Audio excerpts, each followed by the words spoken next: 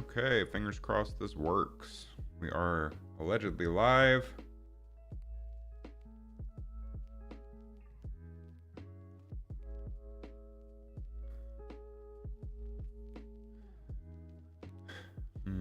Okay, so it looks like Twitch thinks it's live, but the video's not showing up. Oh, there we are. Okay, cool. We're good to go. Let's make sure we're going on YouTube. Make sure the audio sounds okay. Testing, testing. The audio sounds okay. Testing, testing. Cool, that was fast. Great, I haven't been live in ages, but we're gonna get to work on my VR game and we're gonna make some progress. I guess I'll drink some caffeine first because I'm late for that, but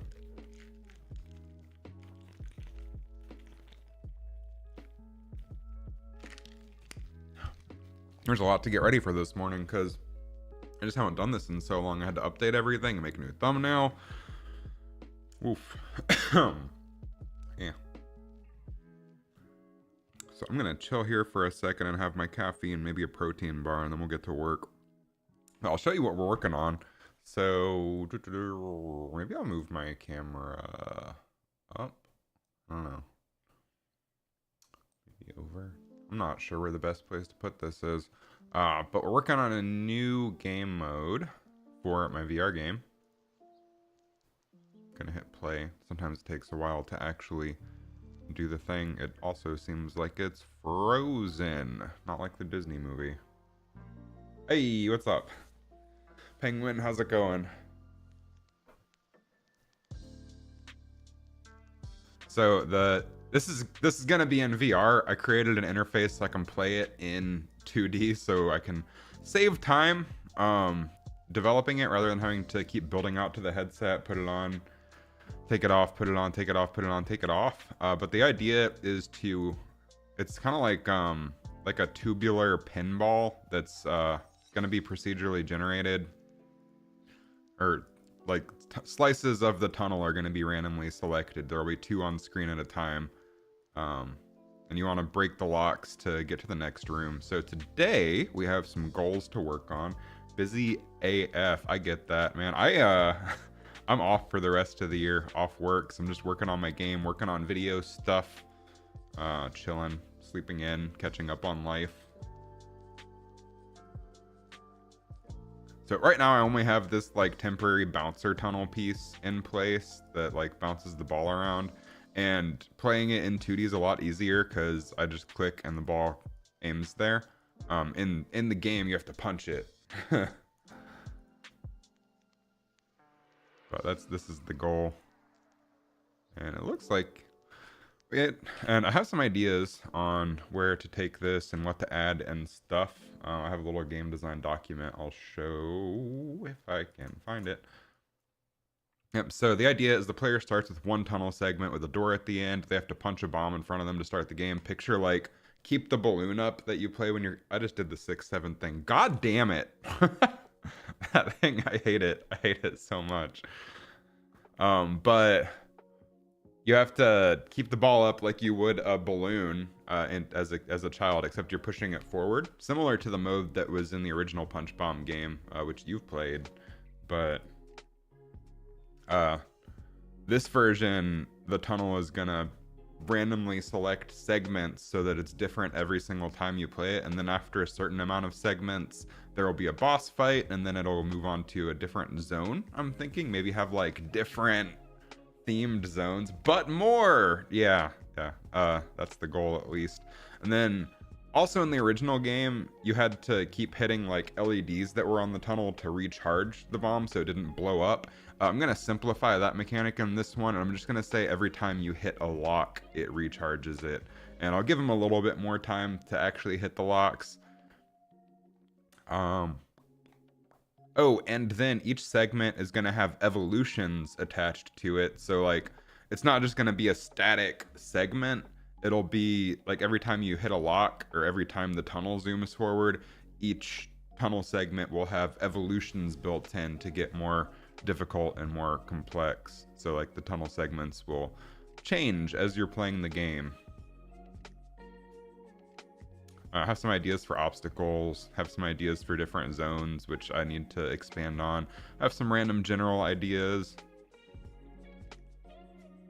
I thought like one fun obstacle would be like a wall of bricks, like Brick Breaker, where you have to like break through to get to the locks. They're gonna be like little droids that fly in and shoot at you, and you have to deflect the lasers with your fist, all while continuing to juggle the ball. So it's like a game about, it's a skill-based game about multitasking, I guess. There will be lasers that fly in and they'll like sweep across that you have to dodge. Things like that is what I want to do. So let's get to it. I want to get a couple segments done and maybe get the recharge mechanic in place today. Not really sure where to go. I figured I'd live stream it because it keeps me more focused. Otherwise, I get distracted and just play chess on my phone all day.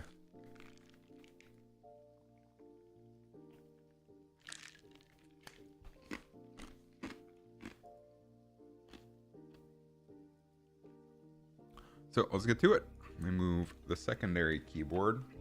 I have two keyboards and 2 mice. So you said you're busy as fuck. What are you busy with over the holidays? Are you, I guess, still working and stuff? Oh, that's personal messages. I can't have that on that monitor.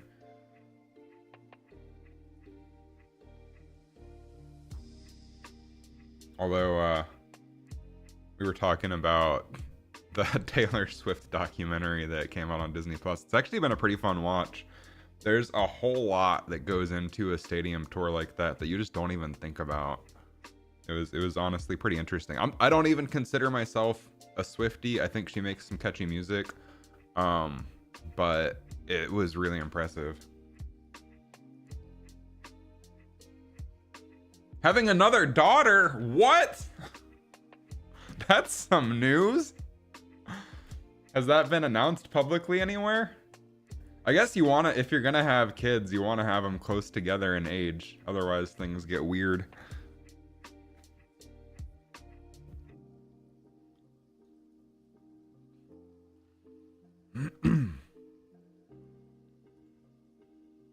Oh. 2 of 2. until the third accidental one comes along. And then it'll be twins. Imagine that.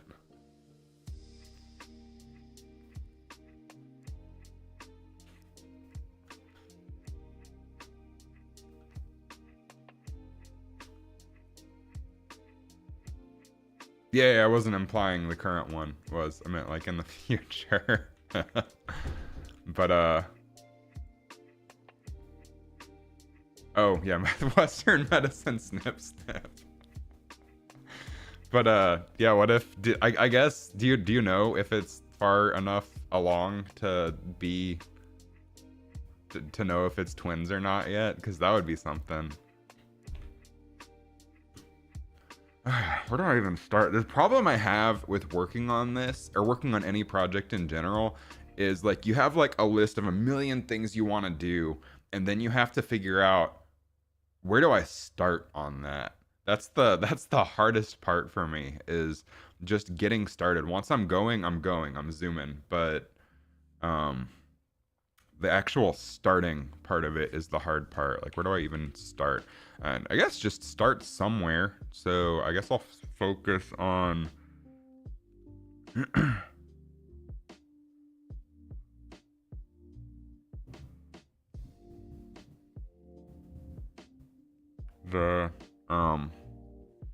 the first segment. The first starter segment that's really boring right now, because right now the starter segment is just like a little spinny thing around the sides that bounces it some, which is good as like a starter, but it could be more interesting.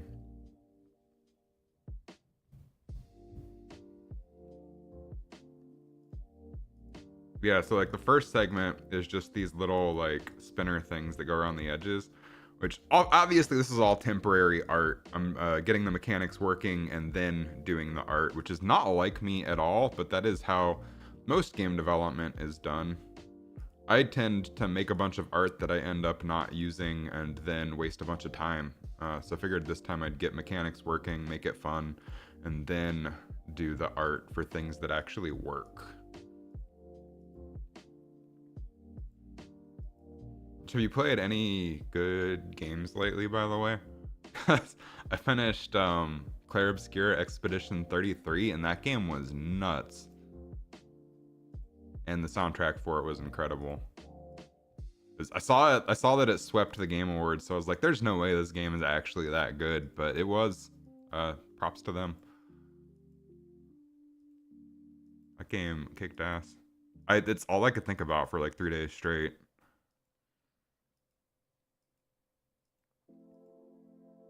Yo, what's up, Kenzie? How's life?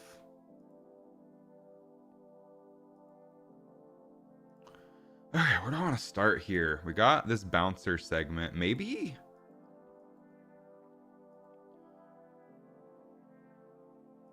I think for the sake of complexity, also, I need to add a little control in here.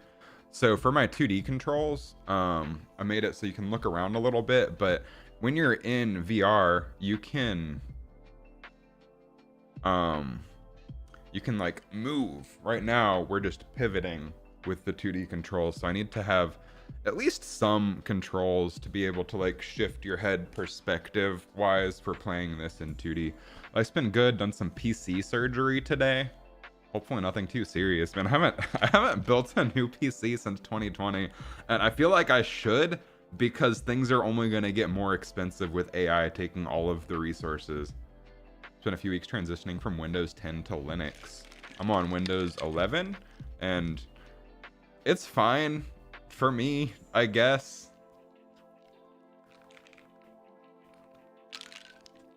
It does its job. I have my, oh, you can't read it on the camera.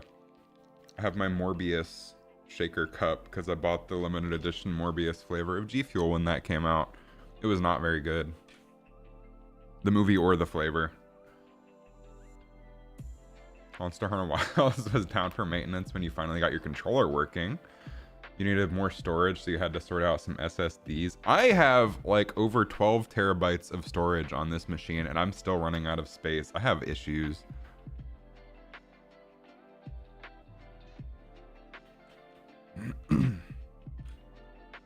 I built this PC in 2020, and I am still on a 2080 graphics card. Okay, so first things first, what did I say I was doing? Oh yeah, let's add some head movement to our player character, our 2D player character. So for that, we need to add some new controls. 2D testing. So we're gonna add a new input. This will be GTA key.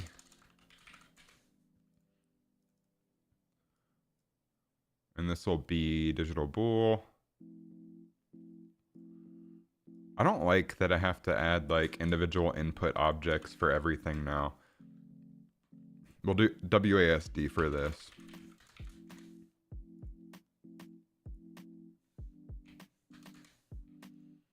Maybe, here, let's just so alphabetically sorted. GT key A. Your 1070 Ti wasn't keeping up with Wild, so last month you finally bought a 7800. Is that one of the AMD cards? I have to stick with NVIDIA specifically for Blender. I would definitely not stick with NVIDIA if it wasn't basically required for Blender.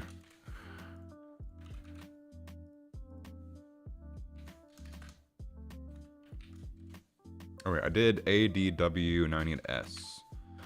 So then in our little key input settings, we add our mappings. 1, 2. So A. Oh wait, shit, GTA. GTA. Yeah, bang for the buck AMD. I do have an AMD processor, because at the time it was the better one for video editing.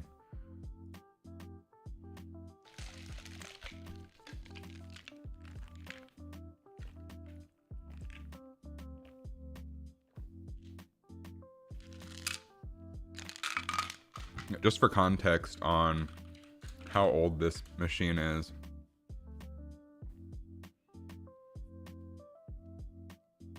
I don't remember what my processor is.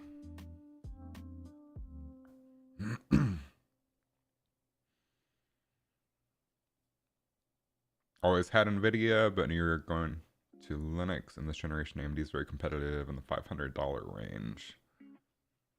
I haven't looked at new hardware in a very long time.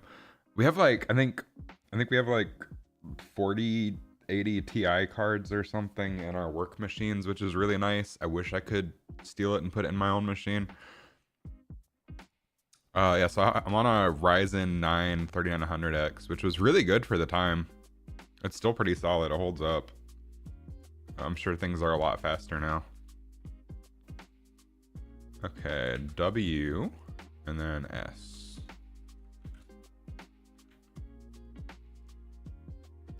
So we can save that. And then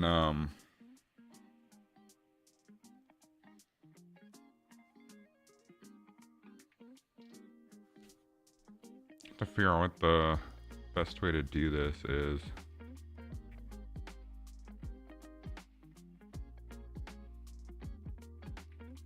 Okay, so under our player character, we need to add actions for those key presses.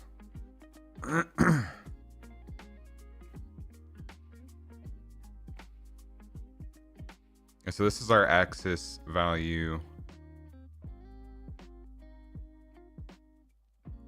Where is our... Nope, wrong one. Where did that end up? Aha. No, that's for clicking. That's all of our raycasting and stuff. Where the hell is the look around?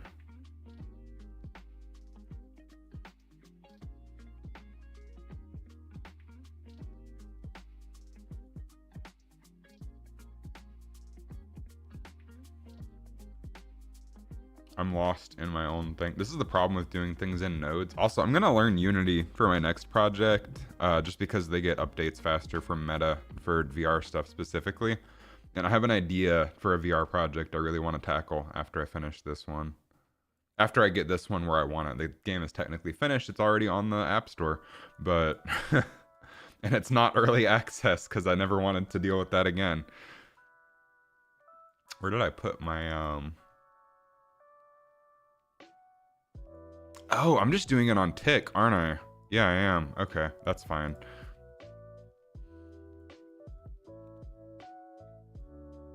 Okay, so now we need key presses. We need A.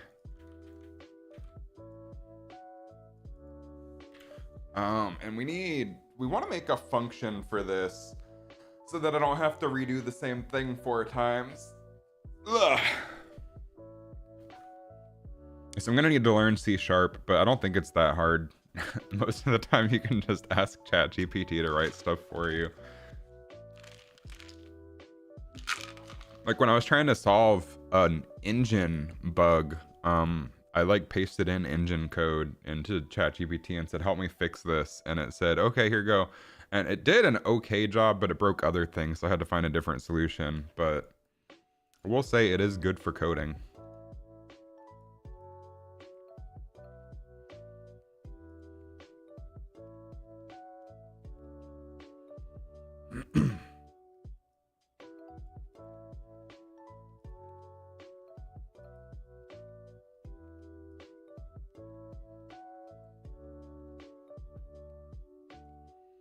Okay, so when this is started, we only want on press because triggered continues to trigger.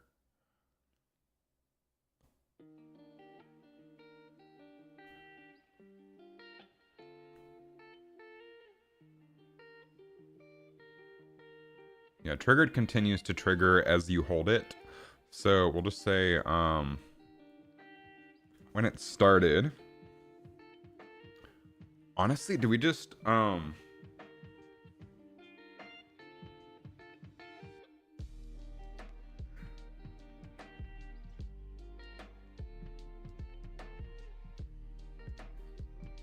we just make a bunch of booleans for these? And then do all of the logic over here on tick based on the booleans? Because what I want it to do is I want to have like set values, because I want the look around to be limited for the 2D version of the game, which I'm not releasing the 2D version of the game to anyone. This is just for my own personal testing. I want it to be limited movement, so like you can't like move forever to the left or right. Just if you're holding A, it'll look a little bit over this direction is what I want. So we need to make a value, and we'll call this look distance for how far the camera moves, just so we don't have to hard code a value in. We can change it in one place, and we'll just say we'll move over like 10 units as a start. Convex Thunder, how's it going? How's life?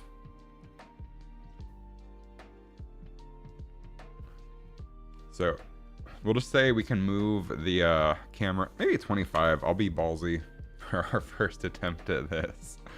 And then we'll just set some booleans. So we'll say up, down, left, right. Boolean. It would have been easier to make one boolean and copy paste it instead of clicking the drop down for each of these. We'll rename this to up bool, down bool, left bool, right bool. So A is gonna, when we start, we want to set left bool to true. And when we're done, we set left bool to false. And let's make sure that works. So we're going to make these we're gonna make this one public. Really need to learn Unreal. I don't think it matters what engine you use. The reason I want to learn Unity for my next project is just because Meta releases updates for their backend and everything a lot faster for Unity than they do for Unreal. So I have an idea for another VR project I'd like to tackle eventually, and I'm probably going to try to learn Unity for that one. Good to know both, I guess. Okay, so we got that. Let's see if this works. You know Unity more than what you would like to. So I'm going to we're gonna hit play. We're gonna click on our player pawn, and we're gonna see if the Boolean getting triggered works.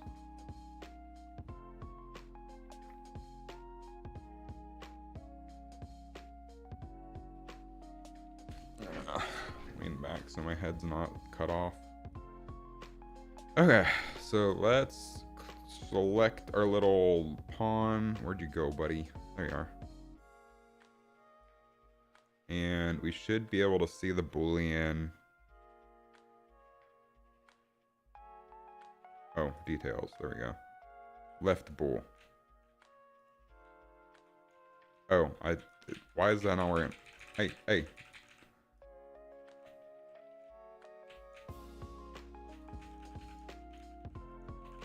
Okay, that is not working. Oh, I also have an idea.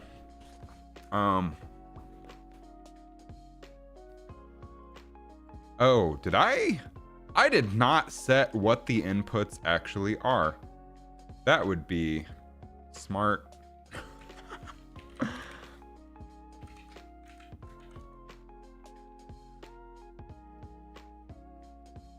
D. That makes a lot of sense.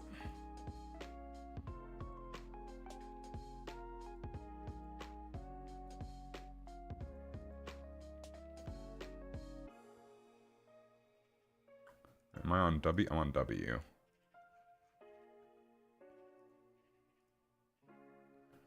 They updated the interface for Unity 6. That's the only one I've messed with recently.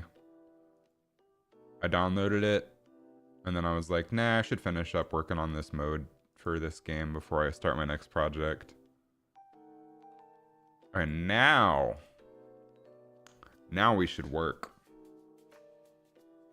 And if we don't, I'm gonna cry.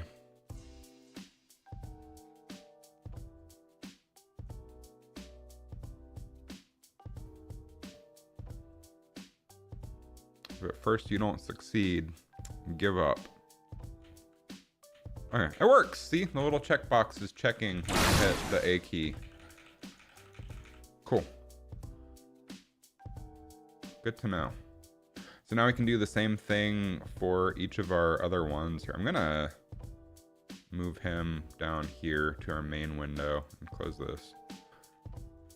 So we need to do GT key D. All of that rhymed. You're welcome for the poetry. Key S.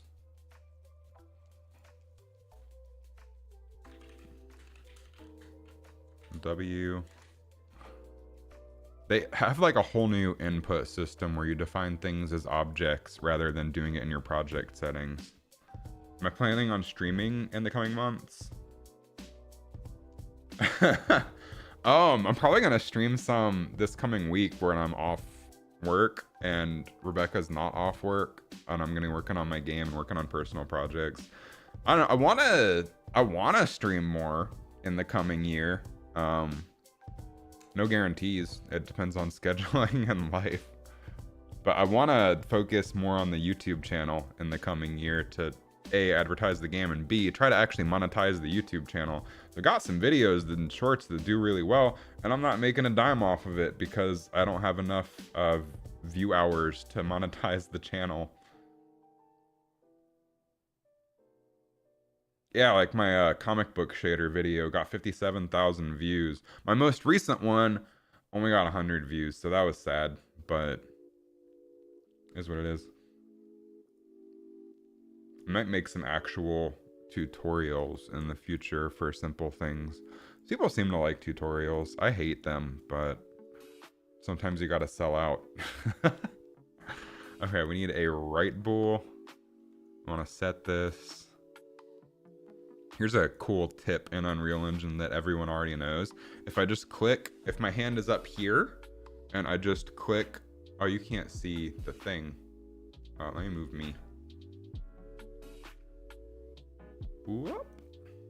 If I just click and drag the right bool, it gives you like this little option. You have to do like an extra click.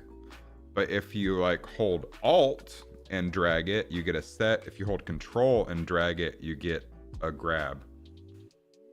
There's probably better wording for that. So on started, we want to set right to true, and then on canceled, we want to set right to false. I'll make all of these public. Why not? Nobody else is ever gonna see it.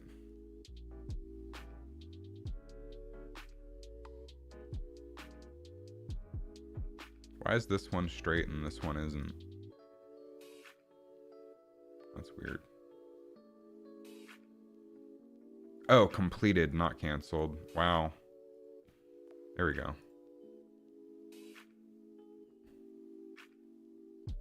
You would love to make the jump to self-employed. You'd make tutorials if that's what it took. I've thought about this a lot. I was pretty beat up over my streaming career not taking off originally, like mentally, which, what a weird thing to be beat up over. Almost no one succeeds at that. But like, the more I think about it, the more I'm like, man, I would be miserable if right now, if I had to stream Fortnite all day, every day for a living. I am so glad that didn't work out. That game, it like digs into your soul and makes you hate life. I still play it pretty often, but I don't actually like try at it anymore. But having to like, there's a difference between choosing to play it for fun on the side and having to do it all day, every day. Having to do it all day, every day sounds miserable. You're just at the whim of Epic Games and what like stupid ass bullshit they decided to implement that season.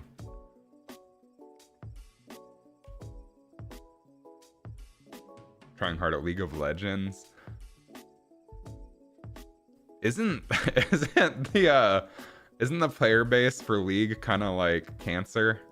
Is what I've heard. I don't actually know. I knew someone once who said they regularly got told to go hang themselves. I don't know if I'm gonna get banned for talking about that. Okay. And then we need down. Oh, we want to set. I need to remember my own hotkeys.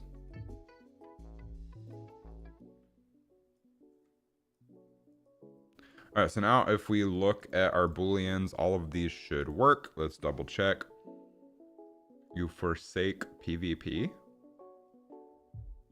Mostly I just do like single player fun games lately. Like I played through Donkey Kong Bonanza. That one was really fun. I just did Expedition 33. That game was incredible.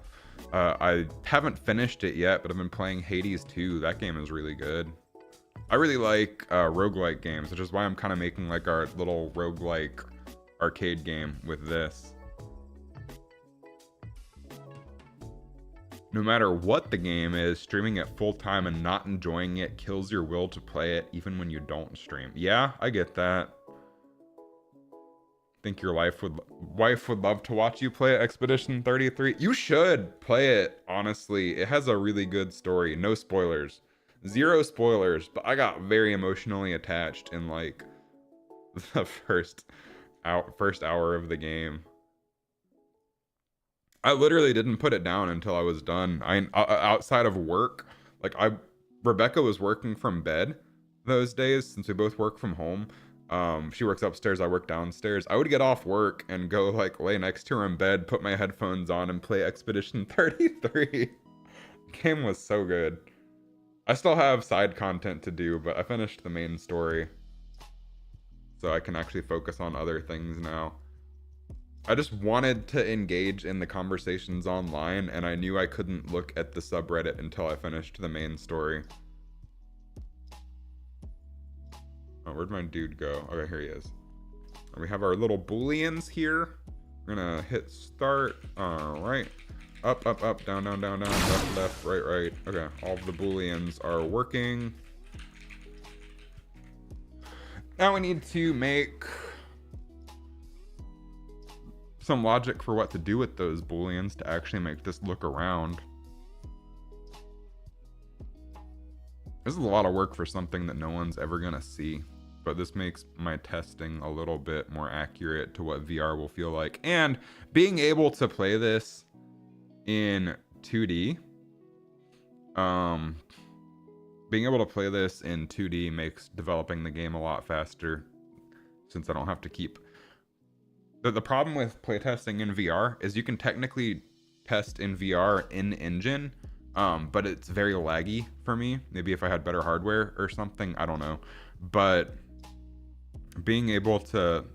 So normally when I test it, I have to build it out to the headset every single time I want to test it, and then the building, the putting on the headset, the testing, the realizing I missed a little checkbox, taking it off, building, putting on the headset. It's very time consuming. So being able to just do it all in engine in 2D for most of the features, I'm still gonna have to test it in VR occasionally, but being able to do that is gonna save a lot of time in the long run.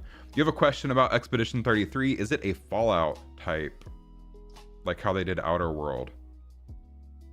Like Outer Worlds, like the game?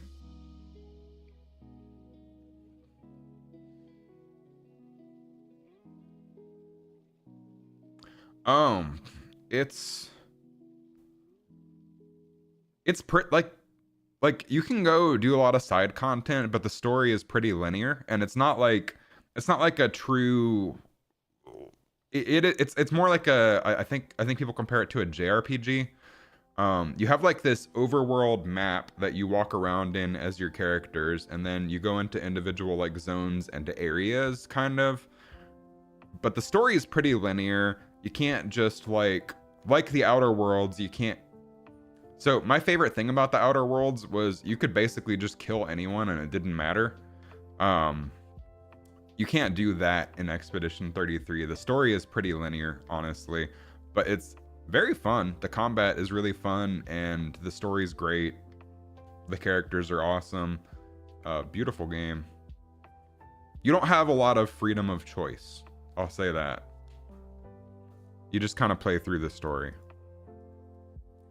Now, at the end of the game, you do get a choice. Without spoiling anything, you do get a choice to basically choose your ending. And there are a couple different endings. But outside of that, there aren't like a whole lot of choices in terms of story.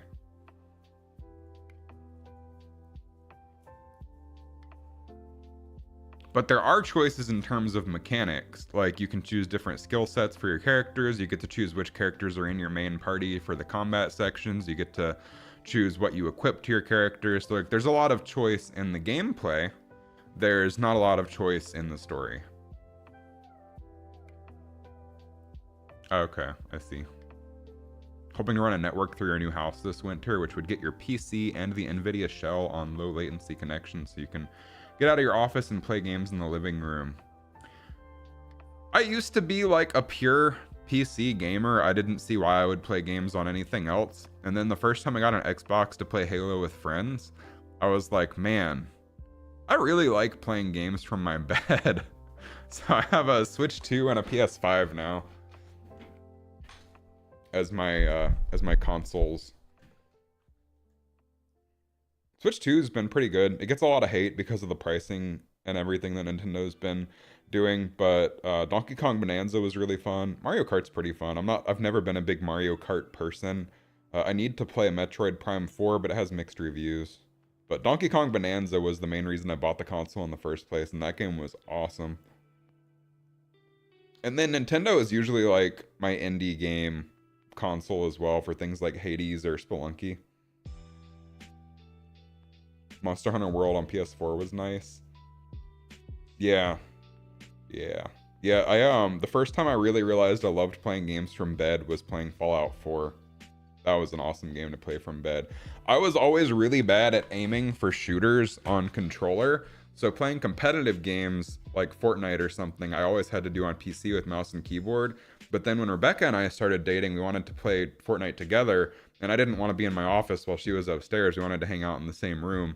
So she plays on her little gaming laptop, and I play on PS5. And being able to get decent on controller wasn't like that big of a stretch. I still vastly prefer mouse and keyboard for aiming, but yeah, it is what it is. Okay, so our little player character, we need to add logic now.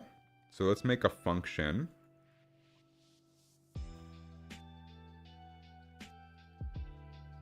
And we'll call this set camera position. And this will be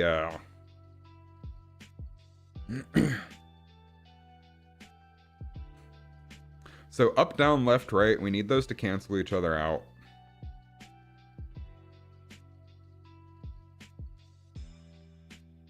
Is the what is the shield? Is that like a handheld thing?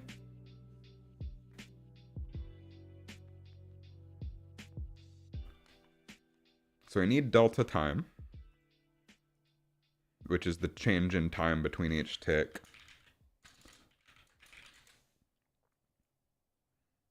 Steam Deck if you end up buying one eventually. They're doing the no, they're not. And Steam is about to release a bunch of new hardware, but it's not a new Steam Deck. They have like the Steam Valve Cube thing, and then the new VR headset that can also be standalone, but is aimed more at PC VR, which is cool. But I still prefer like the idea behind the Quest 3, where it's like built mostly with standalone in mind. The Valve one is not handheld, just is. Oh, okay, it's like a Chromecast type thing. I'm just gonna Google it and get a better idea.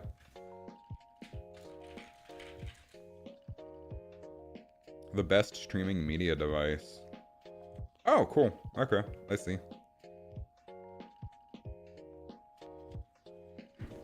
Okay, so we want to branch.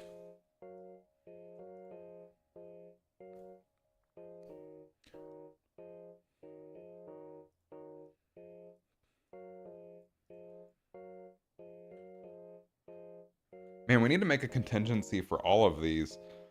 That's gonna be unfortunate.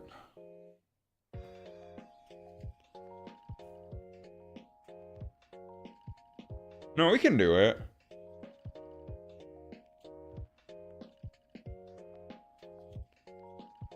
Let's just, let's do 2 separate functions. We'll say, set camera position LR, and then up down. So we'll say, so we'll get our little left bool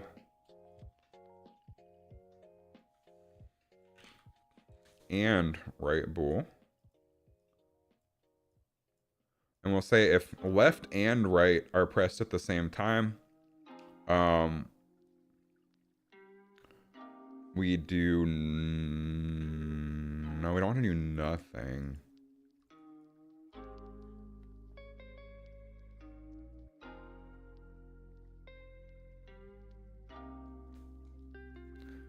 Ooh, I have an idea.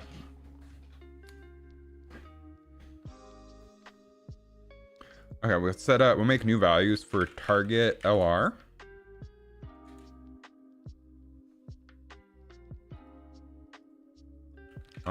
Target position LR. And then we'll set, and then target position up down. I don't have the chat open, I'm dumb. Okay. So if left and right are pressed, we can center out.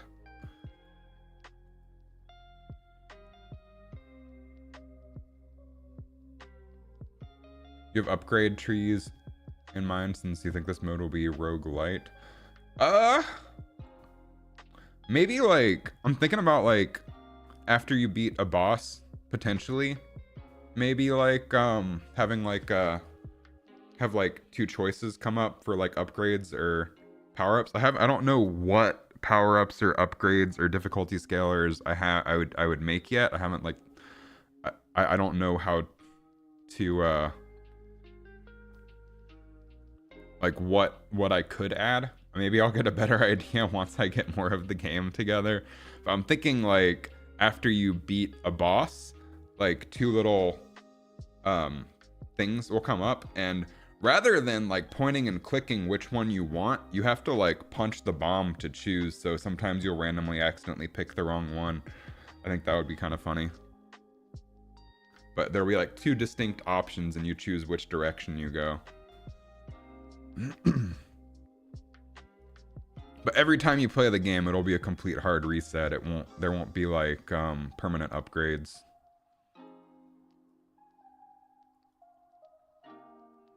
I'm thinking in terms of gameplay, have you ever played Downwell?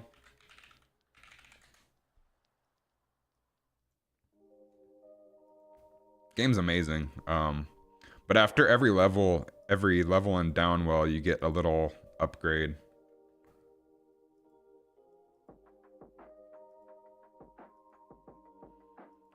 And then there's 3 zones and then a boss fight.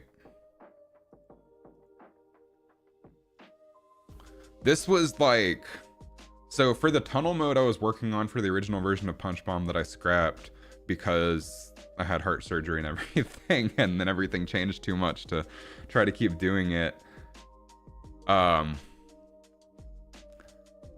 The original like game design idea, like the elevator pitch, was kind of like a Downwell style thing where you go through 3 separate zones and then fight at like a major boss, but that never came to fruition. So now I'm kind of mixing that general philosophy with the tunnel mode where you have to keep the ball up. So it's kind of like a blended mode. Bought Sworn on sale recently, been called a co-op Hades. I have not heard of that one. Okay, if left and right are true, then we set target position LR to 0.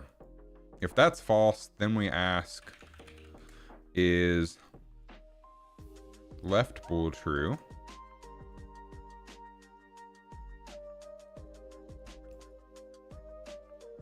And if it is, then we set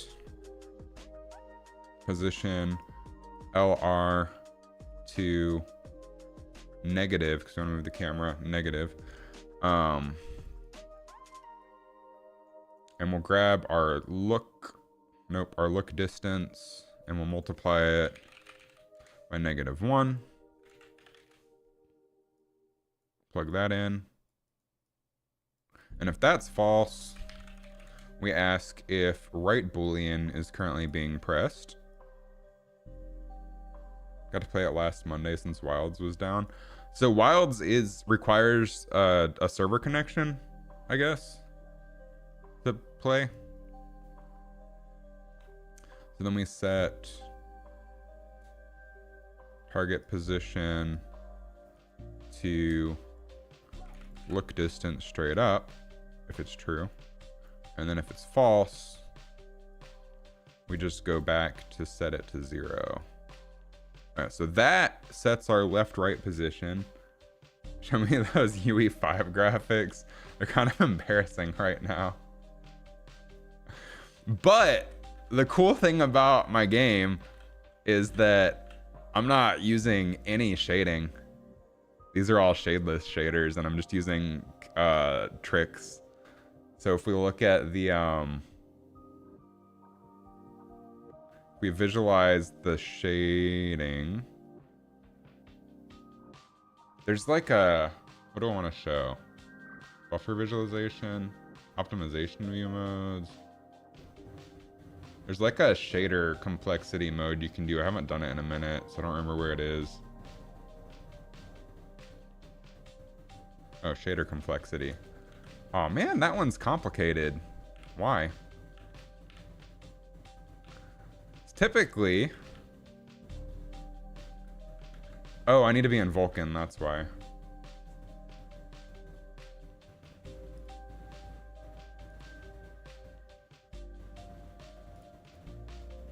Preview platform, Android. Generic Android Vulkan. Yeah, I'm doing there's no shading in my game. It's all just using dot products and fake reflections.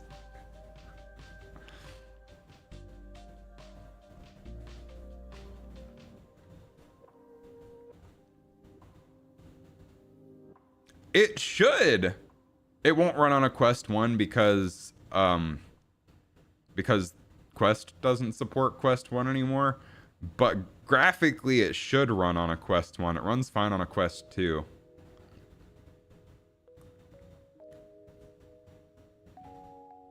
But the version of the API that I'm on does not work on Quest 1.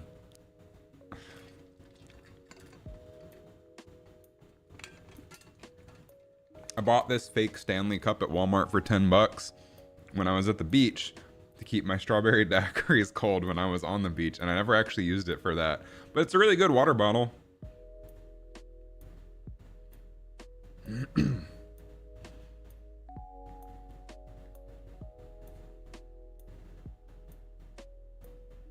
it takes a while to switch over to Vulkan.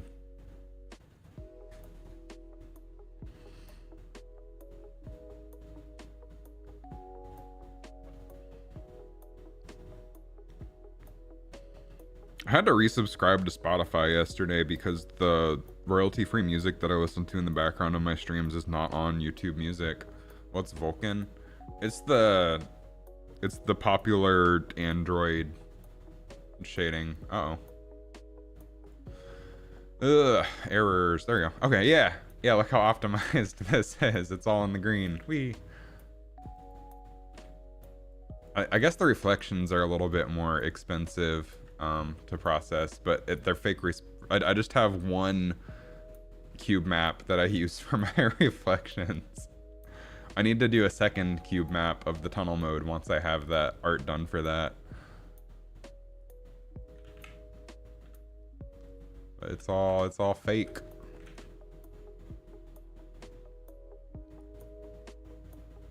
And where was I? All right, we're doing our logic for setting the camera look distance. So this is the camera position left, right. Yeah, Sam. So right now what I'm doing is I'm making it so I can play this mode in 2D, so I don't have to keep building out to the headset to test it. Just to be able to like iterate quickly. So it's a little bit of upfront work, but it should save me a lot of time in the long run. But the idea is you have to hit the locks to open the next door, and then it'll randomly select the next tunnel segment.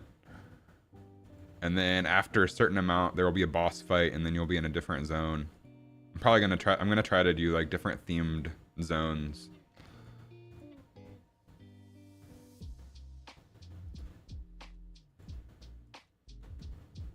Right now I only have this like bouncer one for a tunnel segment, but the general like loop and logic is in place for going to next tunnel segments, so just to make a bunch of interesting segments and employ some more logic for evolving the segments.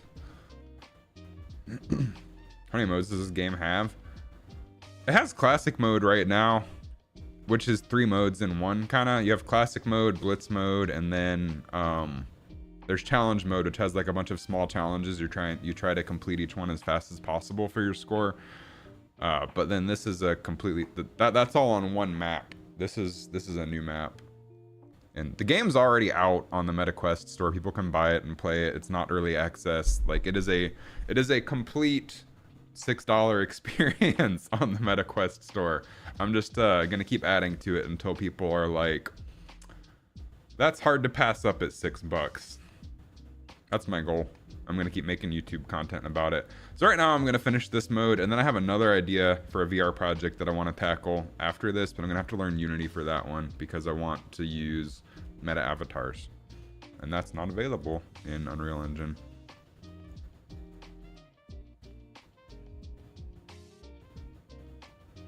We have our left, right. I don't know why I made another function. Oh, I didn't make another function because I'm smart. So now we need an up down function. And we'll say up and down. Up bool. If up bool and down bool are, why not start a new game? This one, just because it's the same art. I already have a lot of the systems in place. So any like little arcade games based around punching, I'm gonna add to this game. And then for the new game, I have a whole new idea for a project. So like the thesis for this game is fun arcade games where you punch things. The thesis for the other one is harder to explain. But mostly just because, like, I already have a lot of the logic and stuff in place for, like, unlocking fists and using those fists and achievements and stuff like that. So I figured I'd just keep it all contained in the same project. Tunnel could split into 2 sets of locks, and the color of the door would indicate the upgrade type. You can still luck roll which upgrade they get in that category. Oh, that's an interesting idea. I still have to figure out ideas for what the actual upgrades are. Like maybe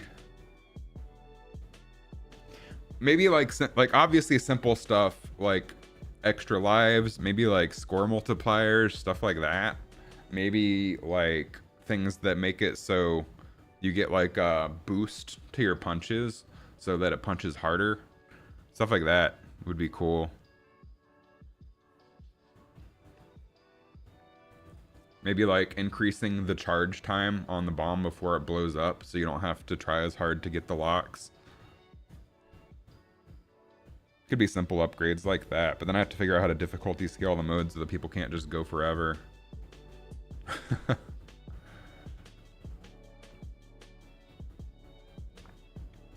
Okay, where were we? All right, up, down. So we need target position up, down instead of left, right. And then this will be up, down.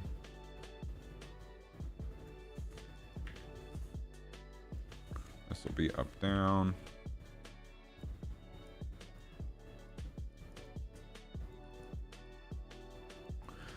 And then we need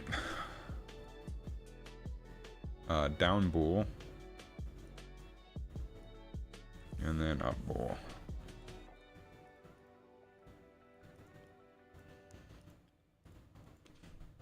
So we make a new function for set position. This is the one where we're actually going to need the delta time.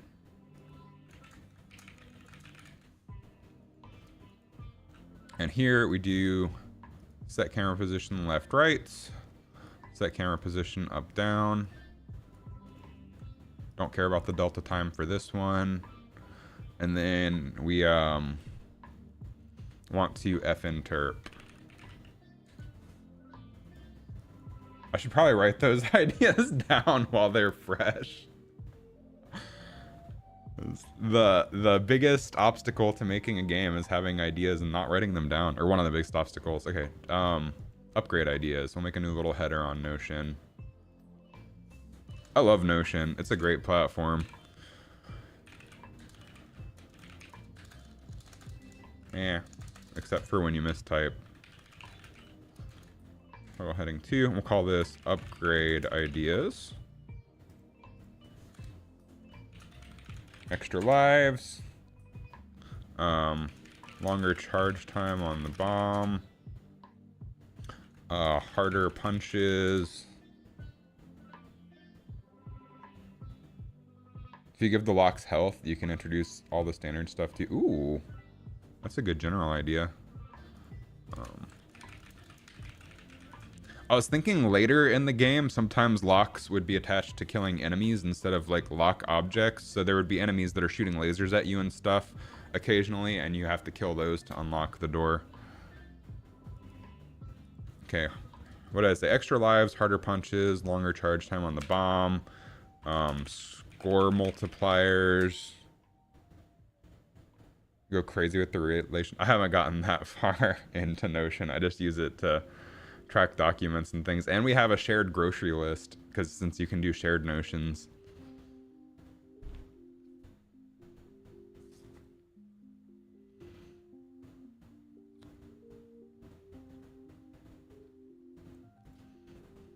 Okay, so we want to finterp 2.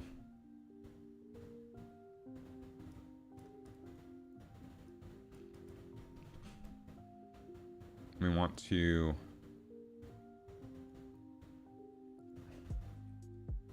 get the camera and say set relative location.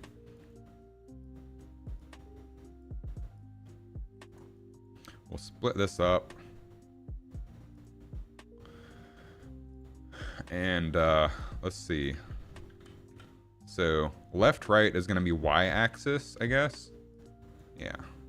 And then up, down is going to be z.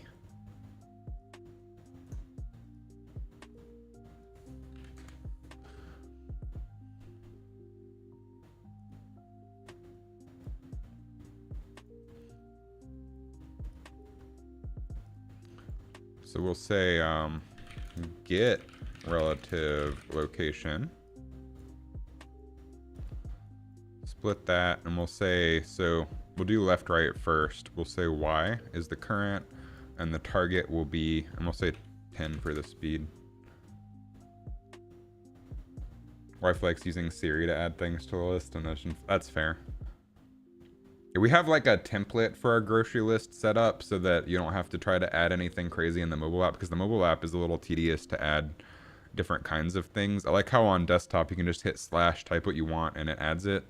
But on the mobile app you have to hit the little plus button to add specific things. Like a checklist. Alright, then delta time, I'm gonna grab here. And the target will be whatever target position LR is. And then we set this to our Y location.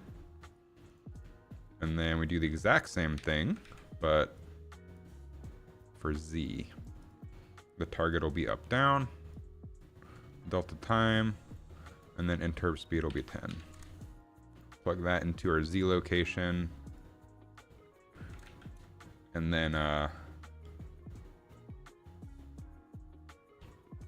control plus to transform. Control slash to transform. I did not know that one. That's a good tip. All right, so then we just add this to our tick. Super inefficient way to do this, but that's okay. We'll call this set camera position. Plug in our delta time, and now we should have controls for being able to look around a little bit.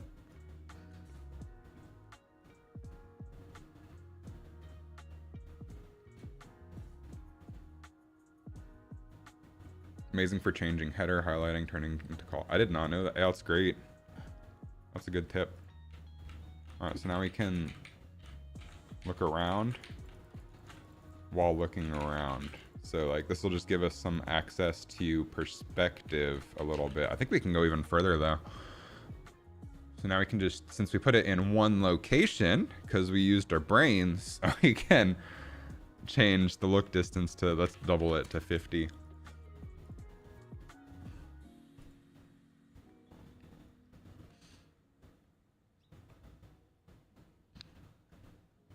I know it takes a little bit to hit the play button and for it to actually start, but it's a whole lot faster than building out to the headset.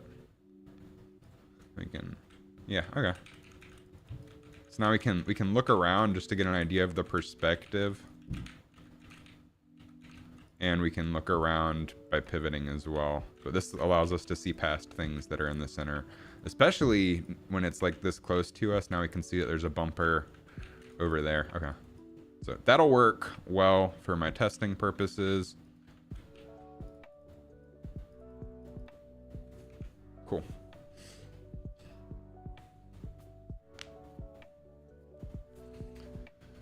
Let's actually add some things now. I don't know a good spot for my camera. Maybe if we go like here. This seems less intrusive perhaps.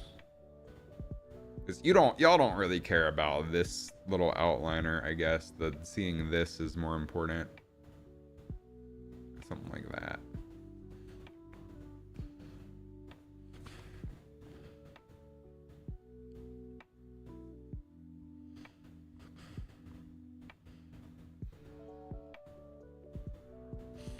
Okay. What do I want to do? What do I want to do?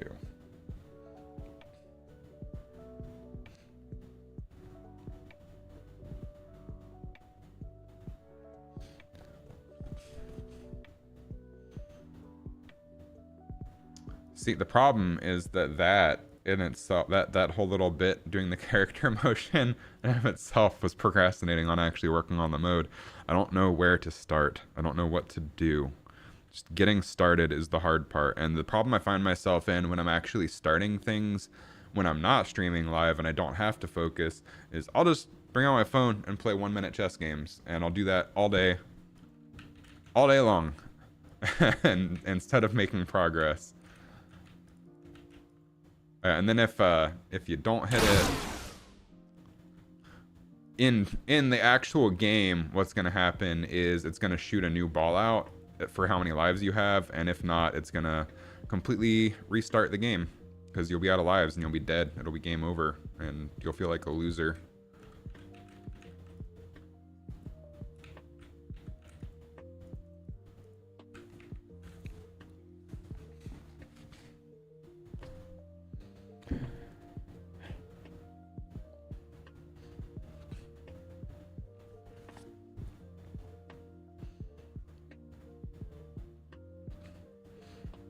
The problem with streaming now,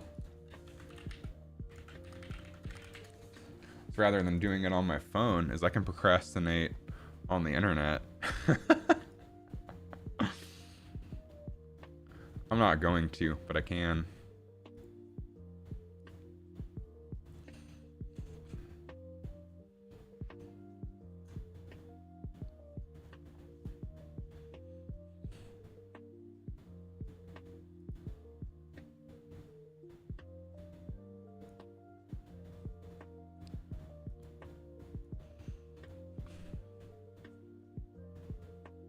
Always a yak to shave.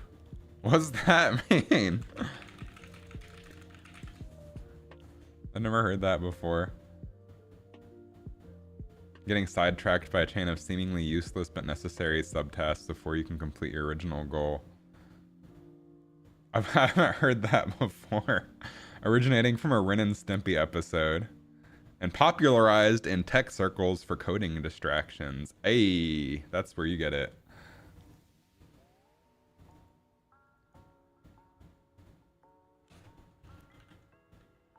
You fucking nerd. Says the guy live streaming game development.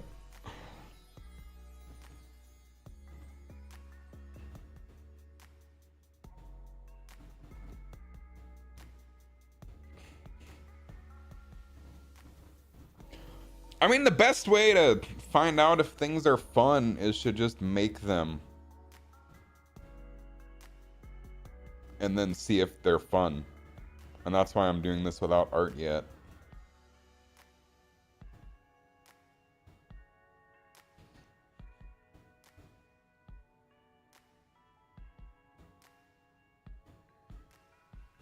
So let's do our slice 1, the starting slice. And see how far we want to take that.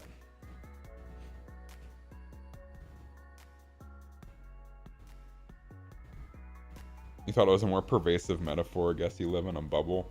Everybody's in their own little bubble, I think.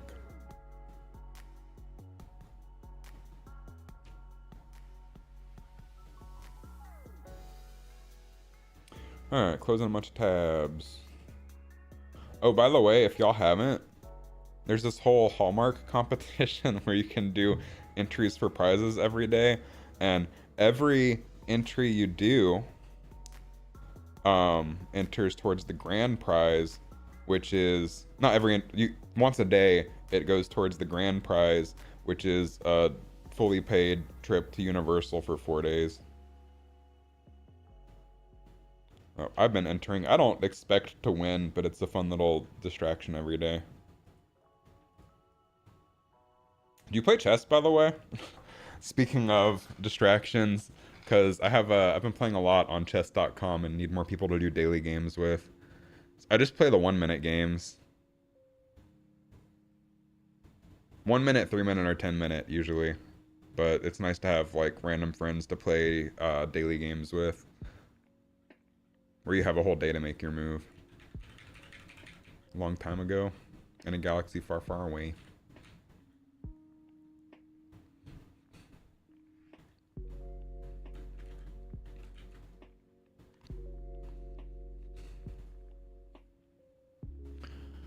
Erg. Alright, well, let's work on slice 1. So this is the starter slice. And right now, you have a Zelda chess set you never got to play on. I bought a Wicked chess set when we were at Universal this year. They opened a little Wicked shop at Universal. It's pretty cool. They had like some of the costumes from the movie and everything on display. My favorite part about the theme parks is the thrill rides. I really like roller coasters. And I need more friends that really like roller coasters. Because I went to Six Flags after we went to Universal. Because I hadn't been down to Florida in a few years. So like with that span of time, I forgot how much I like roller coasters. And when we came home, I was like, man, I really like roller coasters. And Rebecca was like, you know, Six Flags actually has some decent ones if you really like that. She won't get on a roller coaster at all. She's terrified of them. And that's okay. But for me personally, she was like, you should go check out Six Flags. They have some decent ones. So I went to Six Flags like 3 times before the season ended when we got back in November. And I had to go myself. I went with a friend once. The other 2 times I went by myself. You stopped liking roller coasters when you bought a motorcycle. So if you go 40 minutes away from Six Flags, there's one of the best roller coasters in the entire country at what's basically like a little fun fair park. It's called Air Force One.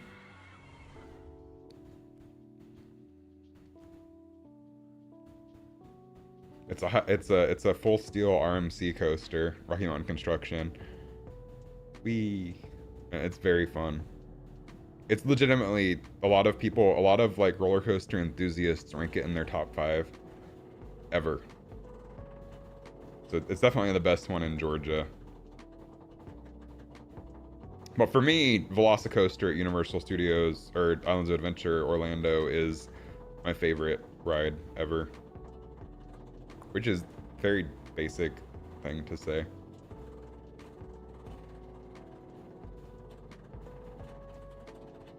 But this drop is pretty great. And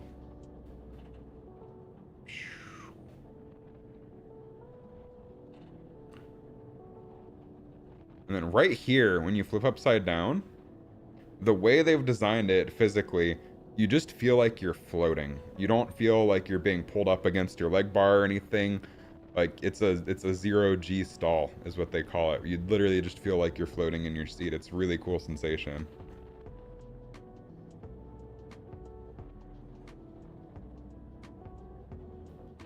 It's a very smooth ride, and the inversions are really cool. This ending is a little bit rough on your thighs. It doesn't look like it would be, but it is. And then it comes to a stop pretty fast. But this is at Fun Spot Atlanta, which is like 40 minutes from Six Flags, and it's such a weird place for a roller coaster like this, because it's literally like a little side, it looks like a little side road like fair attraction, and then randomly 2 or 3 years ago, they just decided to drop $13 million on one of the best roller coasters in the country.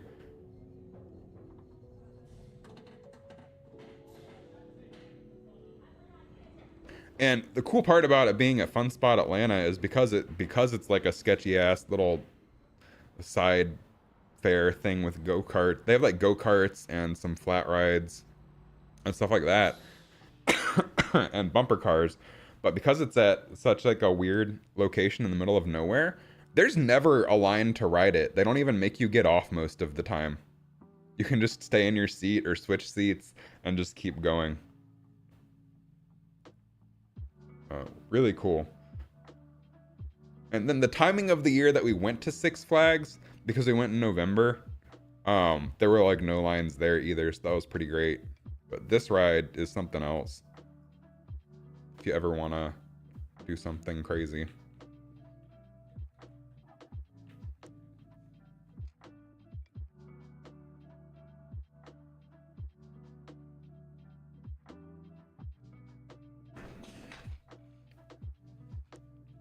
That's what I'm thinking.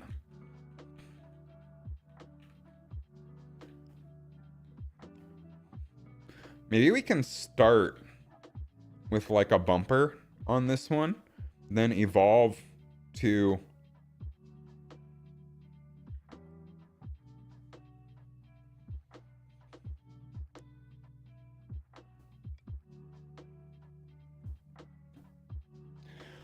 so I need to implement logic for the evolutions when you hit the locks, because the locks are attached to whatever the furthest segment is. So I need the pieces to talk to each other so that they can evolve based on hitting locks. Hoping to do a few more things next year as long as you get another 6 months job loss. Yeah. Job loss is a bummer. I've heard you're not unemployed at the moment, are you? Because I've heard the job market is just dog shit right now. Like I know some people who are unemployed, and it just seems impossible to find new jobs at the moment. But if you go to Fun Spot with me, I have a season pass, because the way that they had like a Black Friday sale for season passes, and monetarily it worked out to where if I go 3 times throughout the entire next year, because it goes to the end of 2026, I got over my money's worth. So I get a 10% discount for friends. Managed to find a job through referral. It's heinous to find remote work right now, which is such a bummer, because it's been proven that I believe that a lot of people are more productive working from home, and I think the only reason that companies are such sticklers for people being in office is because of the real estate market. Tinfoil hat on.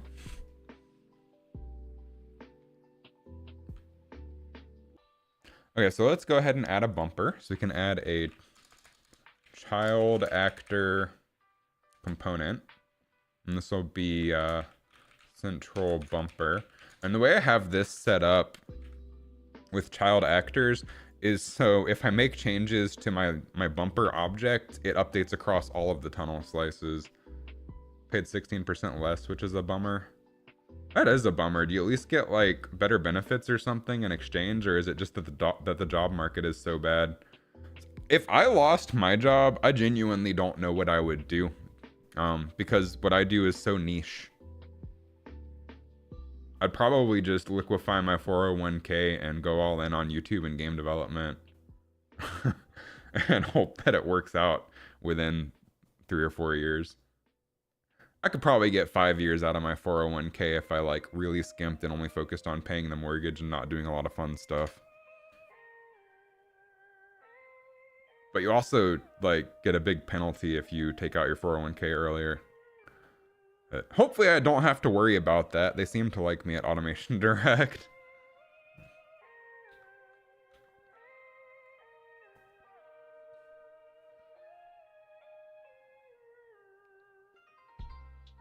But just with like the way AI stuff is going and the way the economy is going and all of that, it is something that's constantly in the back of my mind. I've been at this company for over 10 years, but I mean, they could one day just be like, we're gonna give this whole AI thing a go. Goodbye. Hopefully they don't do that, but it is something that's constantly floating around back there and right here.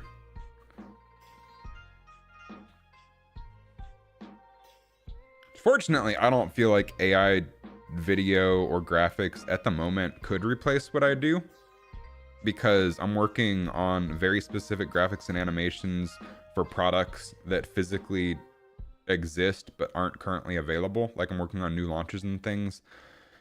So it would be really hard for AI to get feature videos and animations correct for something like that. But one day, it's only getting better really fast, and that's kind of scary.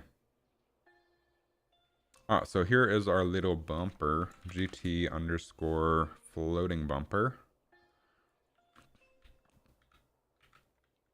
And we'll just start with maybe the problem.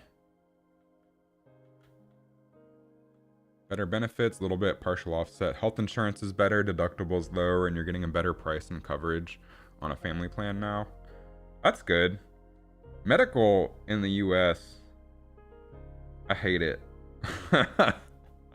I do the high deductible health plan because if you do the math, it works out that in most scenarios you come out ahead. I have to pay through my deductible and then co-insurance to max out of pocket. But on a really bad year, like let's say I have another heart surgery year, the maximum I can possibly pay on this plan is $4,500. Well, if I'm doing the HMO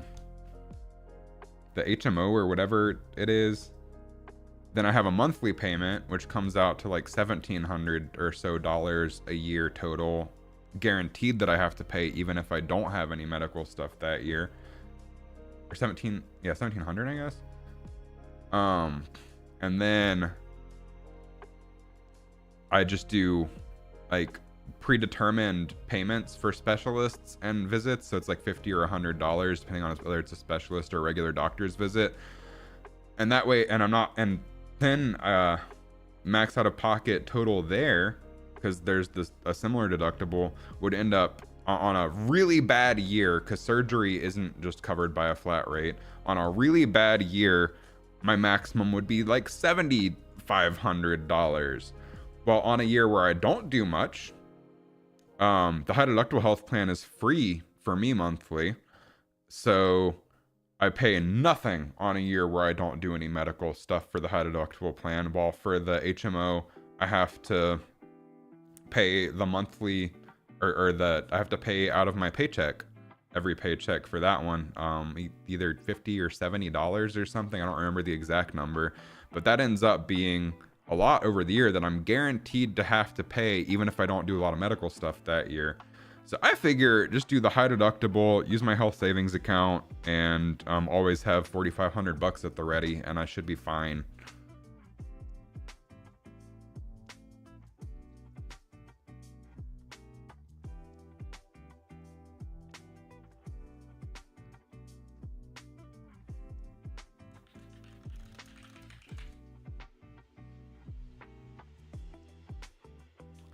Regardless, I would prefer if our government would just grow some balls and do universal health care. I'd rather pay higher taxes and just have everything covered than have to deal with all of the health insurance bullshit. So anyway, the problem with this game mode is you can't change the direction of gravity in Unreal Engine. So everything is vertical and the player is just facing that way. But it makes navigating the 3D view a pain in the ass, because 3D views work kind of like a turntable where you're always oriented towards the ground plane. So like orienting this correctly to figure out where you want to place things is really hard. You're high deductible, but it's 4K, which is very solid for a family plan. Yeah, because you got people to cover. I only have myself. And then Rebecca has decent health insurance through her company.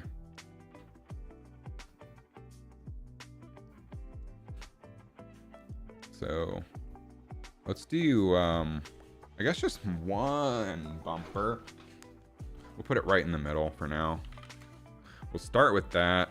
So this is not an evolution at all.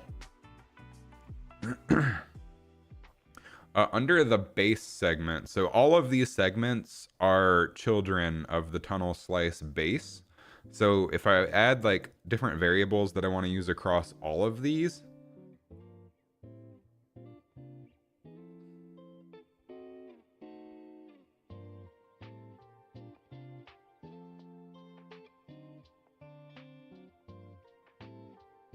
found out a trick with the HSA. Sorry, I was reading the sentence before I read it out loud. Didn't realize you can withdraw anytime. You can pay your own expenses and build up a list of receipts to reimburse yourself one day later. You can just withdraw 20K to pay for your roof based on previous medical expenses. That's awesome. My HSA is basically empty at the moment because I hit my max out of pocket this year, but that's pretty awesome. Okay, we do have an evolution integer. That's what I was gonna add. Triple tax advantage savings account in essence. That's pretty awesome.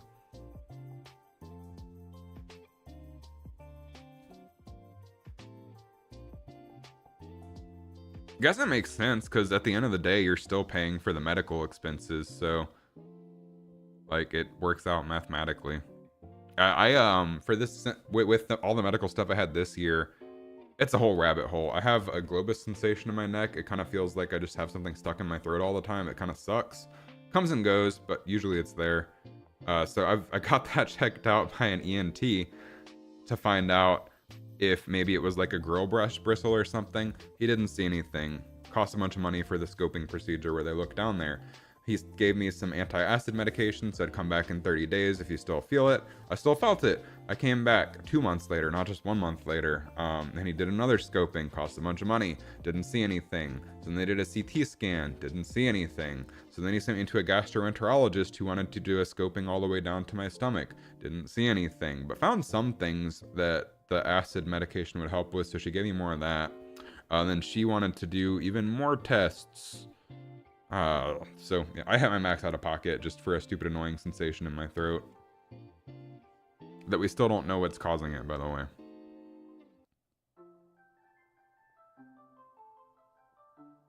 Yeah, I need to actually invest my HSA. Because right now it's just a savings account. I don't put it into the market at the moment. I need to take advantage of that.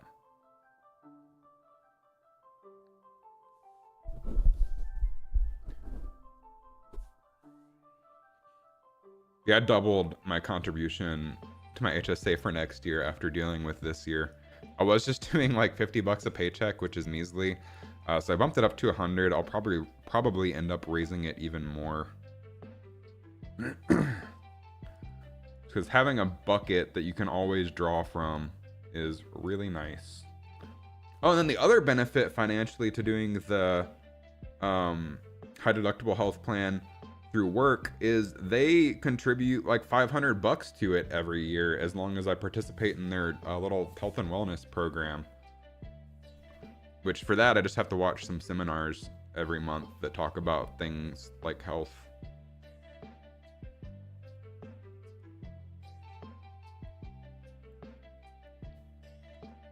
So we're gonna have a couple different kinds of evolutions.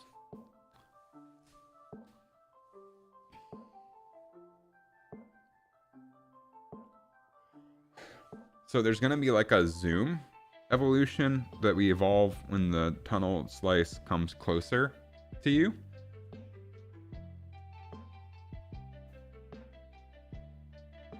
There's also gonna be evolutions based on locks.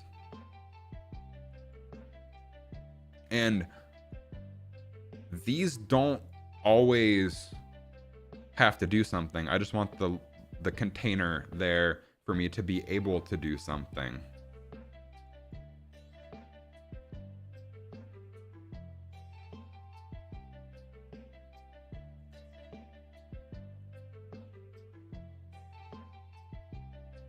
This is the first time you had a company contribute to your HSA. That's pretty awesome. It's a great little benefit because then because my max out of pocket is 4,500, but it's really 4,000 max out of pocket since the company gives me $500 anyway.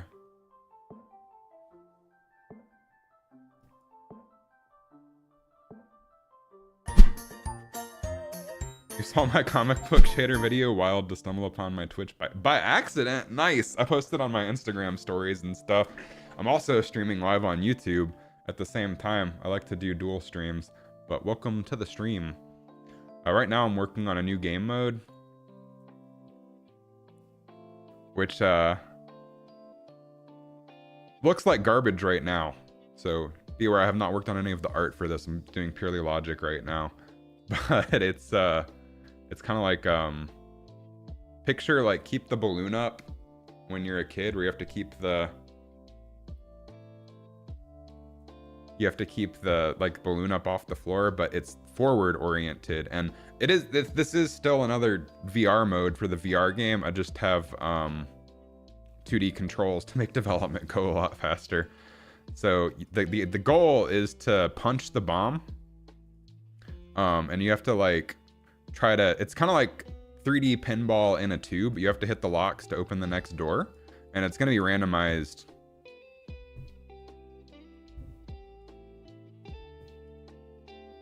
What the next segment is, but it's a lot harder than me clicking around, because right now for the controls I just click and the ball goes there, but in the actual game you have to punch it with your physical fists when it comes back to you. So it'll be kind of like a punching pinball is what I'm working on. Oh, I did not change the title for my Twitch stream, I realized. Whoops.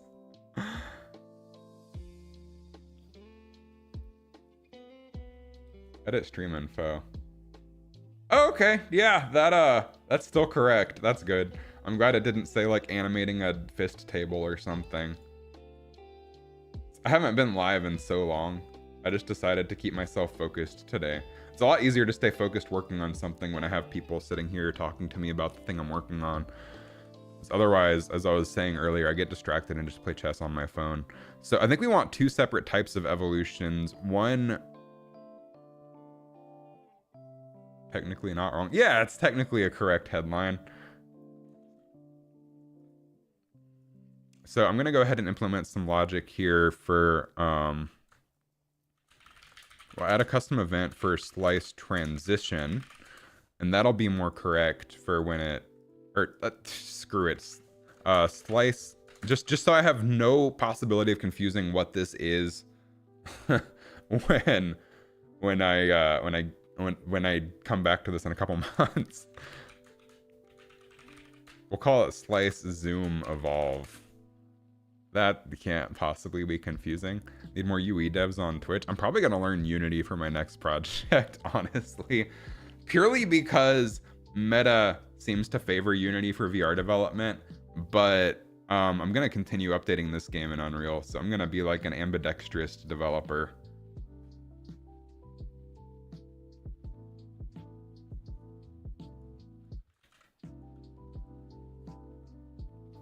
I know Unreal a whole lot better than I know Unity at the moment, although I mostly do Blueprint. Because coming from a visual effects background, node-based interfaces just make so much sense to me. Because everything in VFX is node-based. Okay, so now instead of evolve, we want to do slice event slice zoom evolve. And we don't care about the evolution number. We can just go straight into the logic. And slice evolve will be tied to locks specifically. So I'm going to change the name of that. We'll say slice lock evolve. And that gives us two separate buckets of evolutions that we can tie into. So this way we can evolve every time you hit a lock. And then we can also evolve when the slice comes closer to you, so we can then change the elements around. So let's say, which I'm gonna try to set up the logic so you don't get two tunnel slices in a row, depending. But if you get two of the same ones in a row, I want the one closer to you to be different than the one behind you, so it's not repetitive.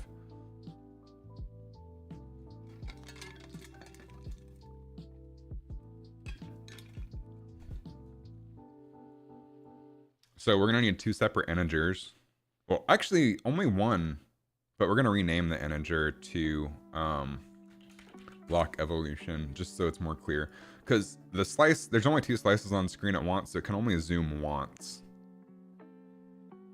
So we don't need an integer for that. So now we need to go back to our game mode and tunnel zoom. Where do we do the evolve for that?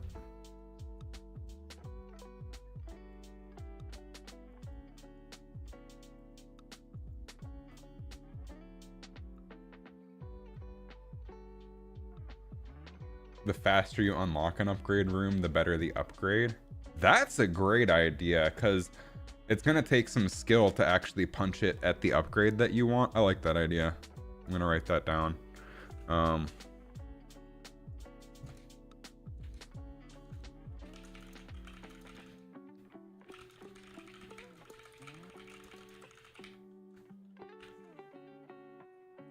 Looking forward to a new year. And I can't believe how fast this year went. Absolutely insane. Just nuts. It feels like it was January yesterday. And now we're already, because we went to Disney World and Universal with our friends in November, and we planned that like 12 months in advance. So it always felt like this distant thing that we were going to do. And then it just came up like that. Incredible. It's wild how fast time is flying. Cannot believe it. Put a question mark next to that. I don't know how difficult that's going to be to implement, but it's worth experimenting with. Okay, so where do we... Is it going to be like under our start game event? I don't remember. I did all this logic months ago. I don't remember where everything is. That's the problem with this stuff. Okay, start game. Okay, slice current front. We want to do slice zoom evolve instead.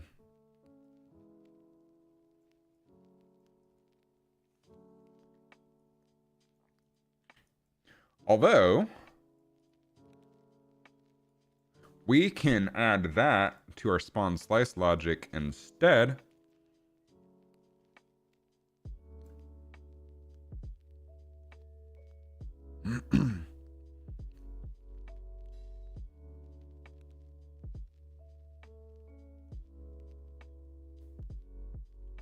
You've memory hold not having a job and all that stress, and since then been on a mega budget with catch up and replacing your wife's totaled car. Totaled car? Jesus. So I guess the job looking was in 2025.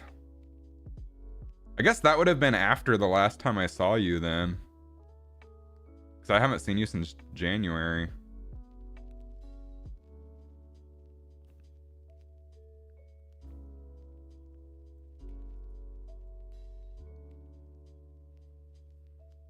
I wonder if we go hang out at Fun Spot to ride Air Force One this year. I wonder how far you should Google Maps it and tell me how far you are from Fun Spot Atlanta. You don't have to do it in the Twitch chat if you're not comfortable with any personal information, but you should Discord me or something to let me know how close you are to Fun Spot Atlanta, because it's pretty far for me. It's like 40 minutes from here, but I don't know where in Georgia relative to you that is distance wise. I just said people know what state I'm in. Lost your job at the end of January right after you did a huge contribution to the mortgage. Oh, were you refinancing or like paying down to get lower payments on the mortgage? I was really thankful when they did the escrow analysis this year. My mortgage payment went down by like $200. So for the next year, my mortgage is going to be cheaper, which is nice. Recasting.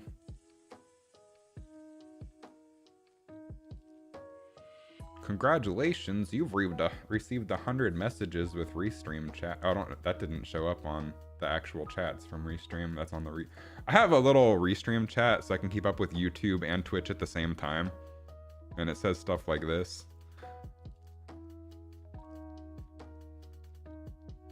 Okay, if we do the tunnel zoom, we want to do that logic.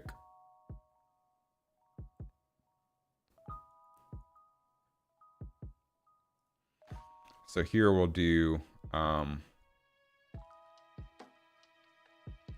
slice current back.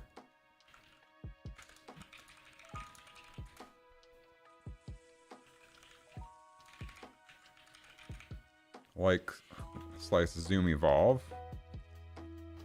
And then for the front one, for the very first one, that's not going to work because we go down this path.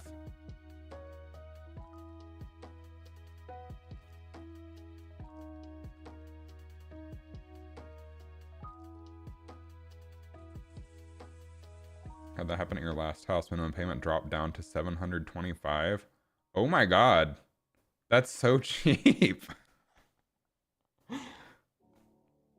I guess your current mortgage probably isn't that cheap since you upgraded on the housing.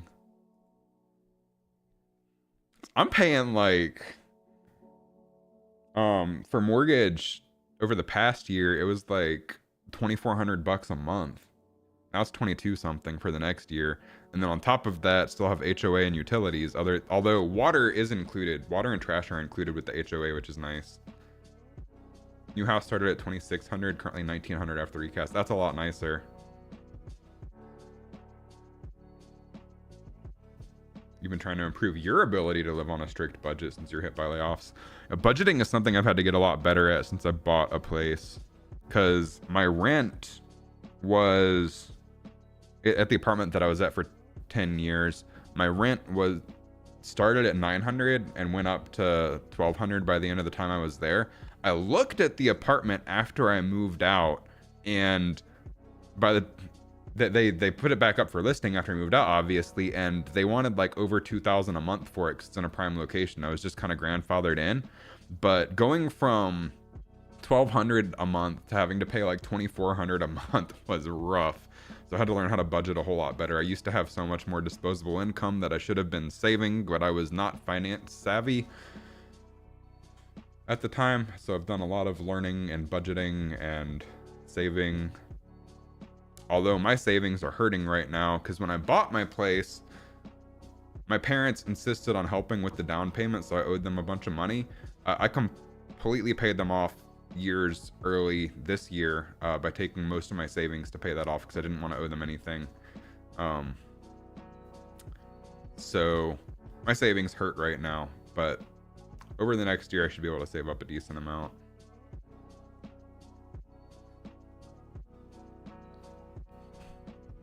My savings hurt double bad because we booked a cruise in Italy next year.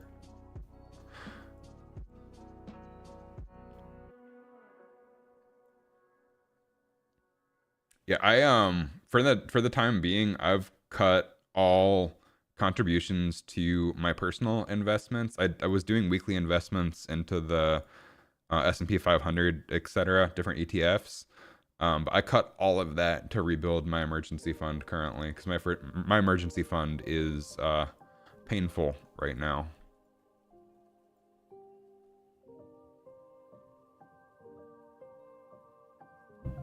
All right, so we do still want to do the Zoom event on specifically the start game because we're not Zooming yet. We're just opening a door.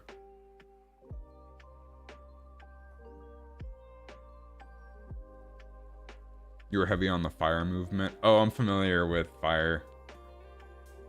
Yeah, Penguin and I actually talked about it last time we hung out, but I want to retire early, but like as early as I possibly can. Maybe one of my personal projects will take off at some point in my life, but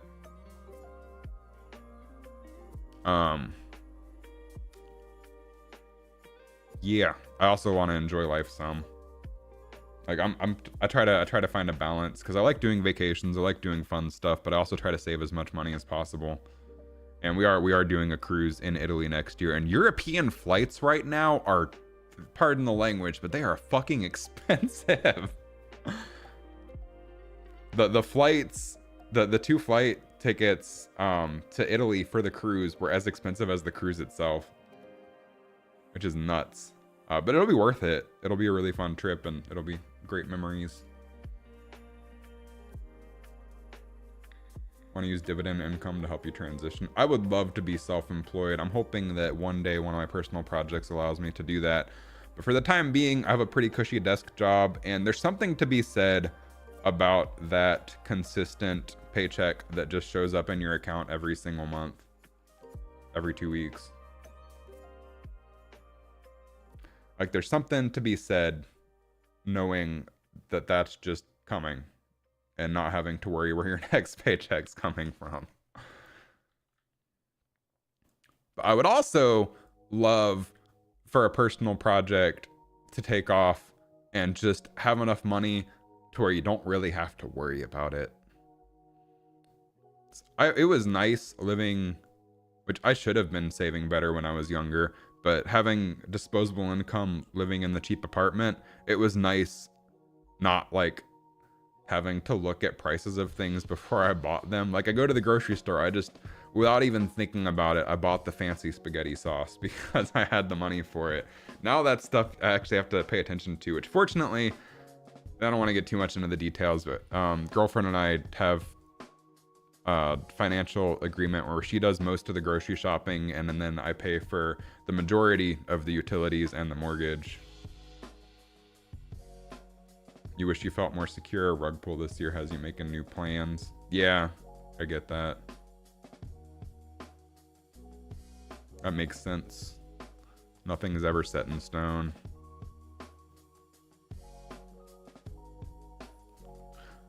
Okay, on start game, we still need to do the tunnel zoom, which we do. But now we have the bucket for the zoom evolves and the regular evolves for when you hit the locks.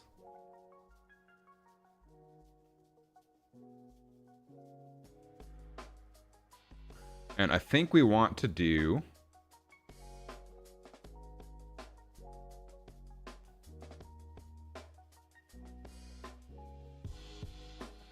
So whenever we hit a lock, we want to do a global evolve. We don't want to just focus on the current back slice that you're hitting the locks on, like I currently am. So for that, we're going to add a custom event that's just called global lock evolve. Evlov. I can spell. I tend to do a lot of things in events when I probably should do them in functions. It's a little bit messy. I don't know that it actually matters though. My philosophy for any project I work on at the end of the day is if it looks right or feels right, it is right. A lot of people criticize if you're using too many blueprints and not enough C++, but if you hit the frame targets, who cares? That's something that's true in industry as well. For like VFX at least, if it looks right, it is right, period. That's, nobody cares how you did it.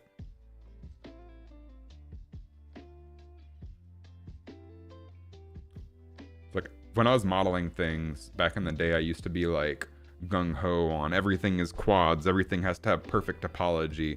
But now that I'm doing like hard body stuff for a VR game, it's I've gotten a lot more lenient on tries and n-gons and stuff. I triangulate everything before I export it, but like n-gons and stuff to model I've gotten a lot more lenient with. And then stuff I do at work uses a lot of CAD, and if you bring CAD into Blender, it is the messiest goddamn thing in the universe geometry-wise, so you just have to learn quick tricks to make it look right and not worry about the bad geometry, because trying to fix the geometry on that would take weeks.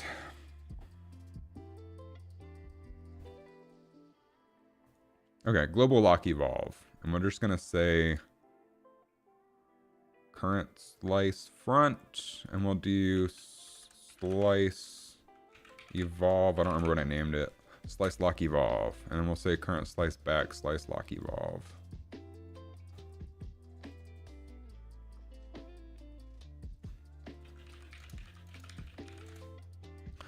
And this way, it'll have the slices talking to each other, so they'll just both evolve. Hopefully on track for less than 10 years before you can cover your minimum expenses with drip. Then you could jump full-time into anything you want, like try a YouTube career. Basic expenses covered. Yeah, that'd be nice. I need to talk to you in person about like good dividend stocks and ETFs to invest in. I don't have a lot of good dividend ones currently. I just kind of invest into the major ones like S&P 500. I invest into the one that tracks Nancy Pelosi's investments. That one's been doing pretty well. I invest in a few individual companies just speculatively. Y'all, much appreciated. All right, slice lock evolve. So now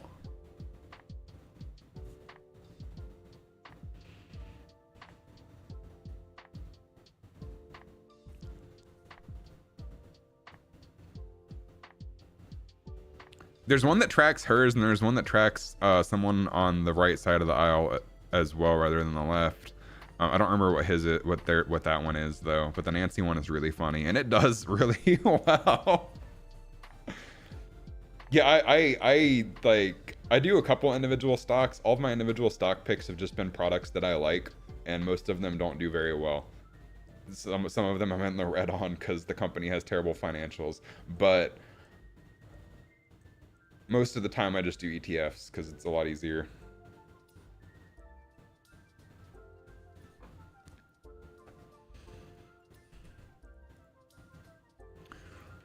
All right, so now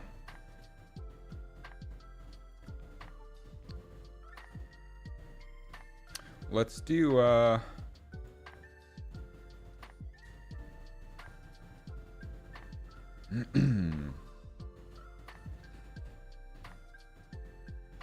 so for the zoom evolve on the bumper one, I want to rotate the locks 45 degrees so that even if we have two bumper slices in a row, they'll look different. So for that, I'm gonna add a parent object for all of the bouncers, or for the wall bouncers at least. So we'll say sphere collision. I like using sphere collisions because they look clean. And then we're gonna make sure we set all the collisions to none. And we ignore everything.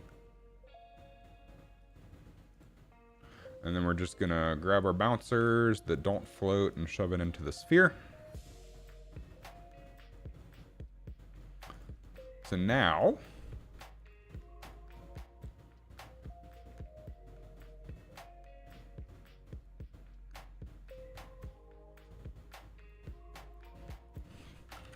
event slice zoom evolve, we can grab our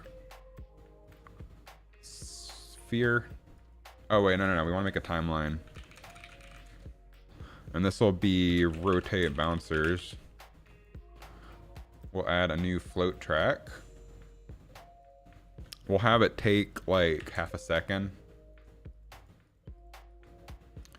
0, 0, 1, 1, oh, 0.51. And we want to make it smooth, so we'll do user and user. Just trying to get stable. Feels weird to be called cool for being a tech and finance nerd. I would love to get to the point where I can monetize the YouTube channel, but it is hard to get views on long form content, and it's almost impossible to monetize on shorts. So my goal is to keep making videos to advertise the game and hopefully get more players, because I did not sell very many copies of my game. So the goal is to keep adding to it and making it awesome, and eventually people will just be like, hey, that seems like a lot of content for $6. So that's less than a cup of coffee. Okay, so then we can take our sphere and we want to rotate this on, I believe, the Z axis. That's correct.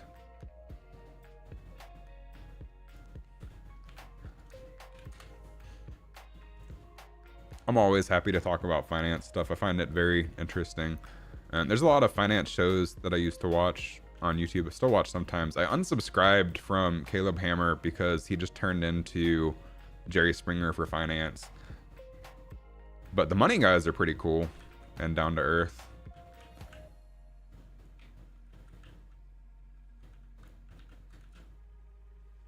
Alright, so we want to sphere set relative rotation update split struct pen. We want to lerp from, we want to use this as the alpha, from 0 to 45.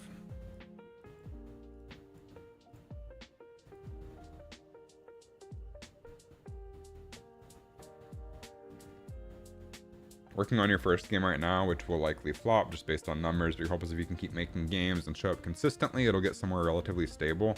Yeah, that's a good way to look at it. Also, don't underestimate doing marketing. I did not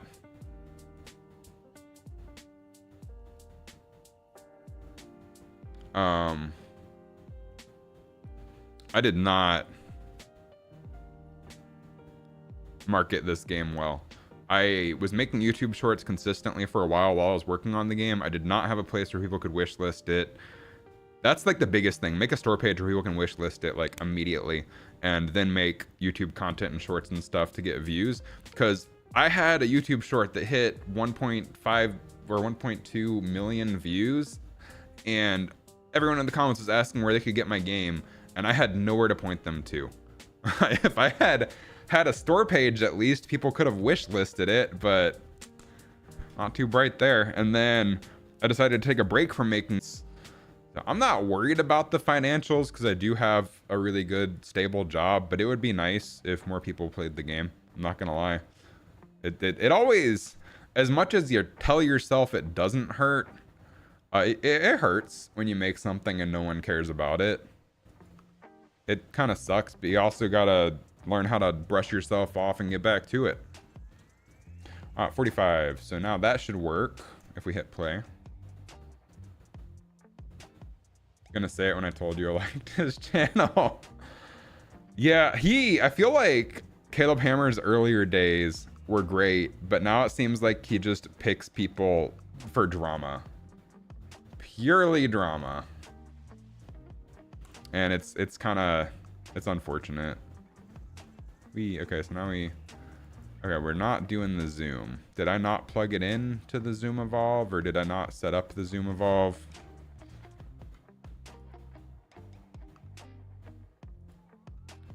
I did not set up the zoom evolve. That's where I messed up. It's usually something stupid and simple. I need to actually play the timeline.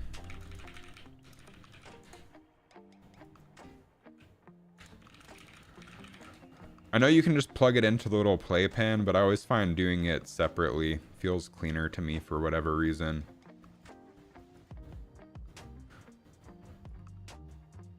Yeah, drama cells.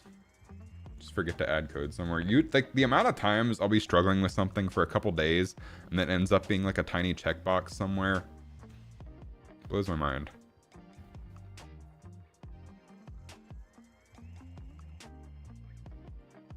Alright, so now that rotates. So that's cool. And we've put logic in place so we can do these evolutions for any slice. And again, imagine this is going to be a whole lot harder to do when you have to punch it.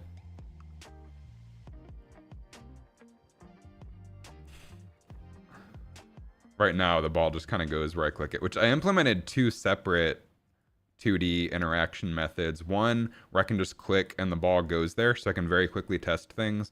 But then if I want to test how difficult the game's going to be, I also implemented a version of the 2D interaction where you can where you have to actually like click the ball to shoot it in a direction.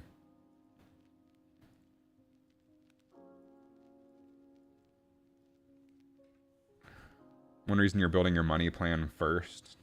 That makes sense.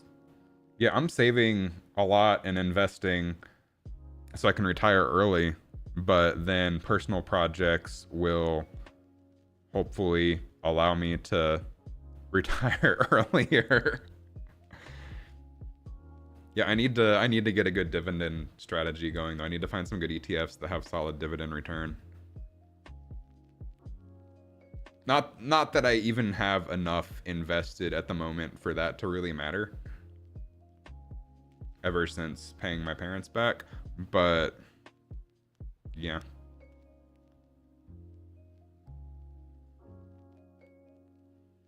Right now, in investments, I only have close to 15K, which is peanuts. But it can be an emergency fund if I ever absolutely need to take stuff out of investments.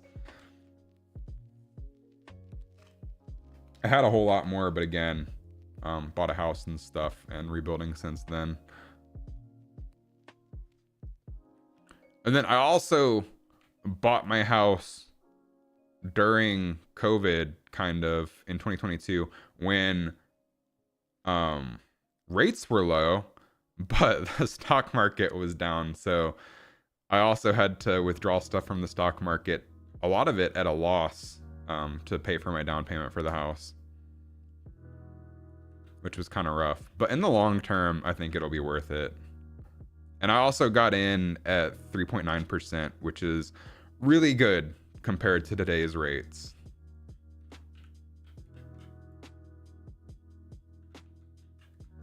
We have logic in place to evolve things now. Let's... For our dismantle...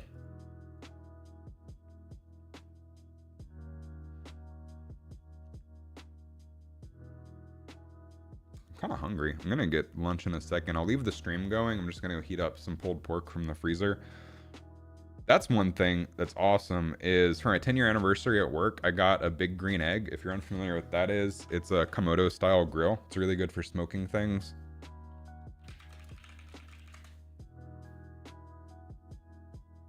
Show you a picture. I know I've shown it to penguin in person, but this is what a big green egg looks like. It's really good for smoking meat and also grilling in general. It's a fancy charcoal grill. But if you smoke a couple pork shoulders in there overnight for 12 hours, you get leftovers for days. Put it in a little vacuum sealer, throw it in the freezer, and you just have a meal ready to go whenever you don't feel like cooking. Starting to see things take off in your 401k. Same. My 401k is like way ahead of schedule, which is super nice. The best thing my dad ever did for me, I will say, is when I very first started working, he told me to put as much as I can into my 401k, and I am so thankful for that. And then the company also does a pretty good match.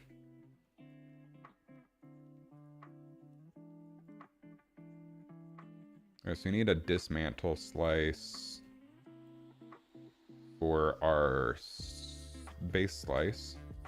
Nope, not the base. We need for our starter slice, different things.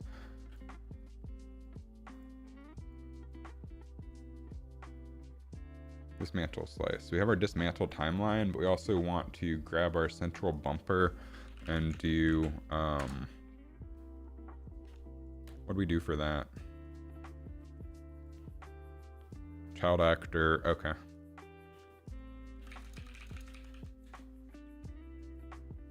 We have to cast to bumper, floating bumper. You want to set up a Blackstone and smoker in your backyard eventually? You should get a big green egg.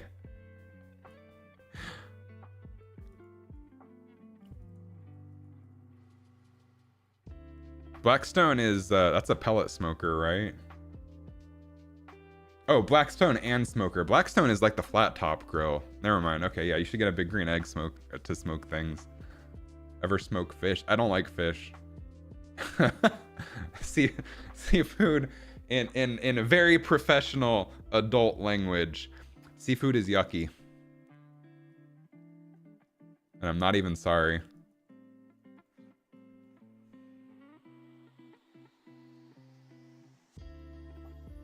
But then, yeah, I would love to get a Blackstone. My friend Amanda got a Blackstone at her place, and we did like a little hibachi afternoon over at her place one afternoon. That was really fun. Having a Blackstone would be great for making homemade Philly cheesesteaks. I don't have a lot of room though. I don't have a yard. I just have a deck and a little back area since I'm in a townhome neighborhood. All right, we want to dismantle bumper. That way that animates out nice and neat. And even if the cast fails, we still want to play the dismantle timeline, so we'll go ahead and plug that in as well. I don't anticipate the cast failing, but good to have backup plans. Didn't think about cheesesteaks. I was introduced to, you can call me like the most basic white person ever for this, but I was introduced to Jersey Mike's when my sister got me a gift card. She gets gift cards from her students for Christmas presents that she doesn't use, so she gave me gift cards to Chili's and Jersey Mike's for my birthday, just as like a fun little thing. And I had never heard of Jersey Mike's before, or I'd have like seen it in passing. I'd never been in, didn't even know what they did. I thought it was just a standard sub shop, which they are, but they also have an entire portion of their menu dedicated to cheesesteaks. And I swear that is my favorite cheesesteak. They add, I don't know what they do to their bell peppers to make them taste so good, but it's amazing. They also have really good meat to cheese to bread ratio. But there's also a place really close to me, which this is a chain, so this shouldn't be doxing myself, called Nucky's Hoagies. You cannot have my location. And they have a really good cheesesteak as well. I'm a sucker for a really good cheesesteak. They have like the softest bread. Let's see their menu. If they have a picture. Nope, no pictures, just text. Lame.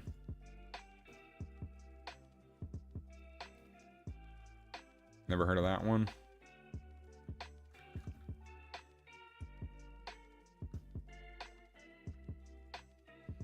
I hadn't heard of it till it opened near us. But they have and then Rebecca swears it's the best Italian sub she's ever had. I still think I like give the edge on cheesesteaks to Jersey Mike's slightly, but the Nuckies is really good. All right, so now if we unlock these, okay, that one scales out. Because notice we got like multiple bumpers. Because when you're in the actual game, your head moves around in 3D space. You're not just going to be centered like this.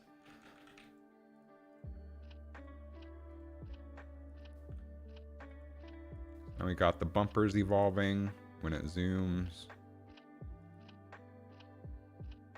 So let's add another spinning rotor. Can you bump the ball with your head soccer style? That would be really funny. I'm gonna write it down. I didn't think about that.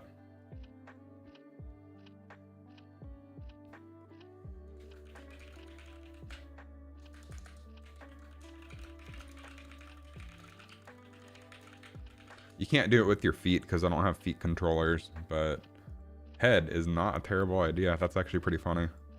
You do, similar to the classic mode in this game, you do get heavily rewarded for comboing, which is alternating which fist you punch with. So you can like do big combo chains. It makes it a little more challenging, but also rewards people who practice that, and it's kind of fun to do. I haven't implemented that logic into this mode yet, though.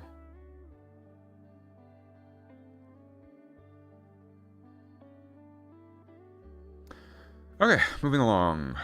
We got some things done. I'm getting really hungry, but usually eat around noon. And then we have plans with friends tonight. Downtown where I live, there's a bar. There's a couple bars, actually. There's 3 of them, like within walking distance, that all have holiday-themed pop-up bars. So we're gonna go check that out with some friends tonight. That'll be fun.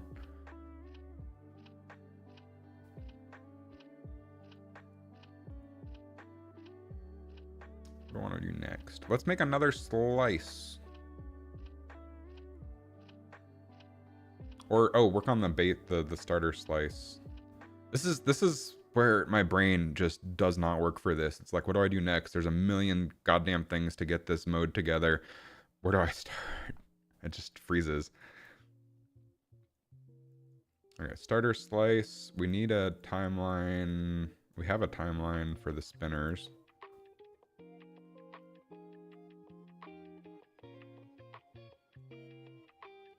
I think I want to make the spinners a separate actor, just so I can easily add spinners to different slices. I want this to be a very modular system for myself to work with.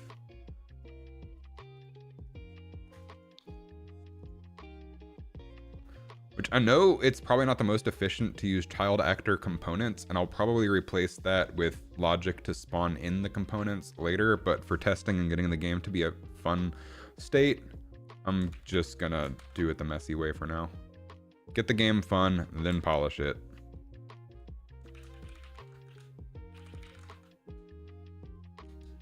And then we'll add logic to this to be able to go clockwise or counterclockwise. I'm gonna run to the restroom real quick though.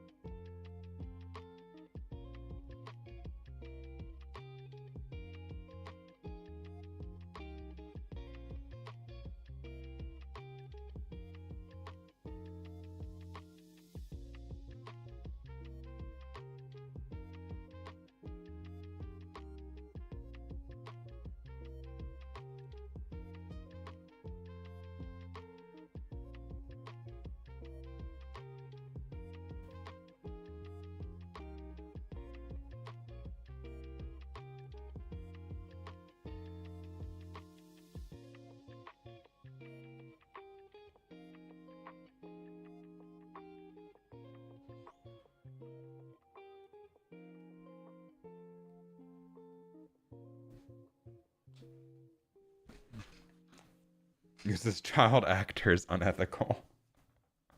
Oh, wrong button. Oh, wrong button.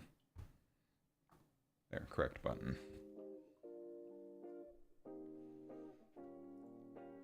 Okay, and for this, and the benefit here is just I can really easily change things in one place and then it'll update in every single tunnel slice that I use these in. So I'm gonna have actual art for this eventually. Don't judge.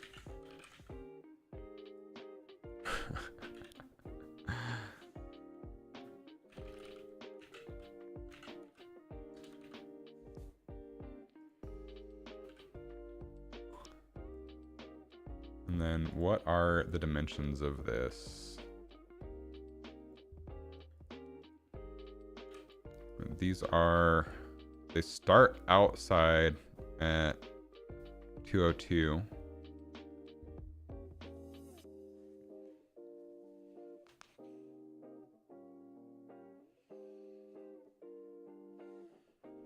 And then where do they go to?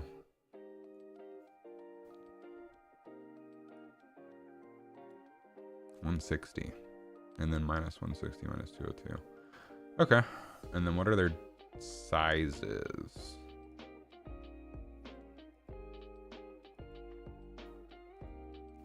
And we're gonna want a couple different spinner options.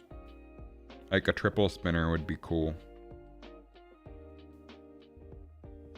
for an obstacle.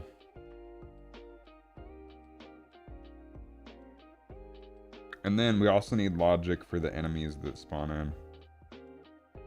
Similar to the original Steam version of the game, there were enemies that would fall into the tube whenever you hit multipliers, is how it worked in that version of the game. This version is based on rooms and locks, but it would shoot enemies into the tunnel and they would shoot lasers at you and you had to deflect those lasers with your fist or dodge them depending on what you wanted to do, and while still juggling the main ball. So it's a fun little athletic game. I like arcade games.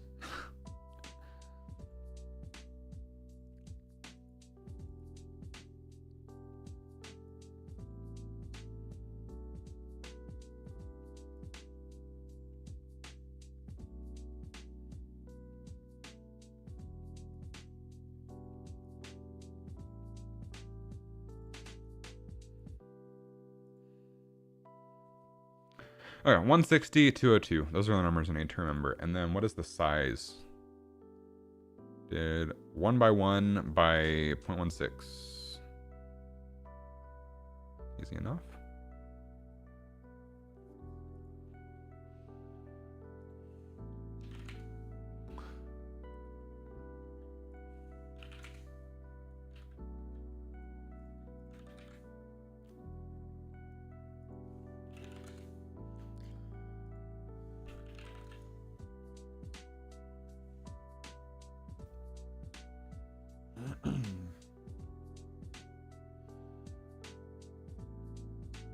Oh my god, why am I so hungry? I guess because it's close to lunchtime and I didn't have breakfast, but...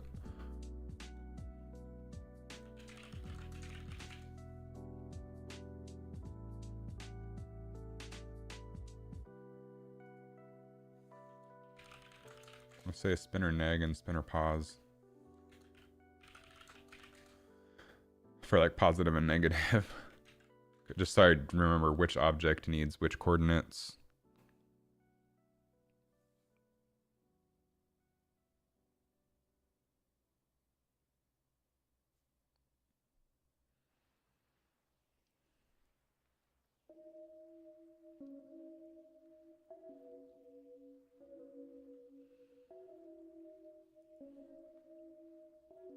Okay, assemble spinners is over half a second.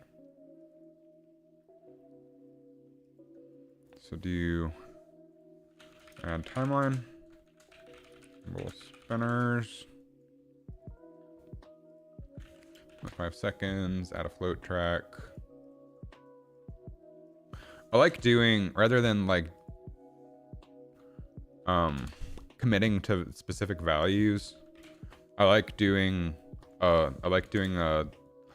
just 0 to 1 float track and then doing lerp nodes because it allows me to customize it a lot easier later.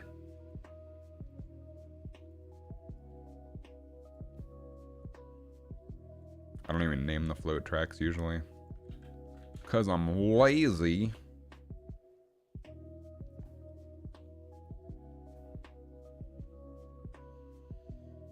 So we take our, so we want to lerp vector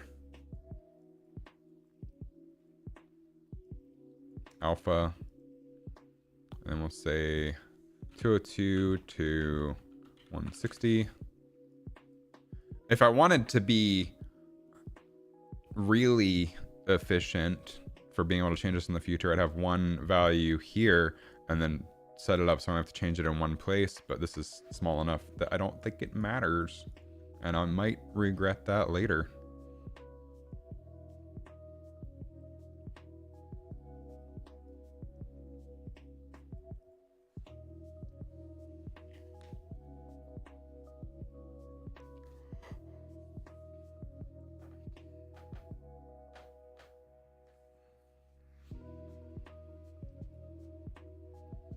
Back on the meat smoking topic, even if you don't have a green egg, but it's a lot more interesting if you do. They do an event called Eggtoberfest every year where they set up like 200 something green eggs in a baseball stadium. You pay 1 entry fee, you get a few drinks, you get a t-shirt, and you get to walk around and just try a bunch of good food all afternoon. It got a little bit expensive this year, but it's still a good time.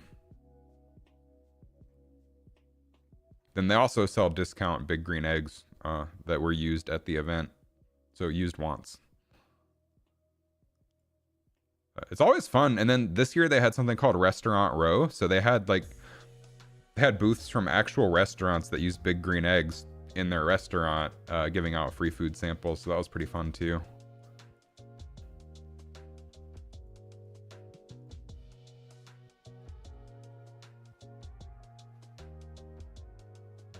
Okay, 60 to 160, and then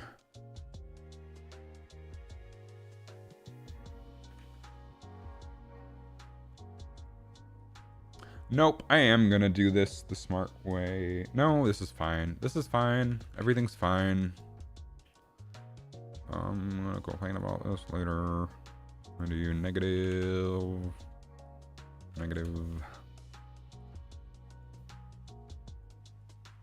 And then we want to grab our neg, our pause. I'm going to say set relative location.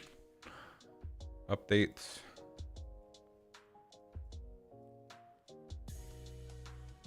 Set relative location.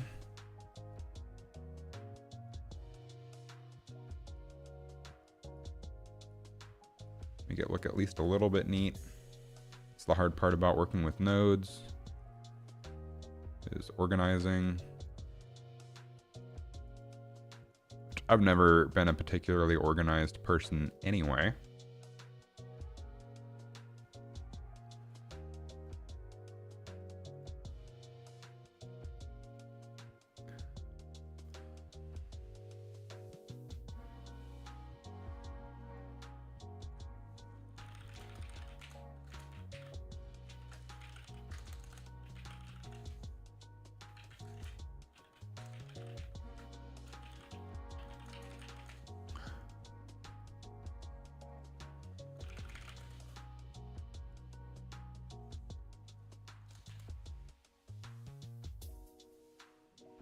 Cool.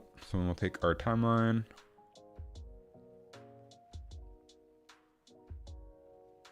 Which, since we're assembling these, we want that to start out fast and then ease in.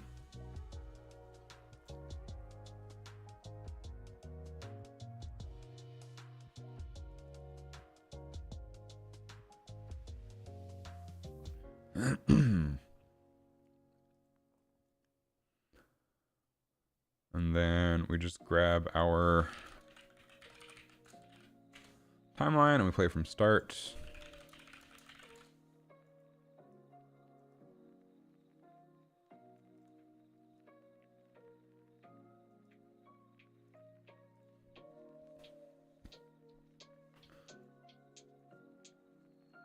Oh, and then we need a spinner spin.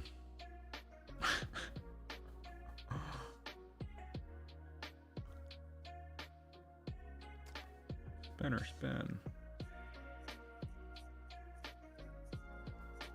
I'm starting to like go out of my camera frame.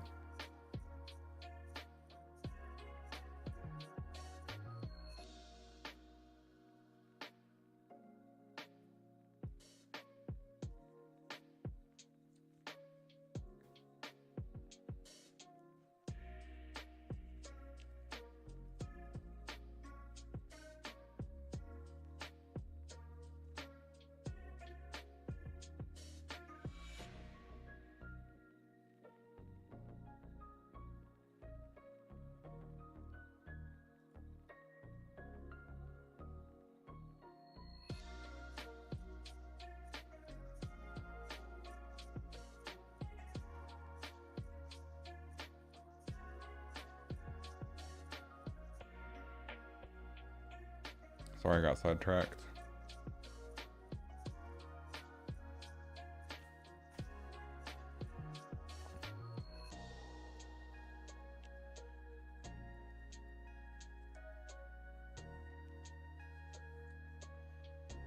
So we'll make a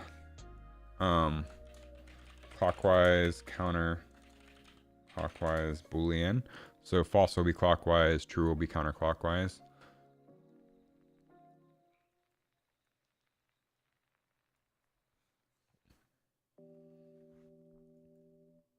Make that a public variable.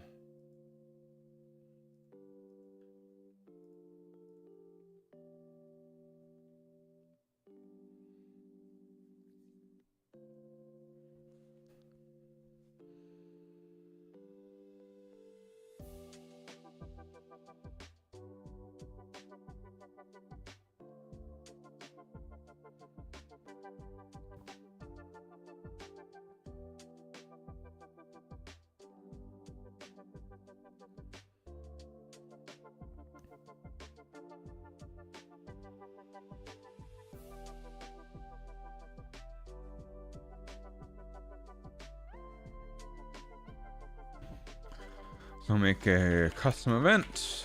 We'll say spinners spin. Oh, we need to actually parent these. And we'll make a new timeline for that. How long was this one?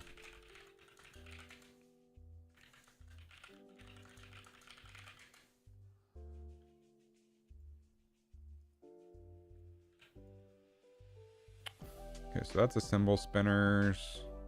Dismantle. There's got to be a spinner spin timeline. Spinner spin.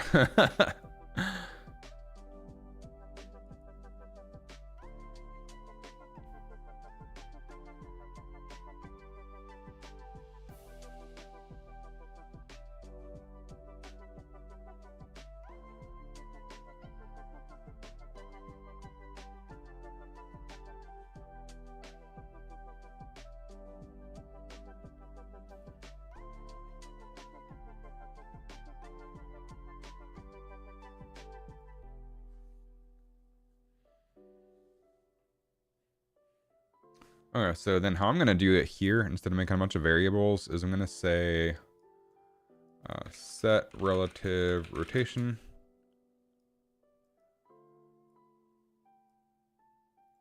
And we'll branch based on clockwise, counterclockwise. I wanted to get, not set.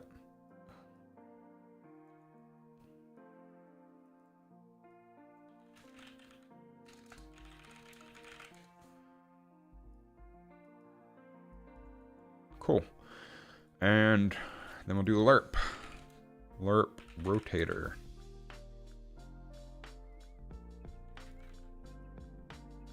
And same here. And then clockwise should be positive. Counterclockwise should be negative. So clockwise is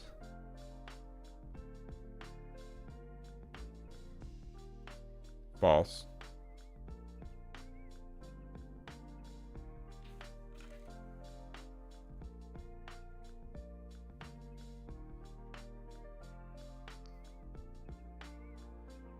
Oh, I see why I did it this way. Because you don't want to reset the rotation to 0. You want to keep it at 360 and keep adding to it. Okay. So we're just going to do a copy paste. So I'm going to go ahead and make exactly named variables.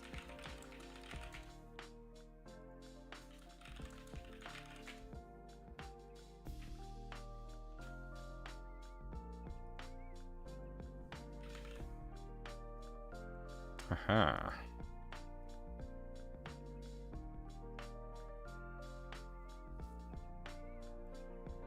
And then delete, delete, delete.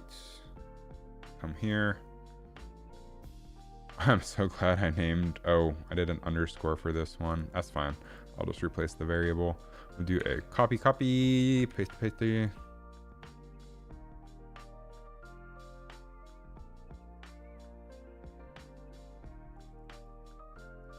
Update. Finish. This doesn't exist, so we plug in this Boolean instead.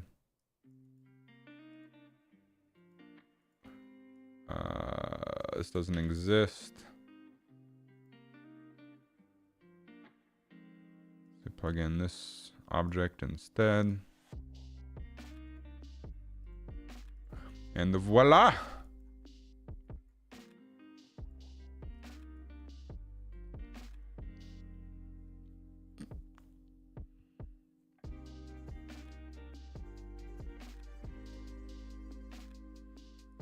So we'll grab our timeline and say play from start.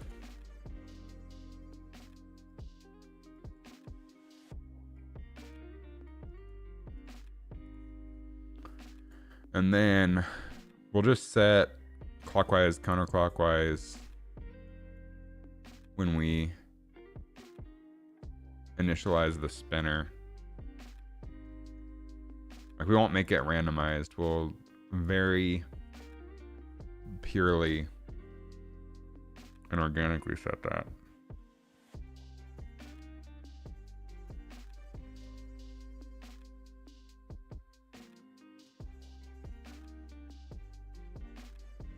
Oh, and then we need a disassemble spinners.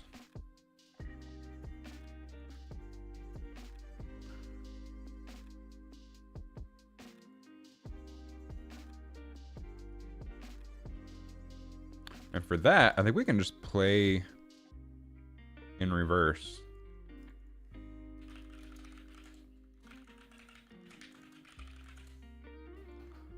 And that'll be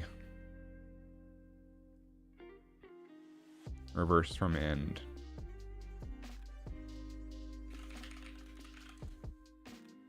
And that should work just fine.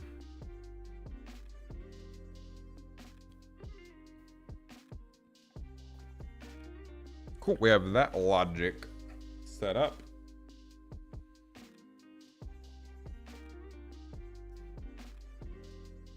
Wow.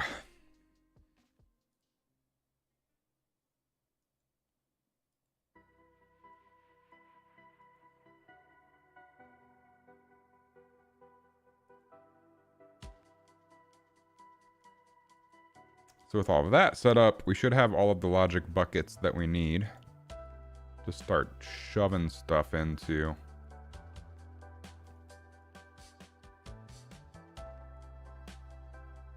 And then I think, like, a lot of these mechanics feel very different, like kind of jumbled together.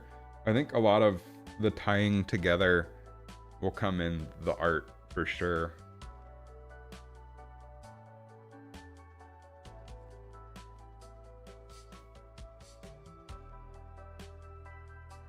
To make it all look and feel cohesive.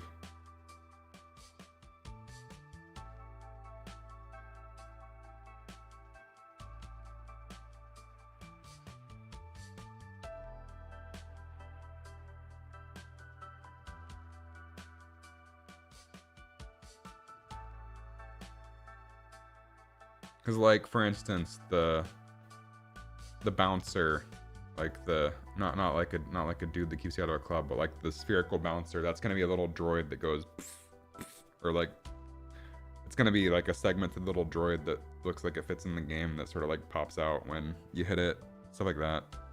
It'll look a whole lot cooler when I'm done, hopefully, fingers crossed.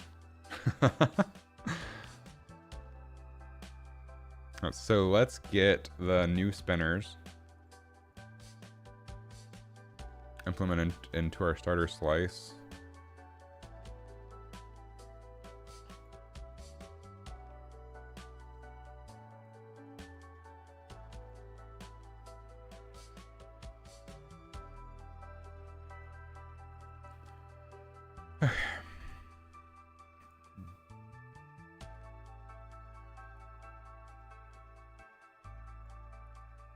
And then we'll get,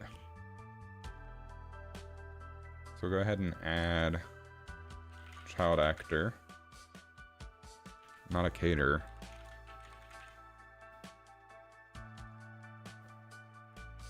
This is not parented to anything.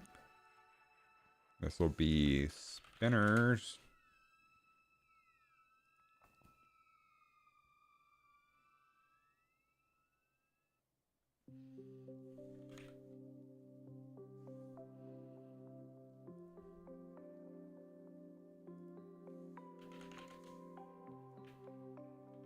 Interesting. I thought I 0.16. Oh. There we go. Cool. Okay, that does match.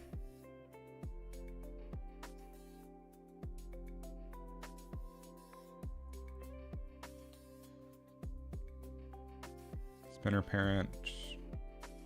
Oop. The hell is that sphere?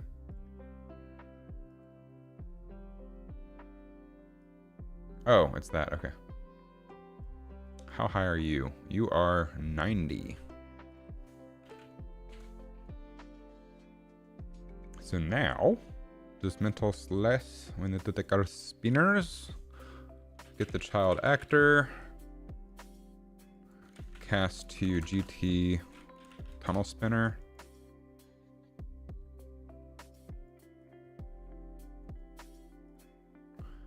And we'll do that. Don't need you anymore. As this will be,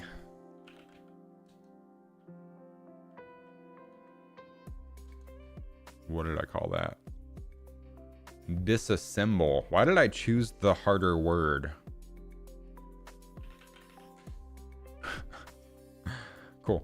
And then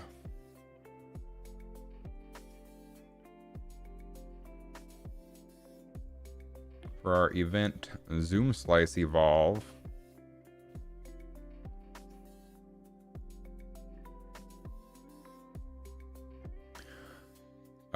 let's ignore all this and just do spinners, child actor, nope, child actor, cast to GT tunnel spinner.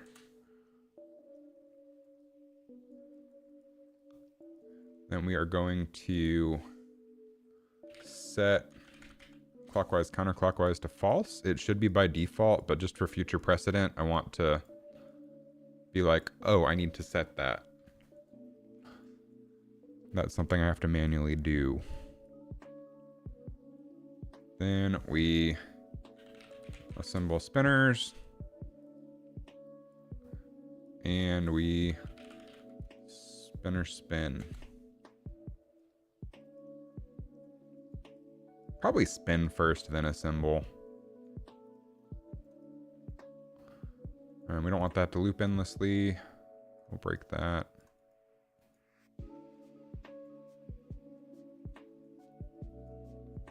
Oh yeah, what is the length of this? Because I have not done that yet for the spinner spin timeline. We did 1 second.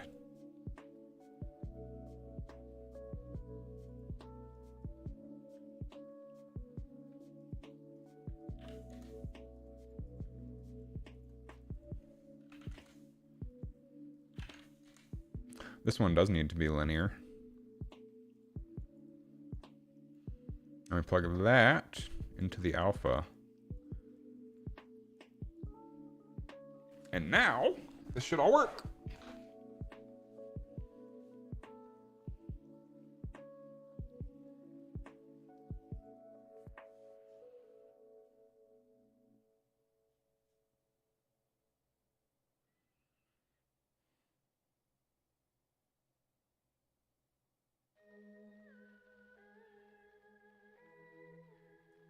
I don't know that I set up collisions for it, though. Oh, wow, that's fast. Well, let's see if they dismantle properly. Hey. Alright, so...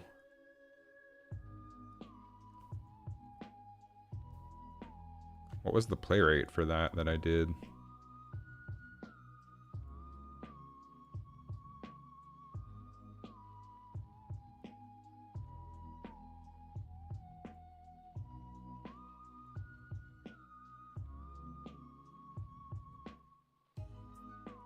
Oh.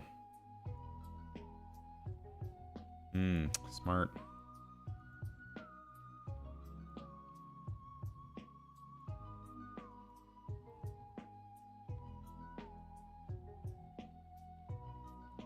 I should implement a spinner speed mechanic in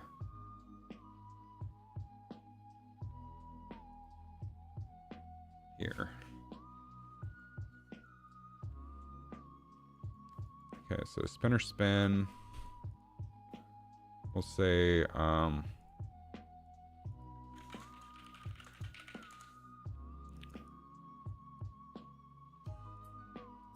so we'll set play rate.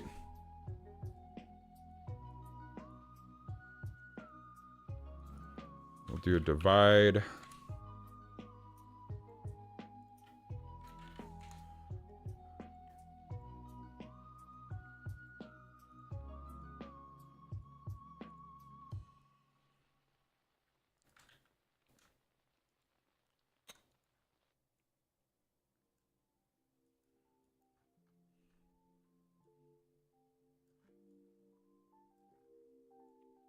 I have a lot of logic I'm going to need to delete just to clean up.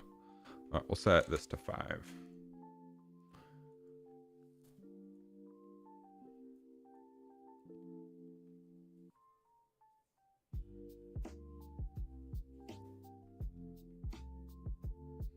It's 12:08. I'm going to heat up lunch and I'll be right back.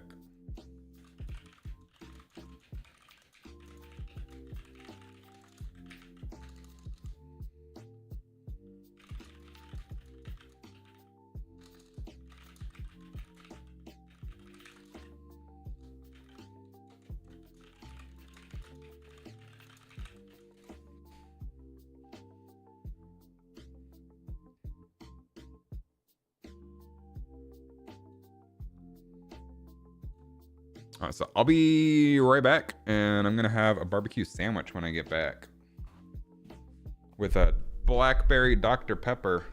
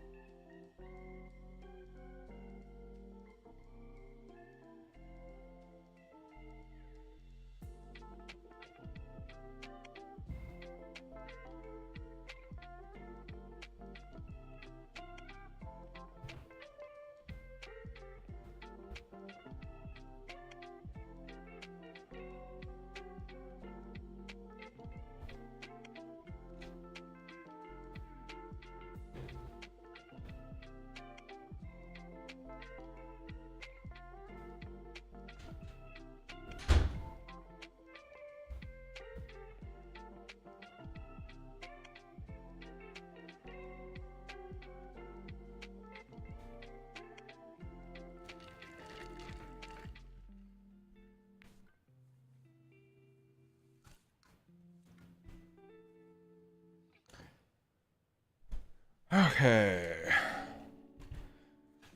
That was a lot to carry.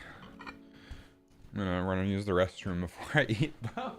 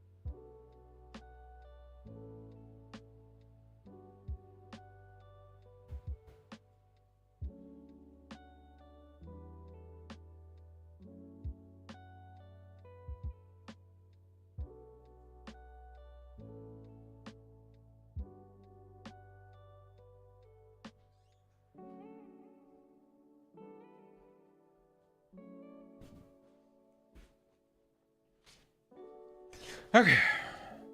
We have a blackberry Dr. Pepper Zero.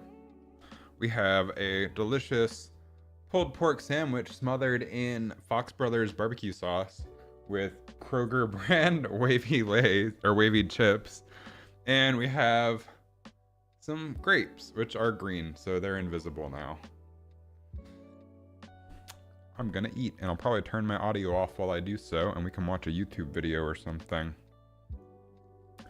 Let's see what's on YouTube these days.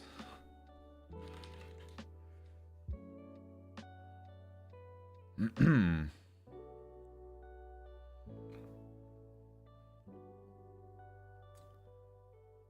don't know. Huh? We can watch a Gotham chess video and get copyright striked or something. 25. For those of you that have been following my channel for quite some time, you know that I was supposed to play a tournament in Mexico. That ended up not happening because the day I went to the airport, there was a snowstorm. So I decided that I would play a tournament here in New York City. It's the local club championship of the famous Marshall Chess Club. If you do live in New York City or New Jersey, Connecticut, and you are an adult that wants to play chess, you should try the Marshall Chess Club. They have, or a kid, if you're a kid. I mean, there's no better place. Do check it out. It's where I grew up playing chess.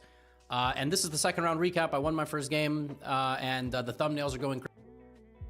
Yeah, you can buy Fox Bros sauce at Kroger or Publix, so I like to use it on my pulled pork.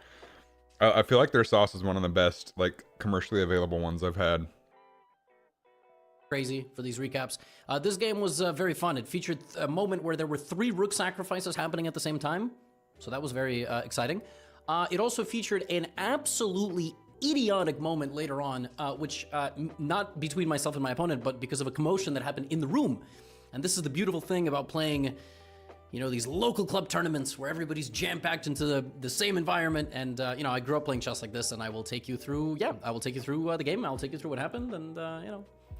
I told myself when I couldn't, you know, when I ended up not going to Mexico, like, I gotta lock in for this tournament here. So for this round, I am playing somebody named Elliot Goodrich. He has the name of a esteemed, you know, 20th century. See, Baby Ray's is like C tier for me. I don't feel like it's tangy enough for me. It's good, I like it, especially they have a low sugar option, but I like the tangy punch of the Fox Bros one. Or one of my favorite sauces was at Big D's, but I don't think they exist anymore. And they didn't sell their sauce. Philosopher. Oh, did you read the Elliot Goodrich paper? Anyway, he's 12. This is the 12-year-old kid. Fun fact, when I went to prepare for Elliot, I found his chess.com account on which he plays a bunch of silly openings, and it was not helpful. But his username, which is publicly available, I am not doxing him, you can look it up. His username on chess.com was I have no riz, which I was like, from the very beginning, I was like, I'm playing a legend. Like, I don't know anything about this dude. But you know, he's just one of these kids from New York. He goes to one of these like good schools here in New York, and I know of him. And I played C4. I played the English. I was ready. I was ready for whatever he was going to bring. I was expecting maybe a Grunfeld defense, but he went C6, and I was like, what? This I was not expecting.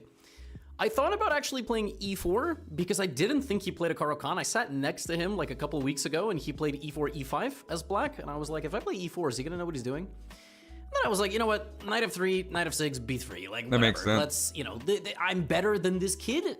No disrespect, Elliot. Maybe you disagree. But I was like, I'm gonna win. Like, whatever happens, right? He played d5. I went bishop b2. He went bishop f5. Very normal. I have many options here, and I just went g3. The computer thinks that black is touch better here, but it's equal.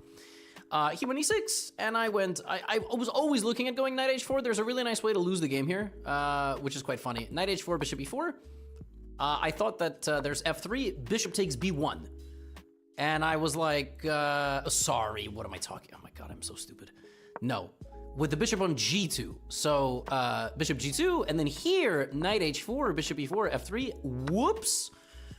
Because I'm trying to win this, get the second bishop. And this would be a nice way to lose the game. That did not happen, shockingly. I was looking at a lot of different stuff, but I went d3 because with the bishop on f5, there's all these moments you can play the move e4. I've had this position with black as well. I was like trying to remember, this was last year in Italy. h6, bishop h7. Elliot thought for a long time here and went a5, and I was like, I don't think that's a very good move. I think it's a little rushed. Now I have many options. What I should have done here is I should have just castled instantly without even thinking, because I don't actually know where I want to move this knight. But then I was like, then I need to look at a4, sacking the pawn and whatever, and if I had more experience in these positions, which I don't, I would have just castled. But I went knight c3. I don't think there's anything really wrong with this move. And here Elliot spent 6 minutes and went queen b6. And I was like, there is no way the move queen b6 is a good move. It just doesn't make any sense. Queen b6 does nothing. And also does not develop. So the king is going to be stuck in the center for at least 2 turns. At least. Well, I guess 1 and the second turn to castle. So the very first thing that crossed my mind with the king in the middle was, well, I can open up the position, but I should probably castle, right? I should probably castle. So I castled pretty quickly. And now my next plan was, depending on where he's going to go, which is bishop e7. Now I'm thinking, what if we just blow open the position? He wants to castle. What if I don't let him castle? My camera was covering the chessboard. E4, pawn takes, knight takes, bishop takes, bishop g7, and rook g8, and then bring my bishop back. And actually, that would have been a good idea. I misevaluated this position. I actually saw all of this, like something like bishop c3. I didn't actually think I was doing so great here. I thought I was justifying his queen. I thought I was actually giving him some play. I thought maybe, no, this just poor evaluation skills on my part. Just out of practice. You would think, oh, I took his pawn and, he can't castle. Somehow I convinced myself that, this position is okay for black, which I don't know. Whatever. Another idea is to do pawn takes and then do the exact same thing, which I should have done. Here, I'm still getting into form. But literally, your position is so good with white, you can just completely explode the center. And this is a better position for white because you have better development, better safe king. As I'm sitting here in front of you and wondering why I didn't play c d e4, I'm getting more annoyed at myself than I thought. Another option was knight to h4. This all looked good, just going for the bishop. And then if he goes here, just chasing the bishop away. And I was like, should I go for this? And then should I take the bishop? I figured I was better, but. Well, what did I do? Everything looked good, so I played something that was bad. I thought for 18 minutes, calculated e4, pawn takes in e4, knight h4, and I was like, I'm just gonna go queen c2 and play e4 on the next move. I'm gonna prepare e4. I'm my own worst enemy. I'm being too dynamic. No, I should have freaking done it. But when you're not playing exactly your best, you play stupid stuff like queen c2. Queen c2 is not stupid.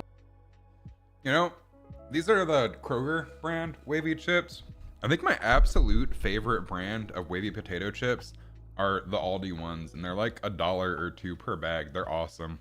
But it's really difficult. So there is the therapy part of these recaps where I just kind of get things off my chest. There is the analyzing the game, and then there is the takeaways, right? And when I analyze the game, I want you to also analyze your games correctly. In chess, you can have specific moments you should have done something, specific concepts, and then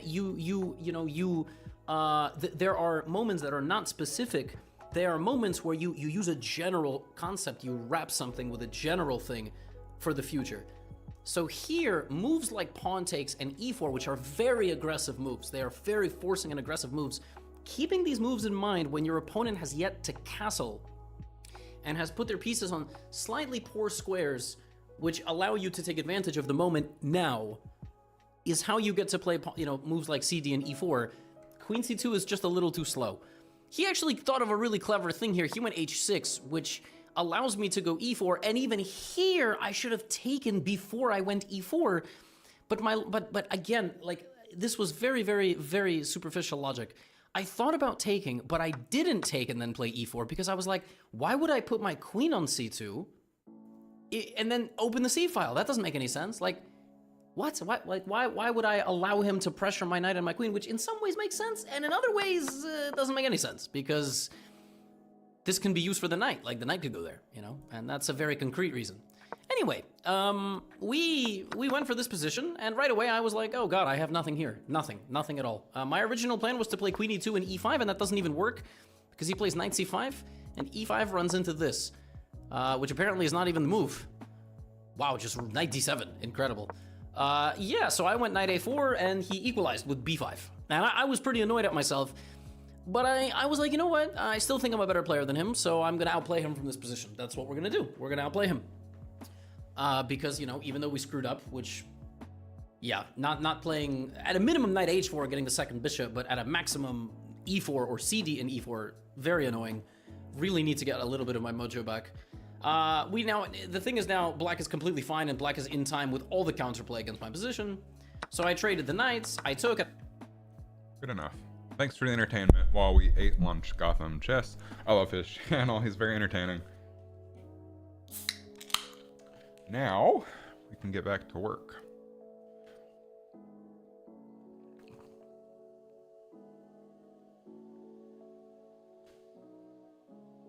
Getting the avocado oil kettle chips there. I don't think I've had those.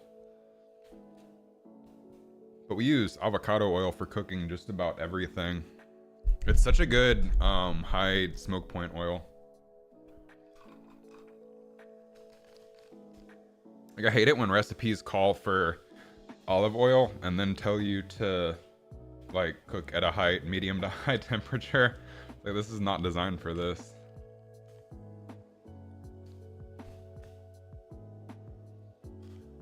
Okay, so let's add another spinner and make it counterclockwise.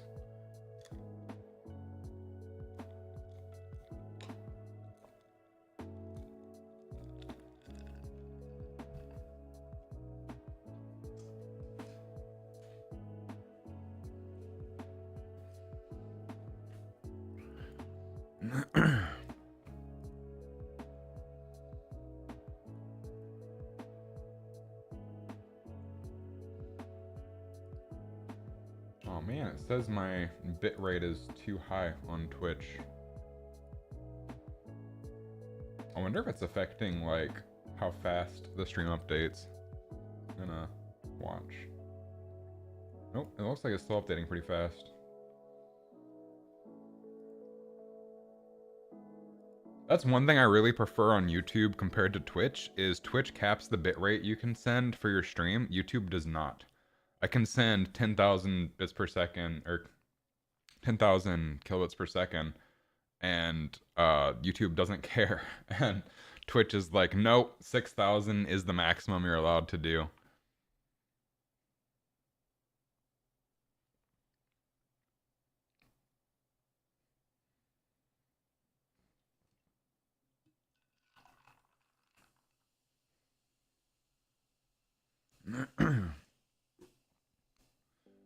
Well, for 7 minutes, you literally light on fire.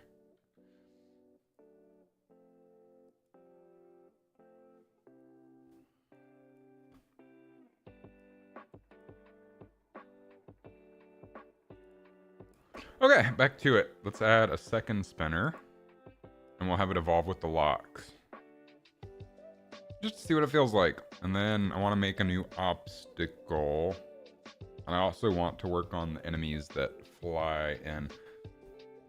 So let's make a to-do list real quick for today. So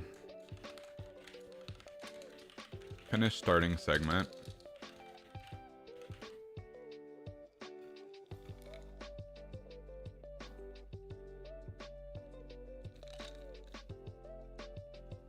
Which I can make these segments longer or shorter as well. That's dynamic. I've made them all the same length so far, but they don't have to be.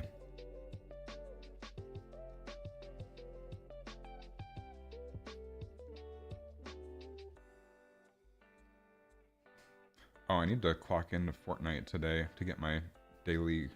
During the holidays, Fortnite does a daily Christmas present thing. And usually in the past, it stacks. So if you just check in on the last day, it lets you open all of them. But this year, they're making you check in every single day. So I'm doing it on my phone to get my presents.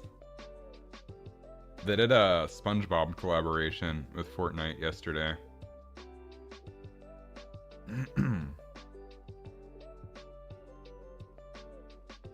Most you do flour tiet is 175, usually 155, never 212. I know nothing about tea. That is way out of my knowledge zone.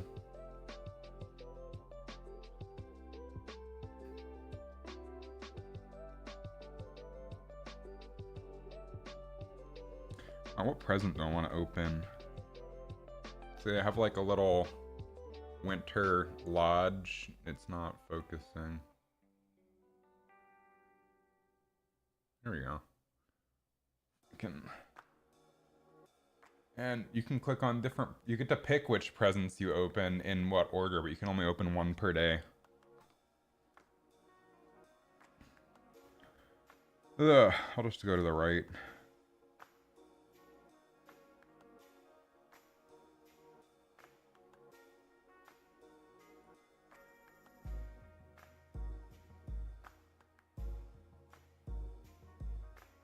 Oh, I got a glider. It's like a little paper airplane.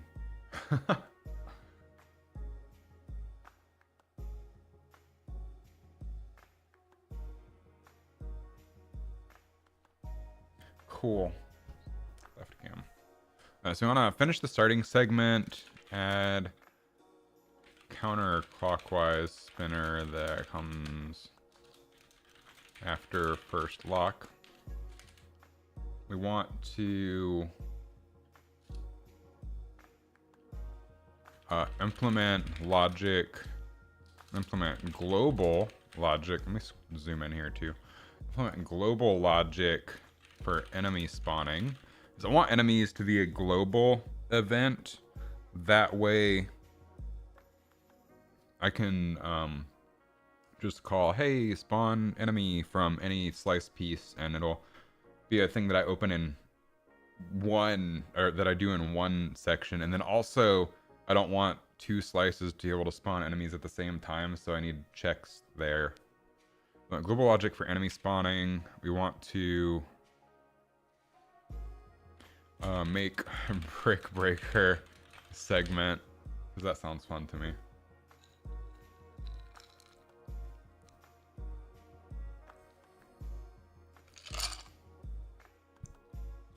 Yum. Yeah, olive oil at high temperature is gross. Definitely bitter.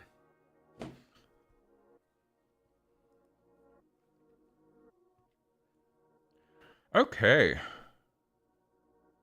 So first things first, this is our starter segment. Let's add another spinner, which you can also go ahead and get rid of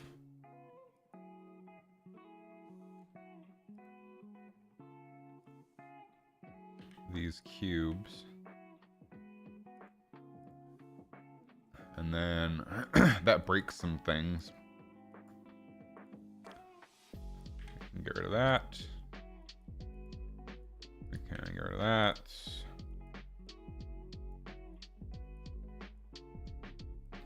We can get rid of that. What else is busted? Get rid of that.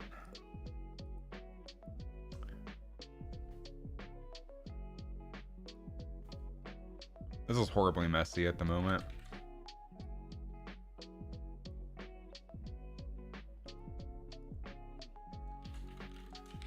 We'll say front spinners, back spinners.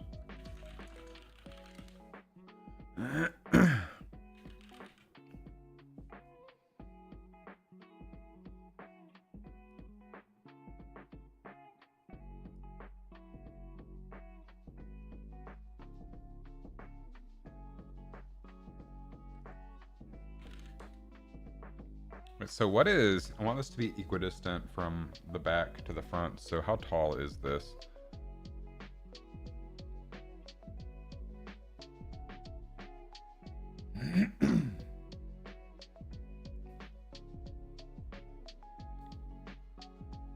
Fight for your life mechanic.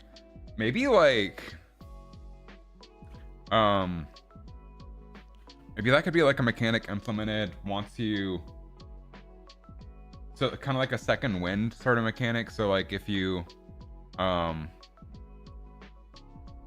there's a mechanic like that in Hades where if you die, it gives you a certain amount of seconds to kill whatever current boss or enemy you're on, and if you manage to beat it within that time, you resurrect for another chance, but if you don't, you actually die.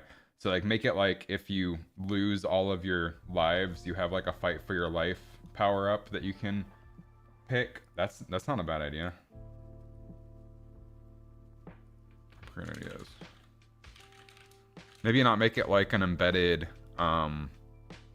mechanic, but make it something that you can unlock by playing long enough.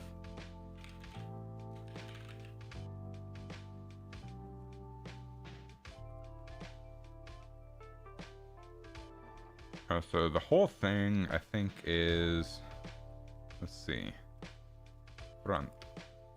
I think the whole thing is 300. Yeah, it's 300. So 300 minus 90 is 210. Should make that equidistant.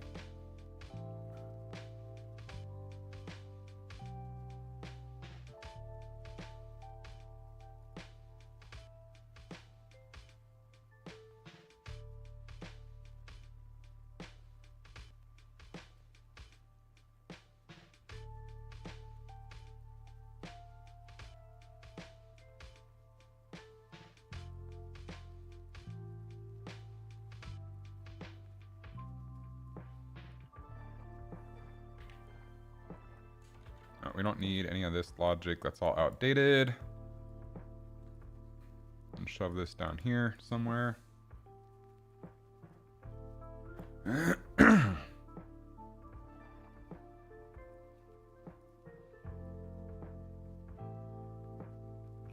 Now, the only problem I'm gonna have with these power-ups is they need to be simple enough to explain in like a couple words, kind of, because people are gonna have like a couple seconds to choose and punch the bomb towards which one they want if I do it that way.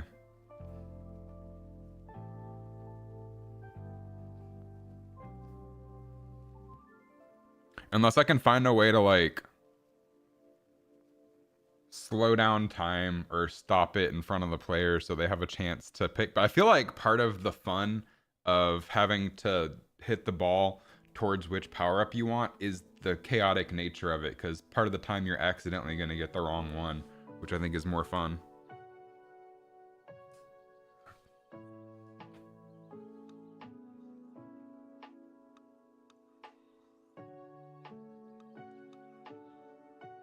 Because you'll end up with a build that doesn't necessarily fit you.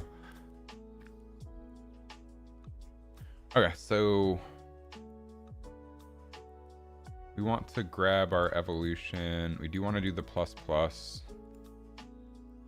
And we can just delete this logic. But we do want to do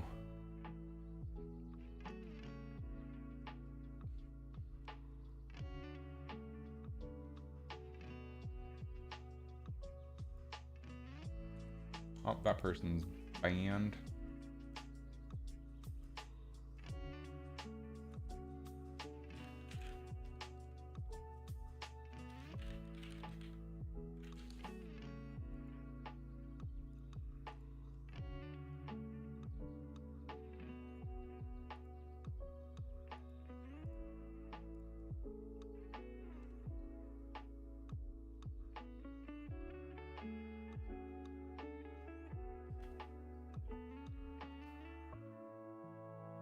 Okay, where were we? Backspinners. We want to get child actor. We want to cast to GT tunnel spinner.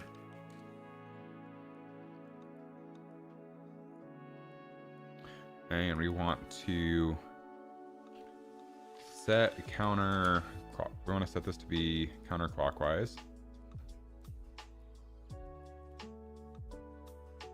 We want to spin. And we want to assemble spinners. And we'll set the speed to 5 as well.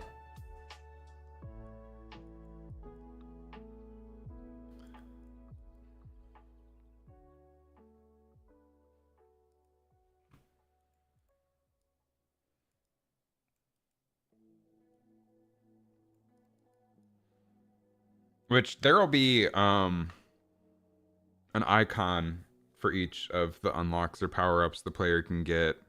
So eventually in playing enough, people will be able to recognize those just by glancing at them. But they do need like a few word description for people who haven't played before.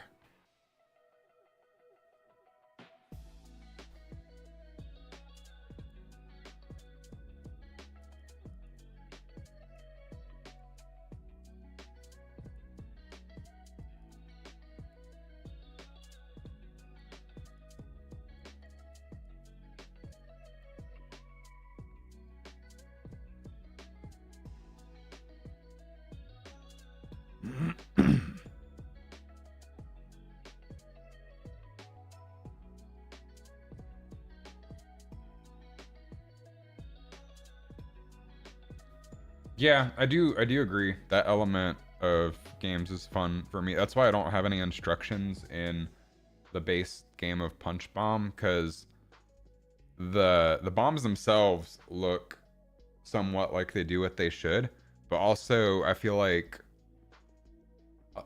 visually it tells you enough to play the game.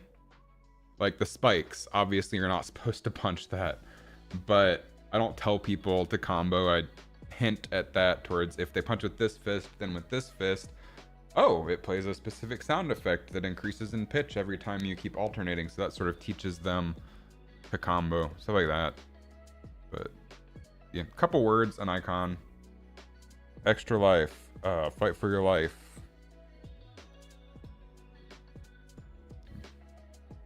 Strong punch.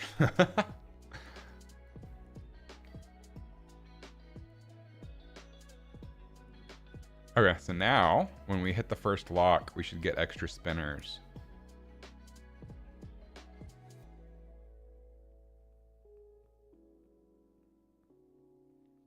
We also need to change the location where we call the lock logic. I don't think we're even calling it right now. Yeah, we are.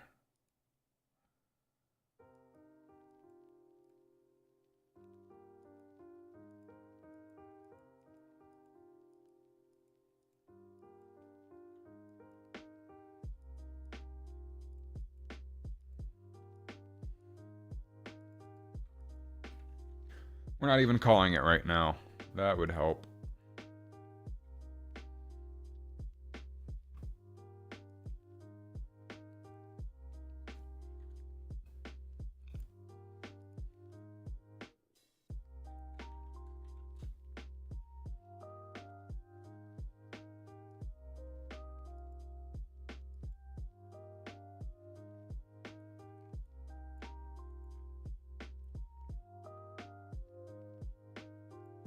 Yeah, so under our locks, I think is where we want to put that. So we'll say lock on hits, unlock lock.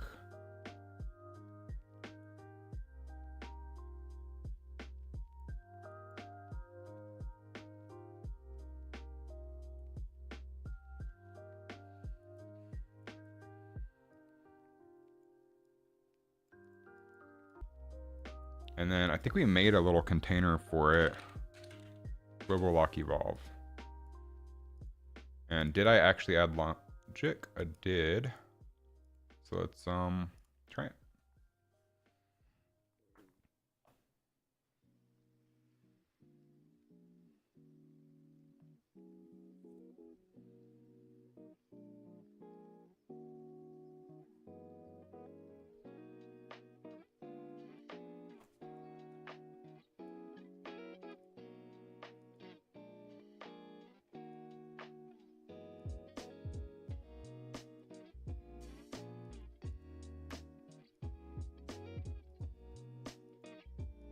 Why is it taking a while for the spinners to spin? That's what I want to know.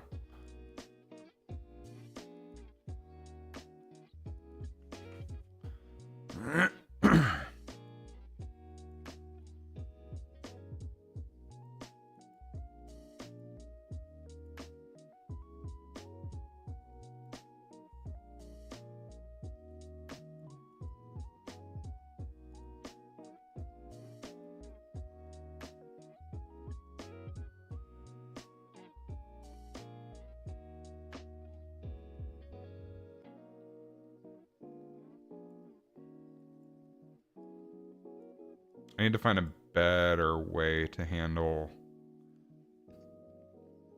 lock logic. But that can be a future Chris problem.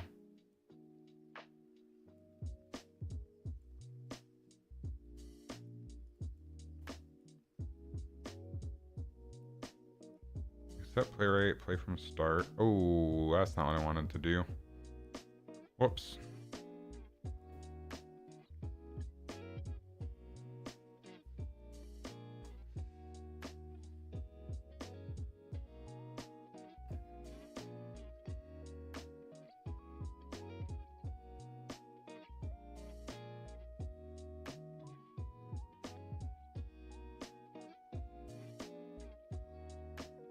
I have this little to-do list app that I use called Finch. You have like a little, it's kind of like a little Tamagotchi almost. You have like a little dude or a little person, and you make yourself a to-do list for everything you want to do for the day. The stay alive is not as morbid as it sounds. That's for something irrelevant to real life. But I have like a little to-do list. I swiped when I wanted to go. I want to go up and down. There we go. And you get points every time you do stuff on your to-do list, and you unlock stuff for your little dude. It's like a good little to-do list / mental health app. It's like, I drank water today, so you can check that off. I washed my face, I brushed my teeth, I did stay alive. The staying alive is part of a Mischief thing that they started a few years ago called Tontine, where you log in every day and just click the stay alive button, and if you don't, you die. They had like a sign up period for like a week or something. You could pay $10 to enter, and the person who wins takes home the entire pot, which is $71,000. So I've stayed alive this long, and there's only 136 people left. It started out with 7,000 people.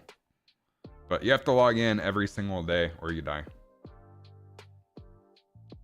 So that's what the stay alive to-do list item is for me.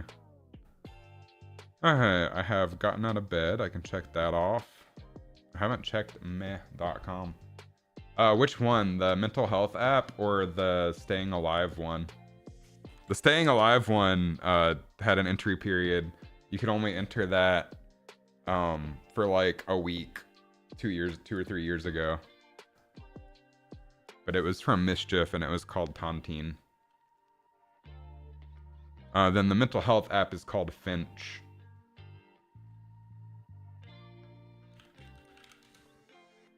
Meh.com is a daily deal site made by the guy who made the original Woot.com before it got bought out by Amazon. So I check that every day because I like to hit the meh button if I don't want it. So this is like a little hand vacuum. That's actually pretty cool for $15.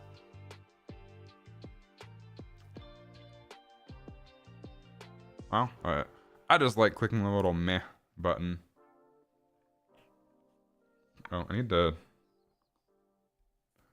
Yeah, I'll type it into the chat. Oh, if you get it, wait, I can add you. Or I can refer you. I wonder if I can copy a link to refer you on Discord, because then I get a bonus. Let's see. Add friend.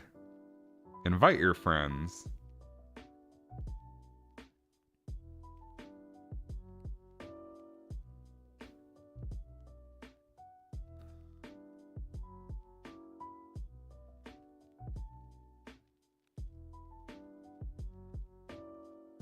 I'm gonna copy the link and send it to you on Discord.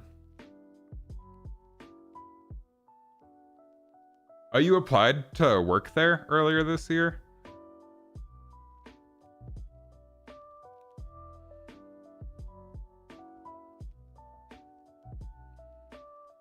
I'm pasting the little message that they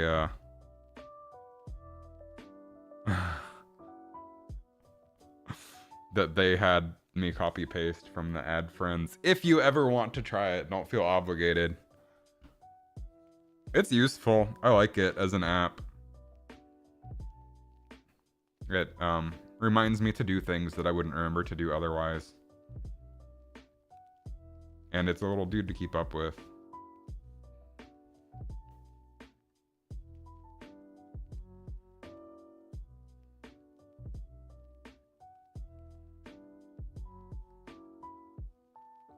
Anyway, I don't need the vacuum, so I clicked meh. It shows you how many mehs you've clicked. I have not kept up with it super well.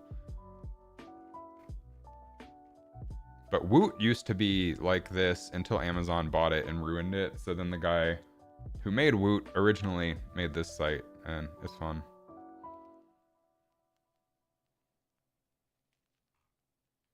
Anyway, back to it. Why is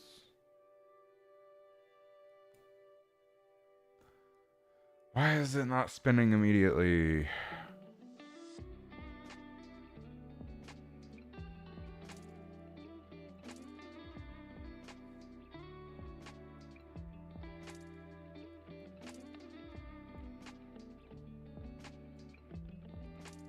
Oh, that makes sense. I haven't set the ending rotation.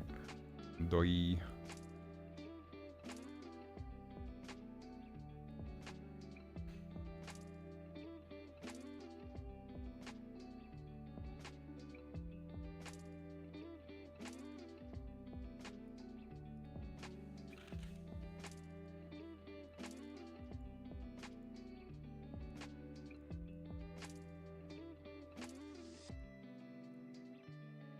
And then under the starter, I need to find the logic for that I threw away.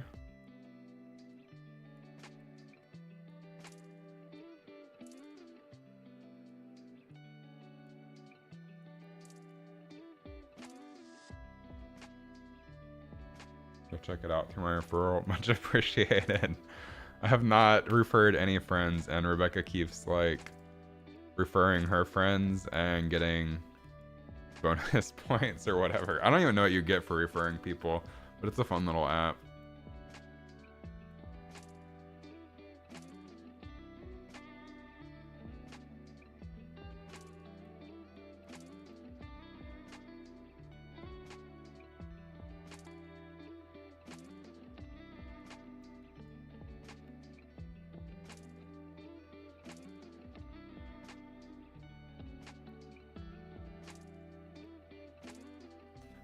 Because I feel like right now it's going to spin clockwise at first no matter what.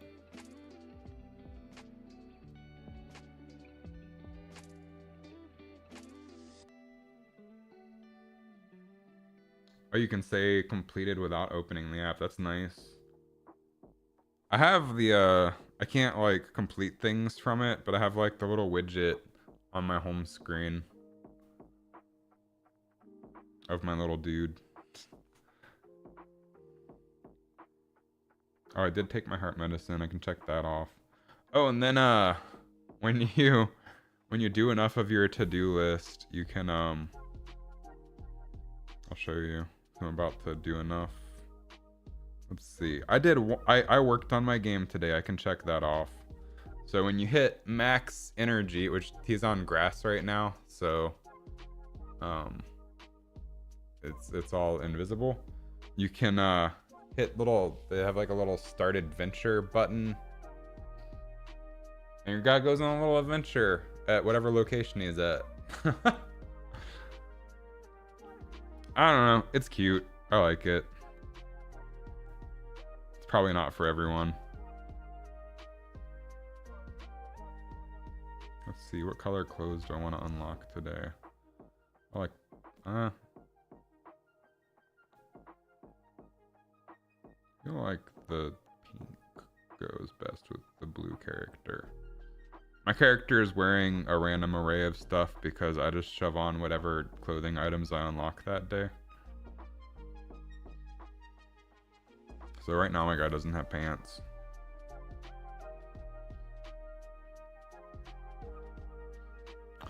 Sometimes clothing items in like it's a shirt and pants. So if I equip that, then equip just a shirt afterwards, I don't have pants.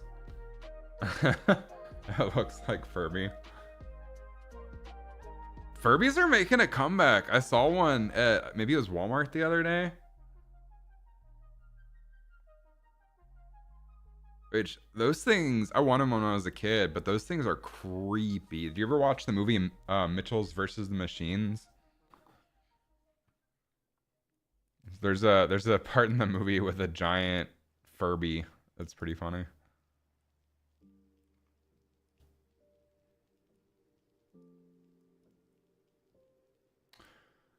Where I need to set the ending rotation.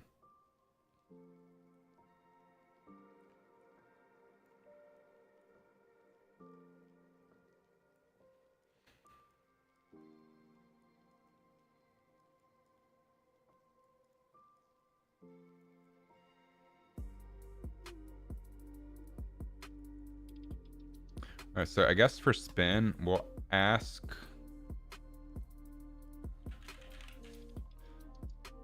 if it's clockwise or counterclockwise. So if it's counterclockwise, we want to set ending rotation to -360.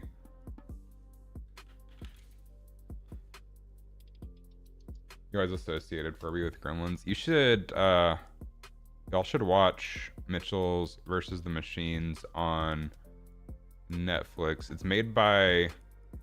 directed by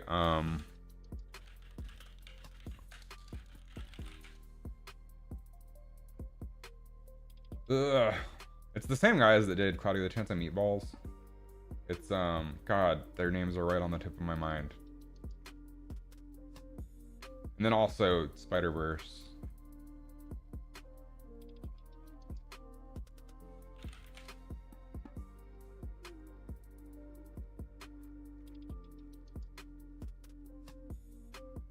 Oh, not directed. Maybe produced?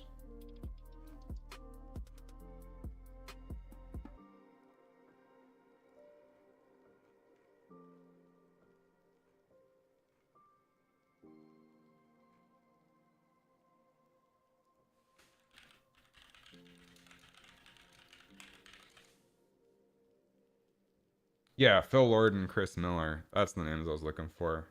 Produced it.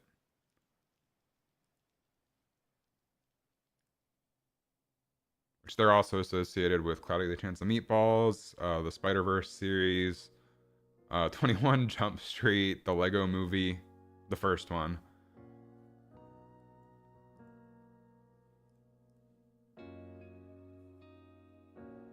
But it's a dopamine roller coaster.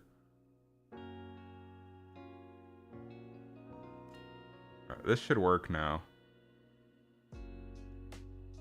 Oh, I keep doing the wrong button. I need to be better about that.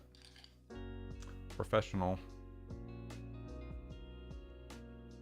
Just finished Mr. Robot. I have not watched it. I've heard it's good.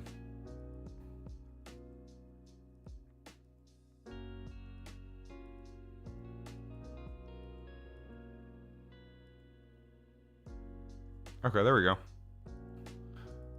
Of course, I have this issue right here. I know exactly what's happening because I had this issue earlier. Is I forgot to disable collisions on the spinner sphere.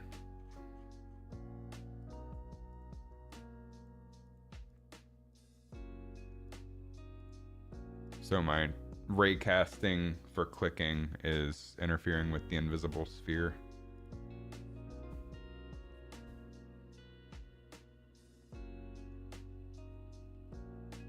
I think Claudia Lynchett's Meatballs is still one of my favorite movies of all time. That one was so good. The second one was terrible, I feel, but okay, much better.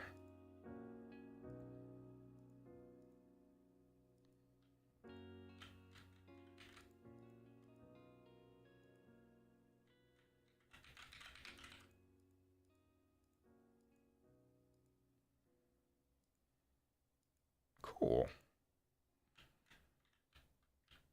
Alright, so I just need to make some different obstacles and segments. So let's get enemy logic. I guess.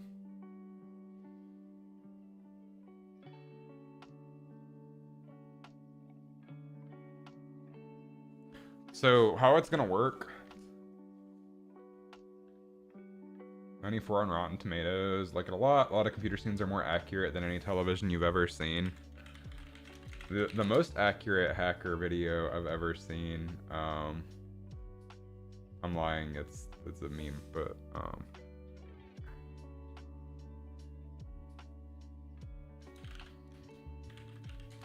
I don't know if I'll even be able to find this video.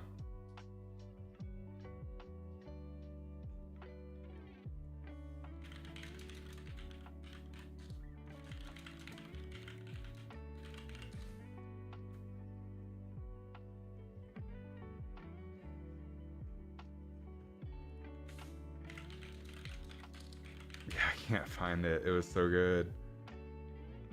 It was ages ago, though.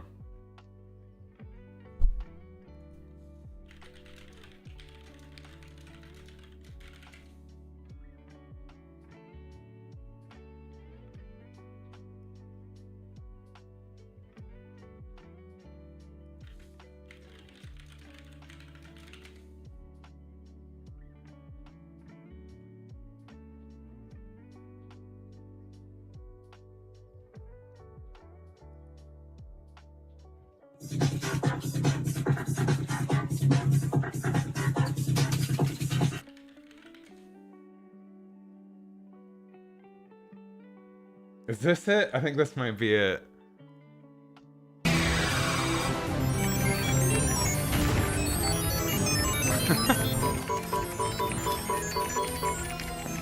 You're gonna burn, all right.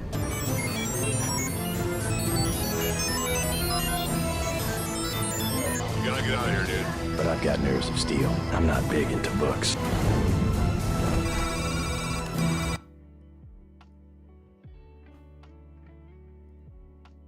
Classic.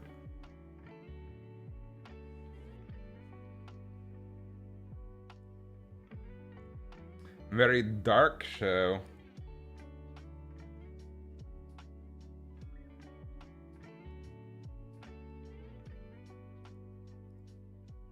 It came out a while ago, didn't it? That was like when we were in either high school or college. Mr. Robot. Oh, wow. That was... Oh, final air date. 25th. Okay, so it was after college. 2015 to 2019.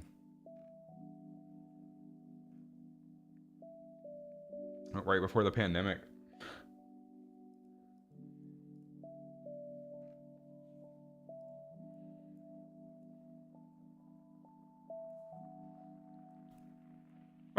Now under dismantle.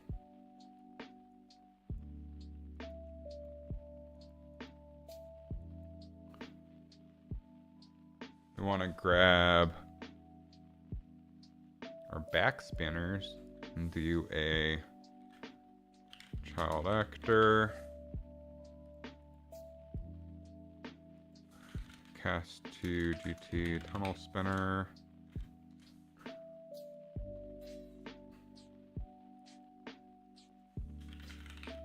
Symbol.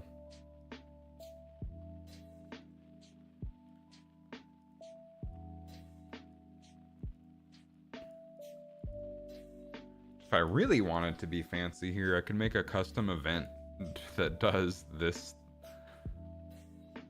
and put it under like a custom function and put it under the base thing So I don't have to keep casting and doing and casting and doing.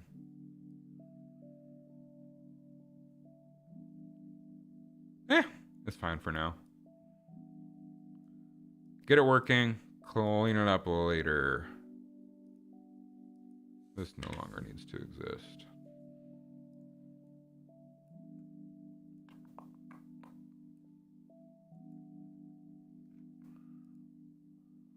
And you...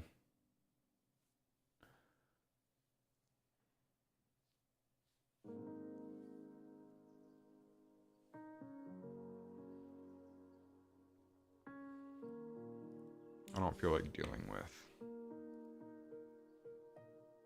I do feel like dealing with.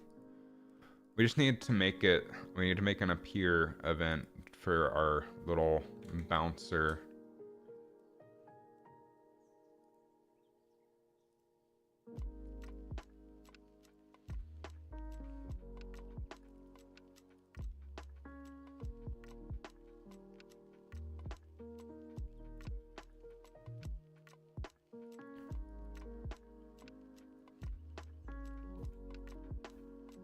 So we need an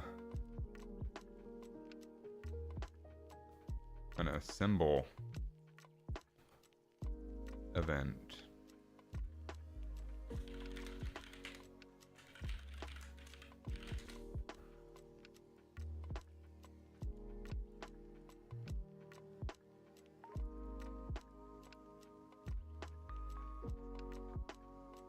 And we'll take our bouncer collision and say set collision response to channel.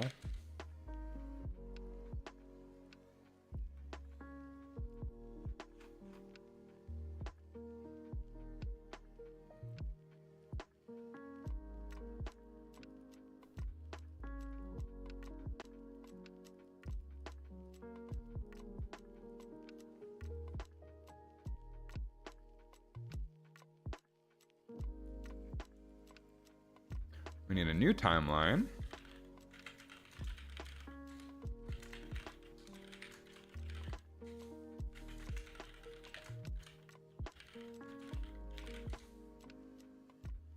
Oh, bumper. We can just say bumper animate in.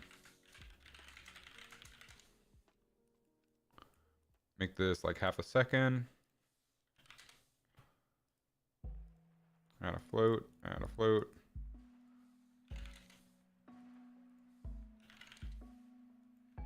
We want this to ease in.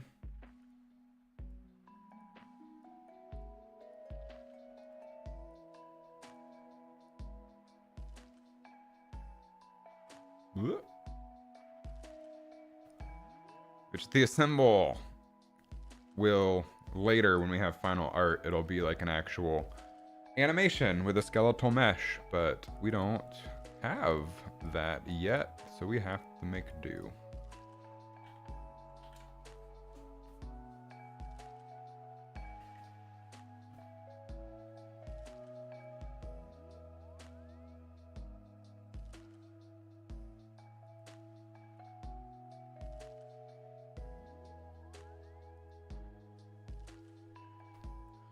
So we want to do a play from start.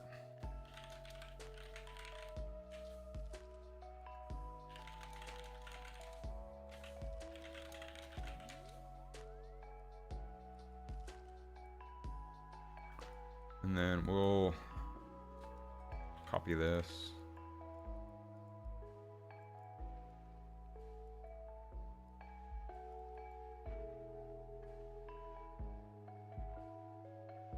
By default, I think we want the collision to have nothing. And we want the animator to be invisible. Because we're going to animate it in every time.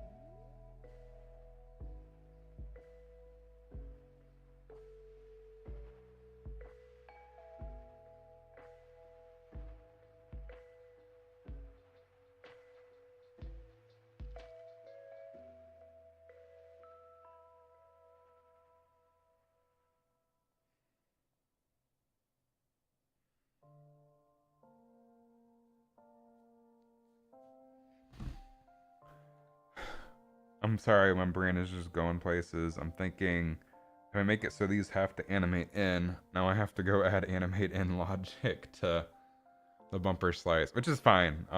It's I think it's picking the lesser of two evils. Giving it the ability to animate in is better than, and starting not animated in is better than starting there and how, because then you don't have the option to animate in. So options are better.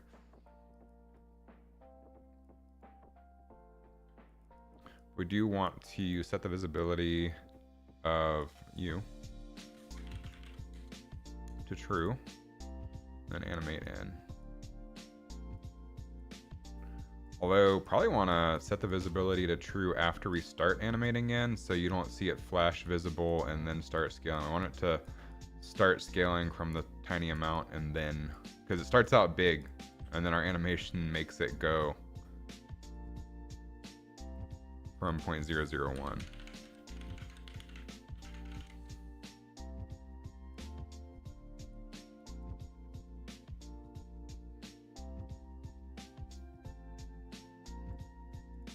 And by default, visibility is off. Cool. So then on our bumper, two locks bouncer.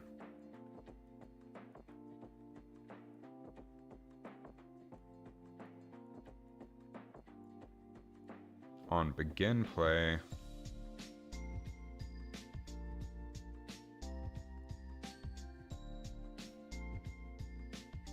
there is no spinner here. Why am I? Why am I? Why do I have a spinner timeline on my bouncers? Don't care about that.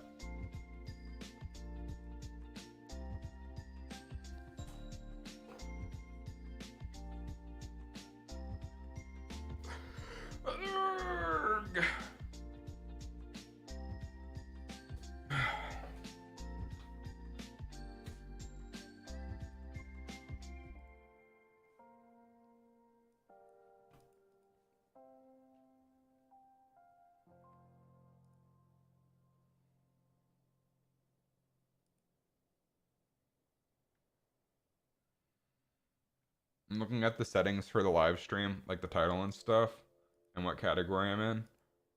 And there's a little drop down for content classification for like politics and sensitive social issues or drugs or gambling. They need a category for fucking nerd shit.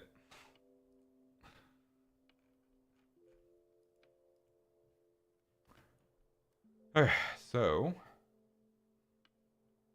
we want to go ahead and add in, which we're going to do the same thing, I think, for the wall bumpers. Start them out, animate it out, so we can animate them in.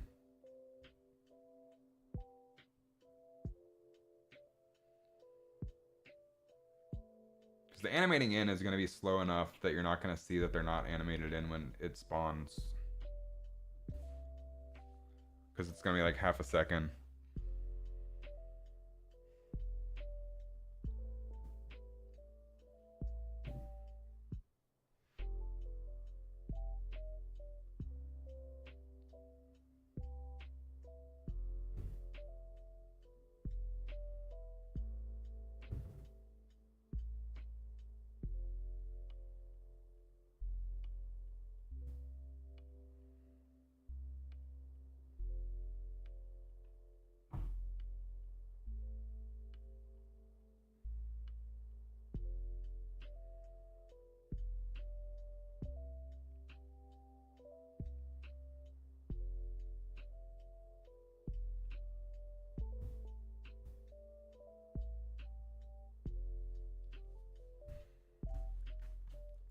Let's go ahead and do the extra work.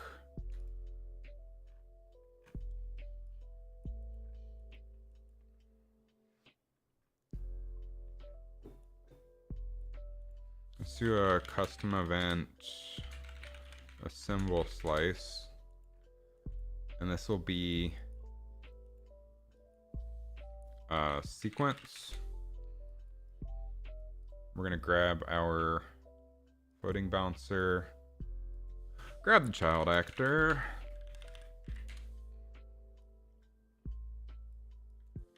cast 2 GT floating bumper, and we'll say a symbol bumper. We need to do this for every bumper.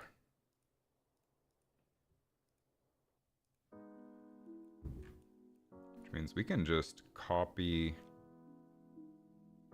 all of this.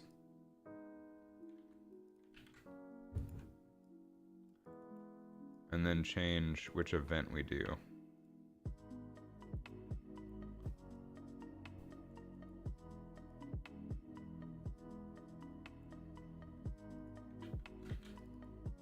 Oh, I opened the wrong thing. I do not care about the Z8. Tunnel bumper.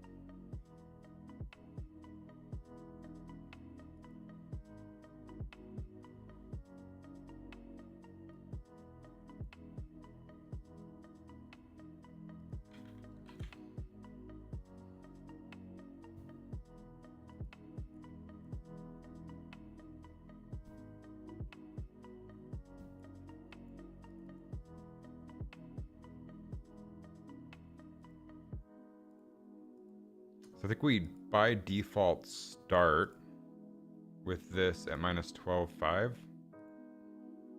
That's Z location.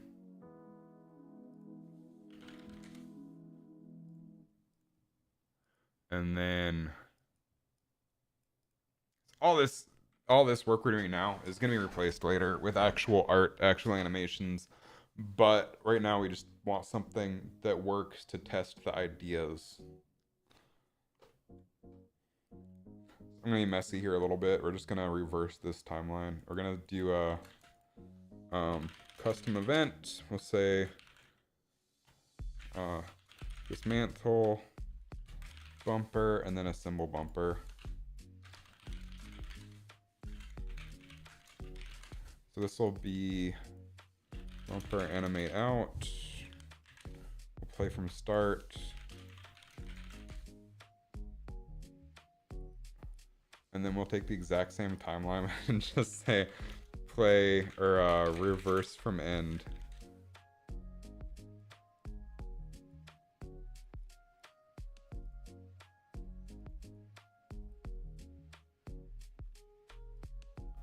And then under our bumpers, 2 locks bouncers, we'll just do a symbol.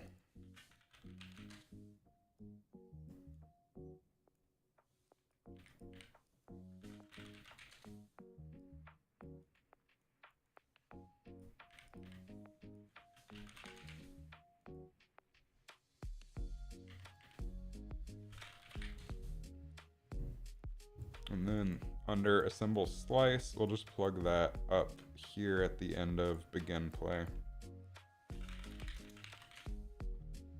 Cool, cool, cool. That should work now.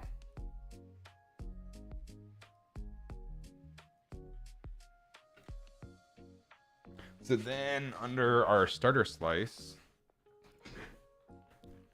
under the evolve,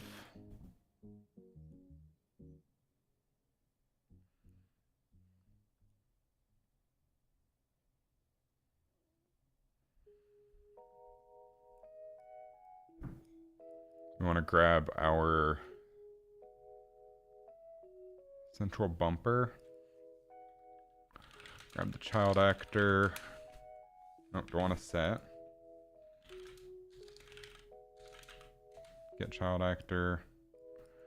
Cast to GT floating bumper.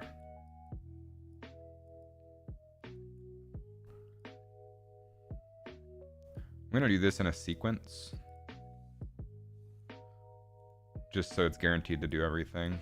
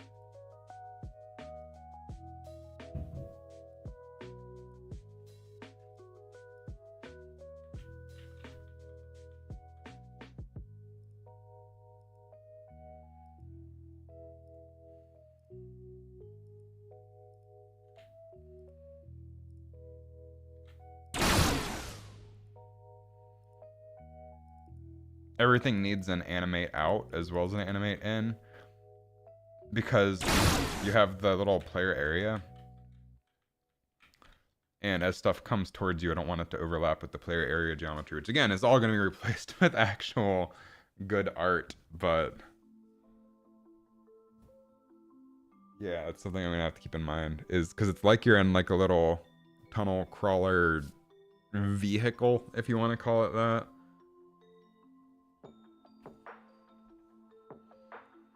Cool.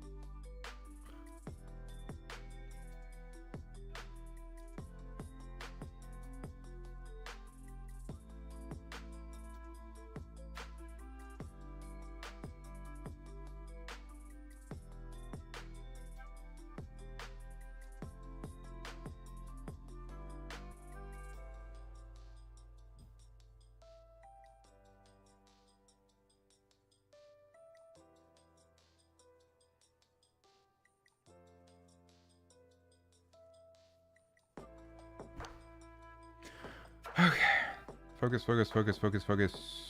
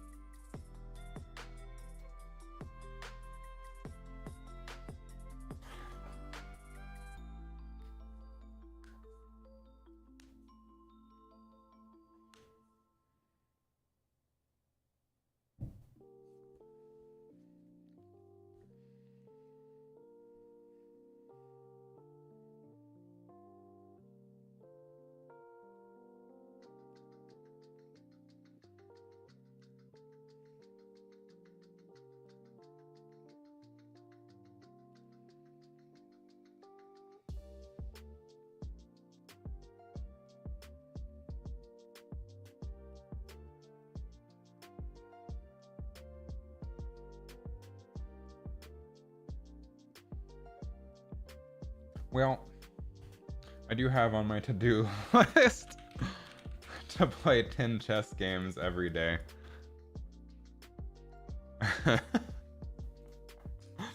Oh, I'm gonna regret this. I never play on PC. This is gonna be hard.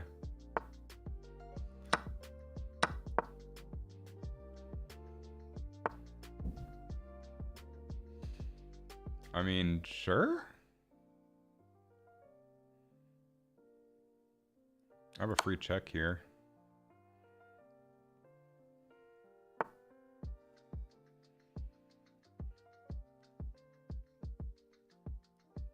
I'm just gonna develop and make him do the taking.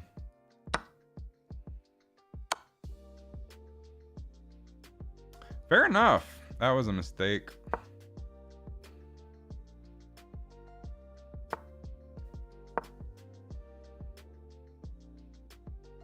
That's just a free pawn, I think.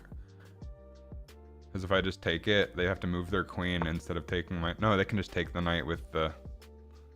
Never mind. I'm gonna castle.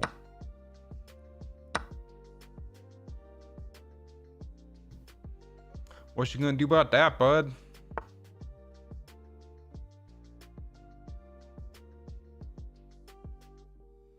I don't know what to do next here. I'm pretty developed. Well, I can move this pawn out and start developing my pawns.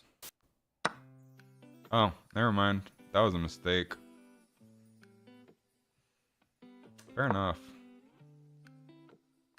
So I'm used to playing at a really tiny scale on my phone. This guy hasn't moved anything other than his queen, though.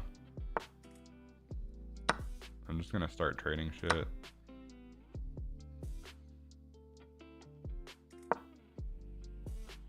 Do I not have free moves enabled on PC?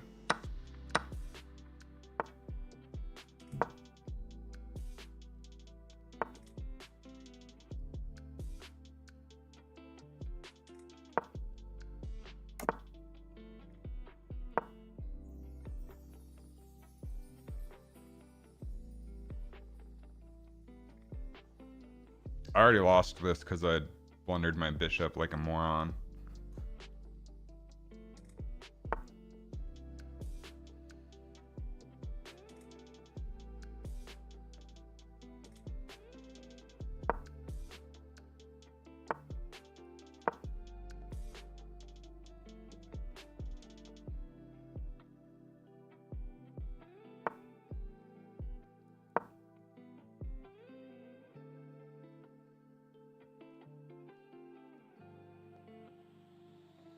If I take, you can take with the knight.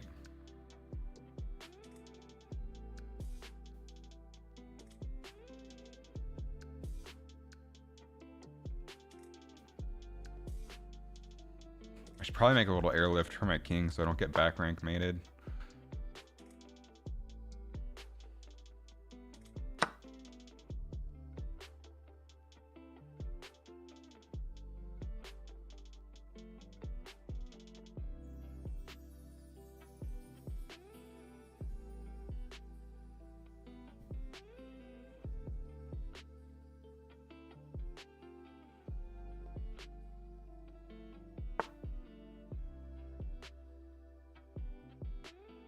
Let's see, he goes here and then here.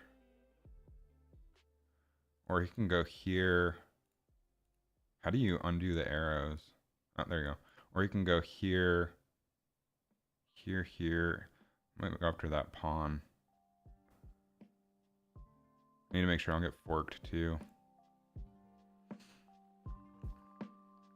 I think I'll airlift for my king.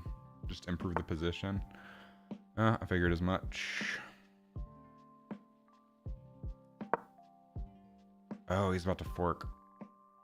Yeah, I missed that. I need to think about my moves before I make them.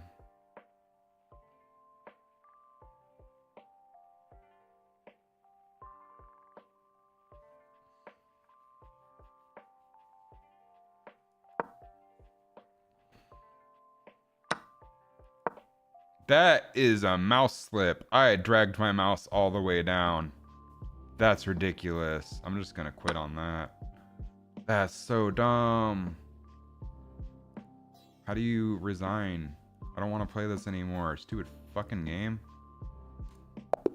That's ridiculous. I dragged my mouse all the way down. Screw you.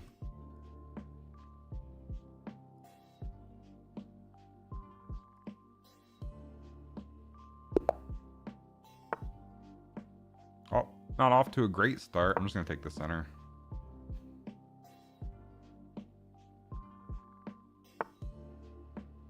Sure.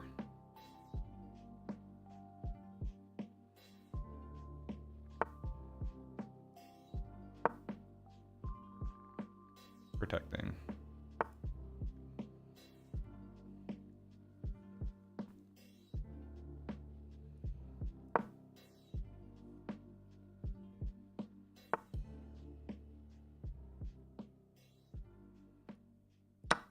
Is that not just free?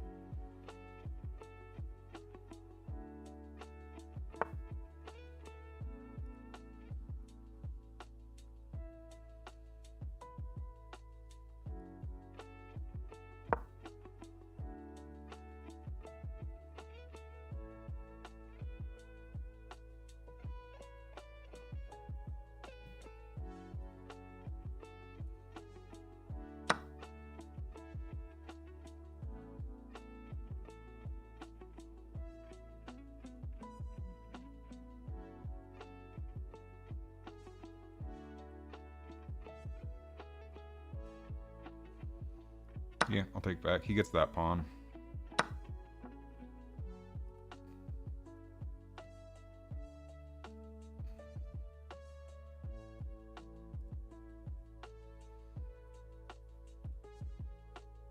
I don't have an easy way to defend this one either. But this guy hasn't moved any pieces other than his queen.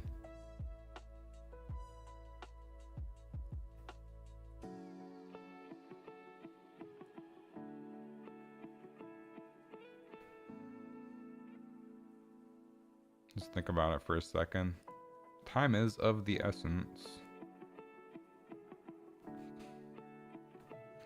If he takes that one, I get this one.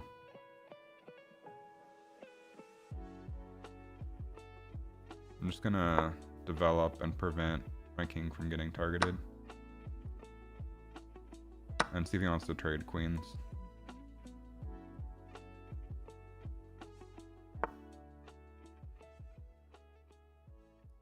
Happily, you're not developed yet.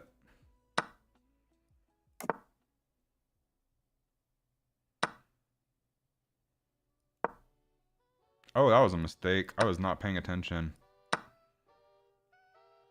I had an idea in my mind and I didn't even look at what he did.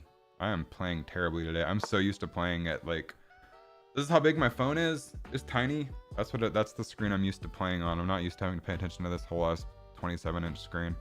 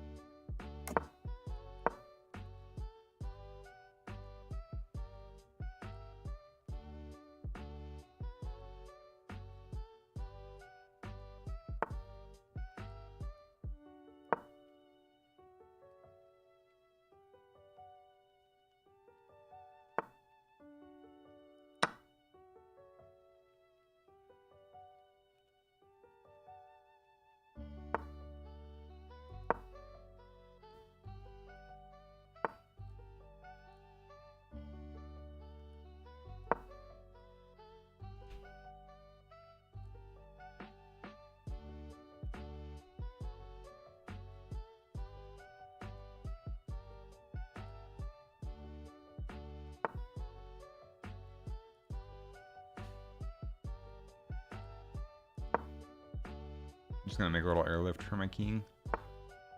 I have blundered too many pieces today. Let's see, where's he going? He has a fork on my king if he takes the bishop. Oh, we'll protect.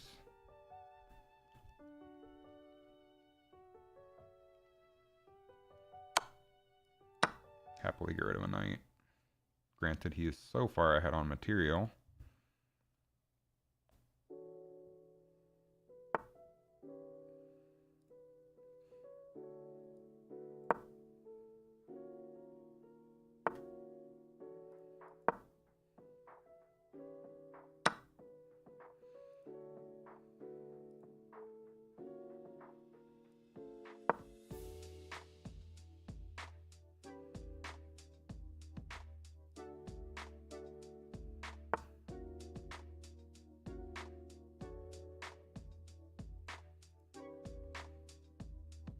Let's see, if I go here, does that unlock? No.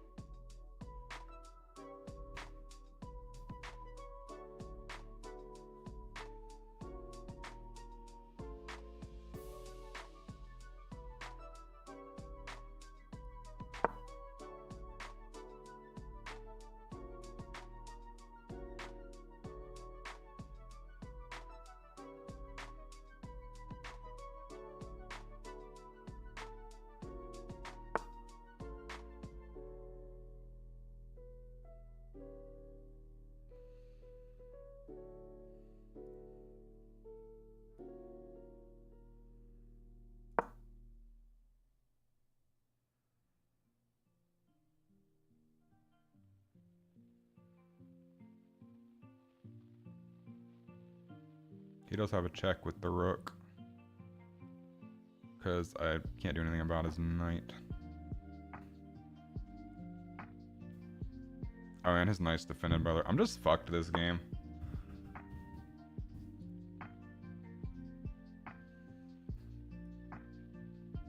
I can defend that pawn and attack the rook at the same time.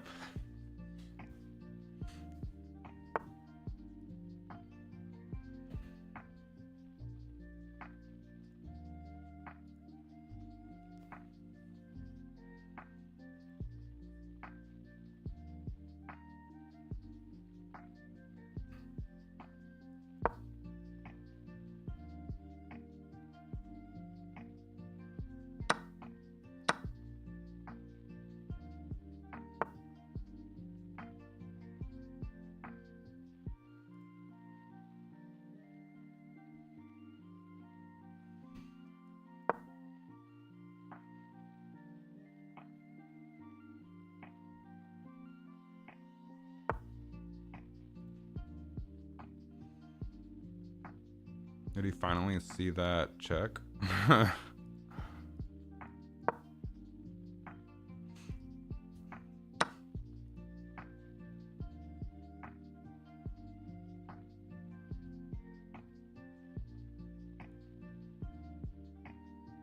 Guess not.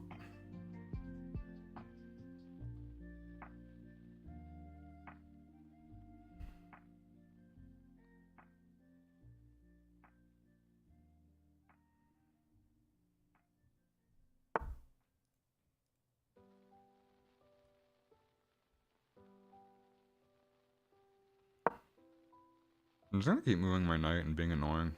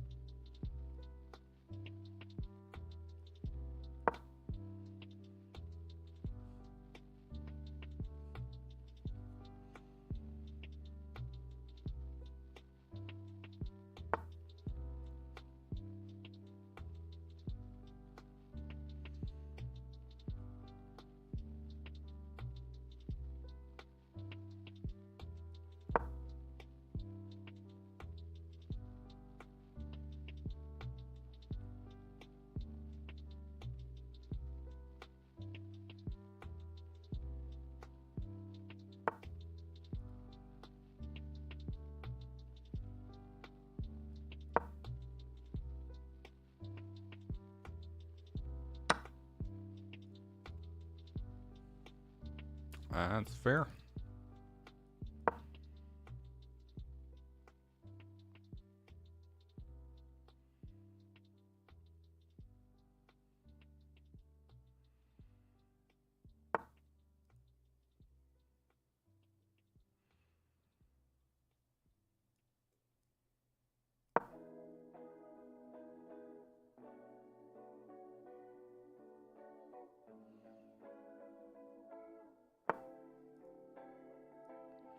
Fork. Finally.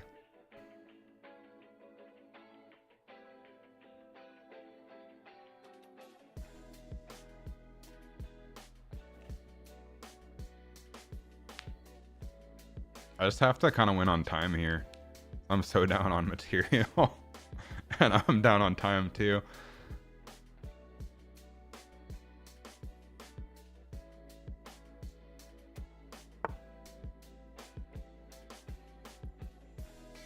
And I'm about to lose my knight as well. I'm just gonna go ahead and take. It gets that off the board at least.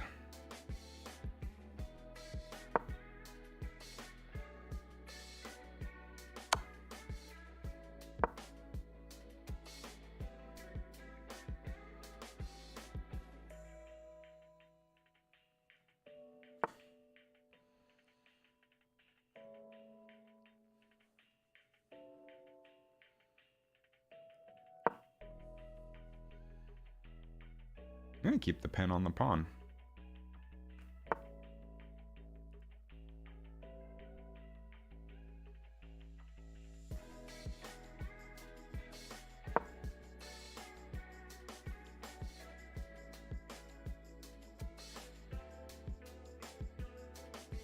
Oh, he's got a 40-second advantage on me, or 30-second advantage on me. I need to speed up here.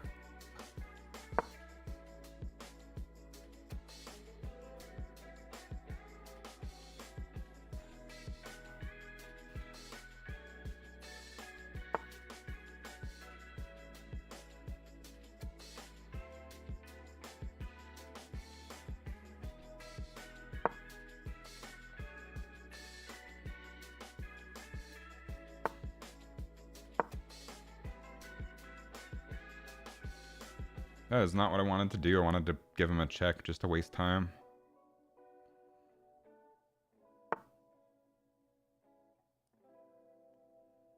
But this will work.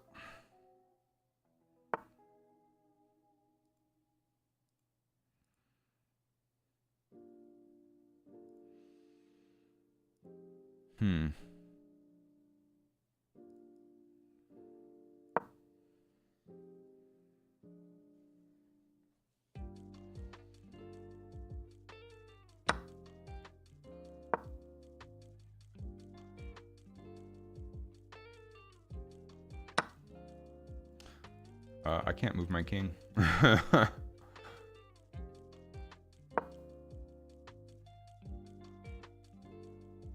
doesn't have a fork, but he can't attack the rook this turn.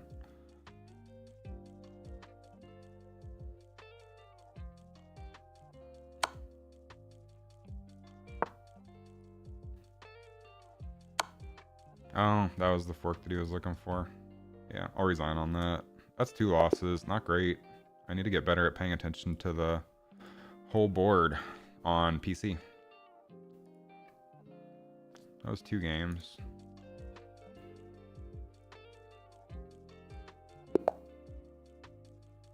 Half the time I'll make a move and then realize my mistake the second I made the move.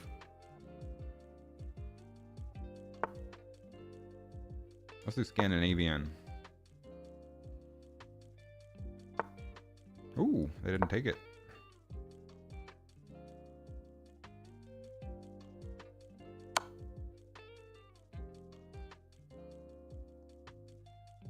Sure.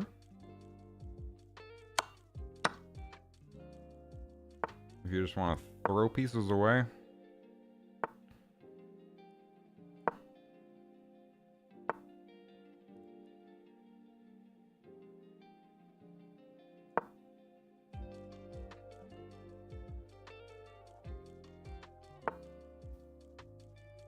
That's accomplishing nothing.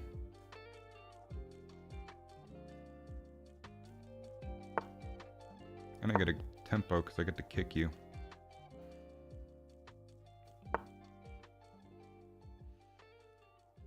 I'll happily trade a bishop for a knight.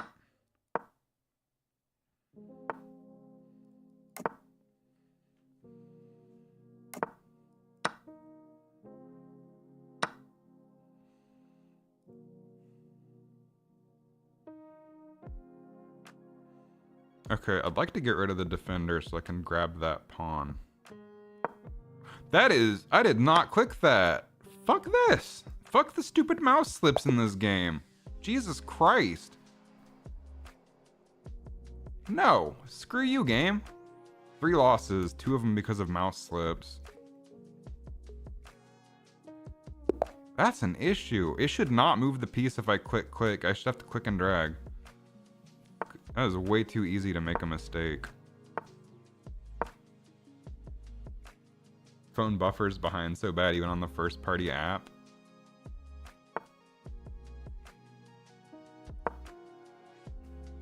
Last game I lost entirely because of a stupid fucking mouse slip. Ridiculous. I'm below 900 again because of that. But thanks, game.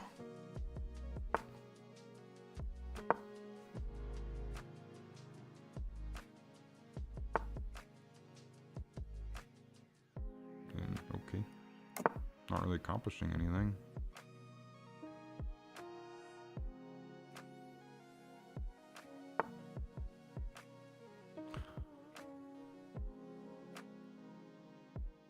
Oh, I know that makes it too easy to...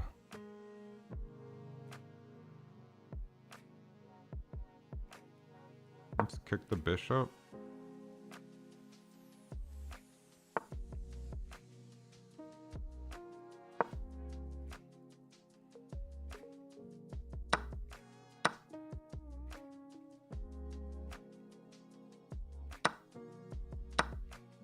Thanks for opening my B file.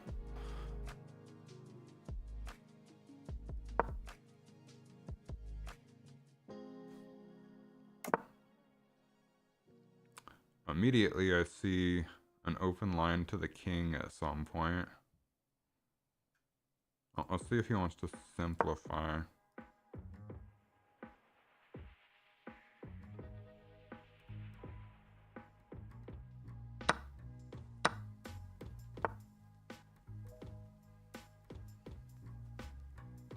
I don't have an easy way to defend that pawn.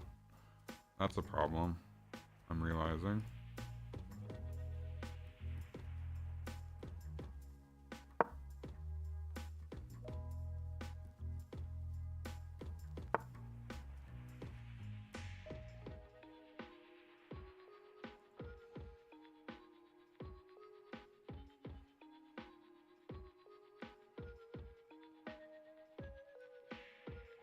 He doesn't have a white bishop.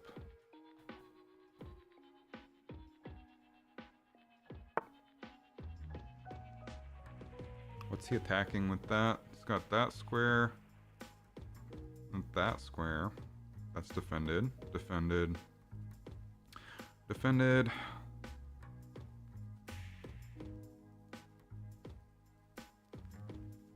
Oh, he's defending the square in front of the king. That's all he's doing.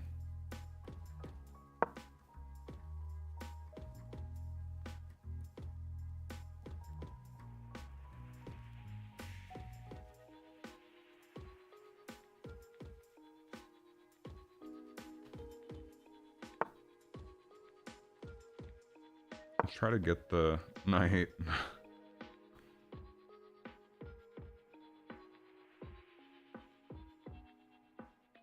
He has one move. He can move this pawn here, and that prince can take the knight and from doing any shenanigans to his king.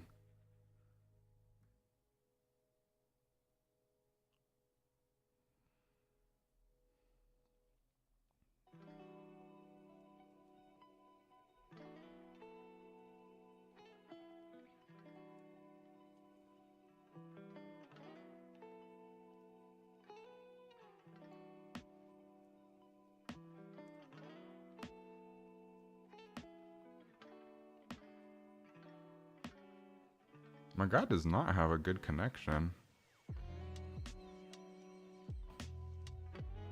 Oh, there it goes. Maybe he was clicked out looking at a cheat engine.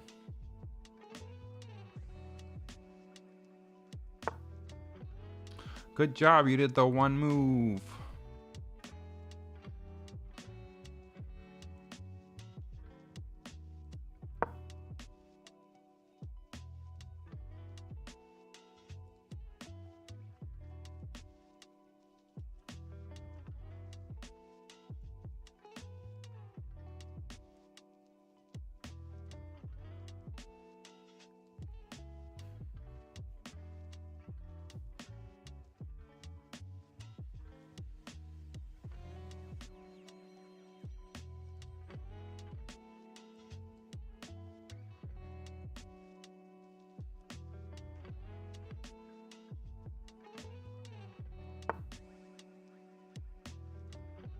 Interesting.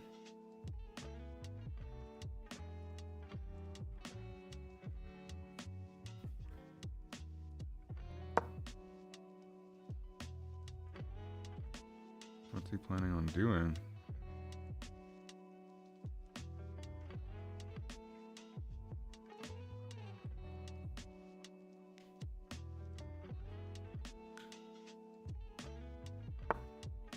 Hmm.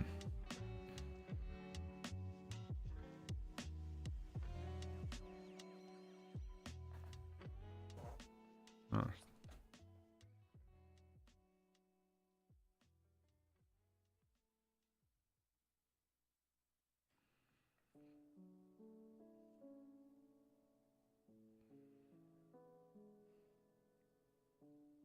Well, if I move my queen back, alternatively,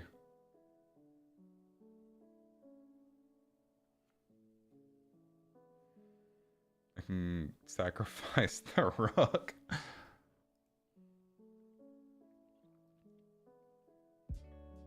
Oh, he can't attack my queen there.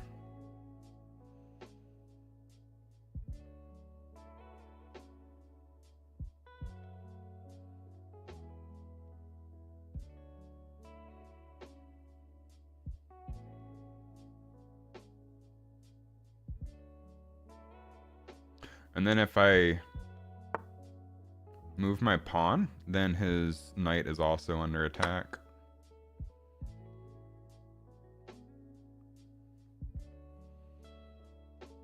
This is a double check.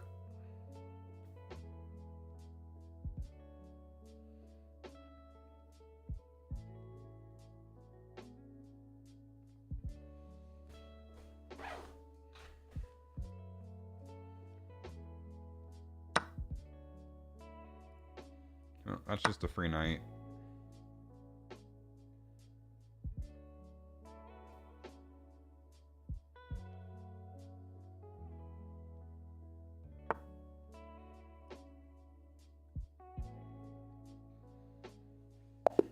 Oh, he resigned. Oh, yeah, because I was gonna... I think what he saw is take the pawn, and then his queen is pinned, and there's nothing he can do about it. Which I probably would have noticed. Let's do 2 more to get to 5 games for the day, and then I'll get back to work.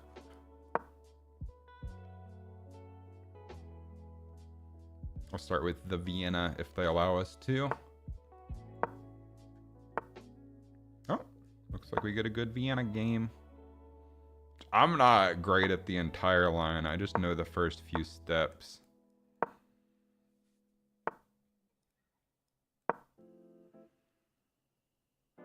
This guy is very aggressive and destroying his pawn structure. As I believe that's just a free pawn. And then where does my knight go after? That's the problem.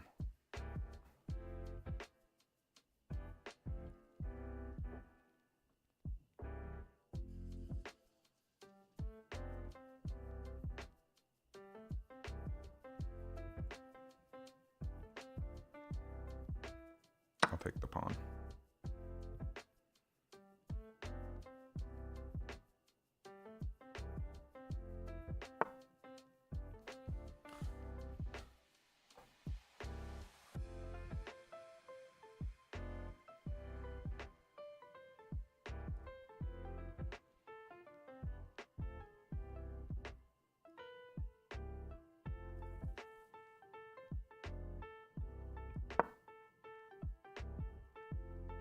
I'm gonna defend with this pawn. Ooh, I missed that. I keep blundering pieces today.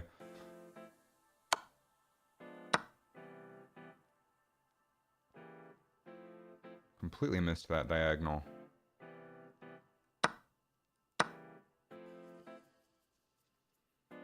Oh, we can catch up. He's only had 2 points.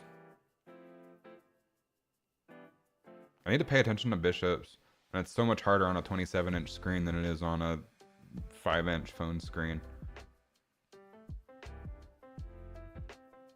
Haven't castled yet. He hasn't developed any of his pieces, and his entire that doesn't accomplish anything for you.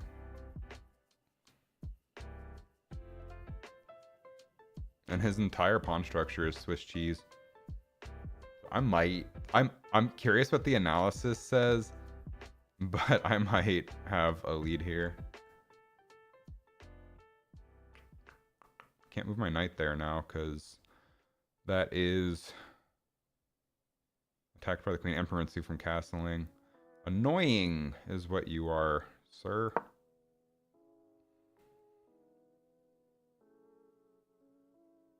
Next turn we castle.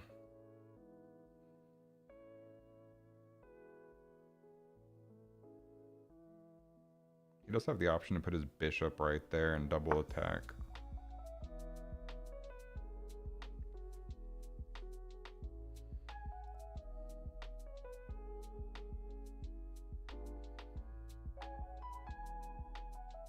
My knight. I don't like that.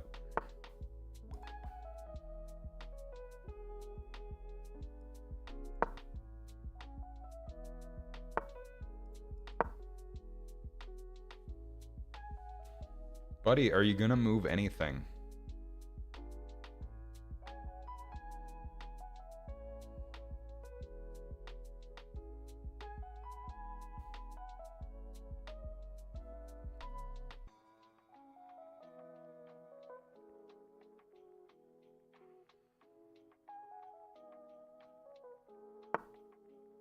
Yeah, I thought you might do that.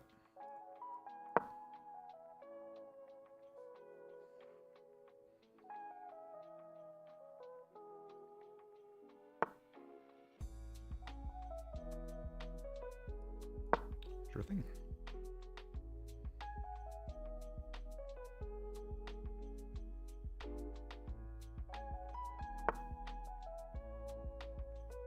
I don't know what you think you're accomplishing.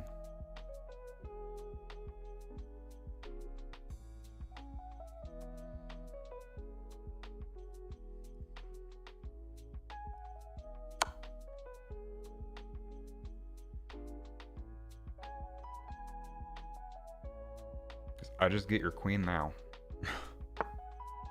Thank you.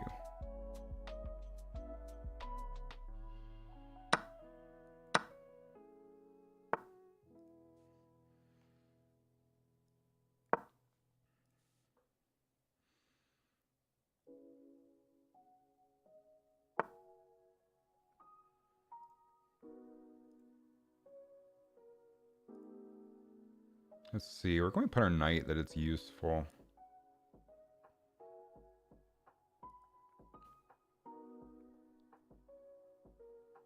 We can go ahead and pin the knight here.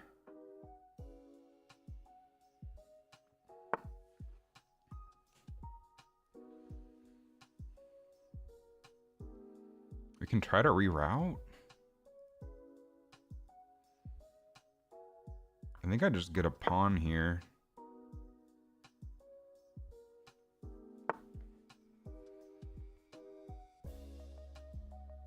Maybe not. Oh, we can go ahead and reroute our knight. He's gonna be really obnoxious with his knights. So he can go here or here.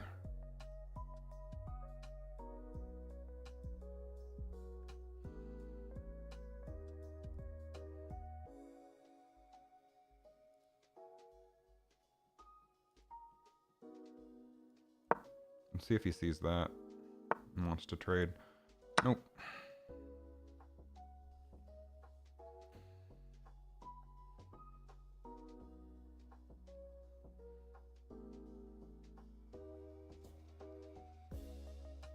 If he doesn't move his king, I just take his other rook, and it's an easy game from there.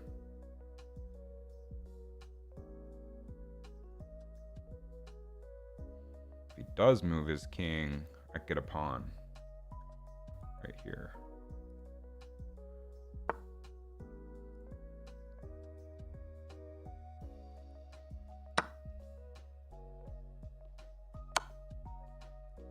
That didn't accomplish anything.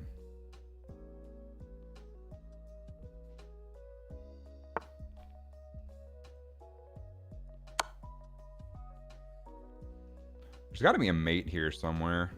I've got a rook and a queen together.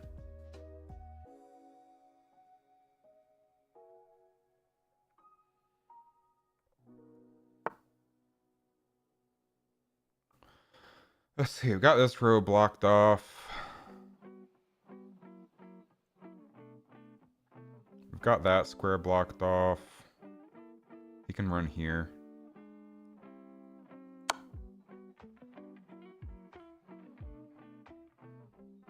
Or here.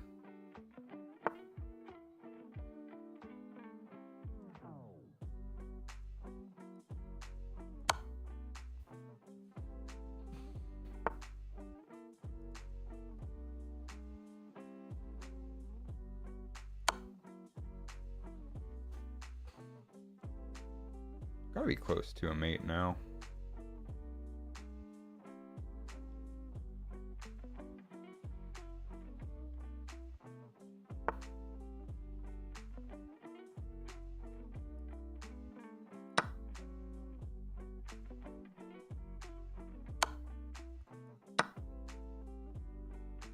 He can't move his king to put me in check.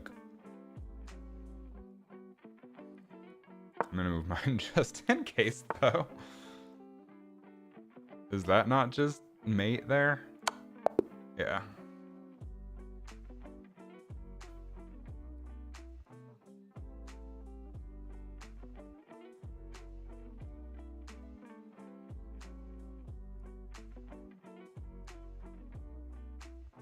Okay, this will be game 5 for the day, and then we'll get back to work.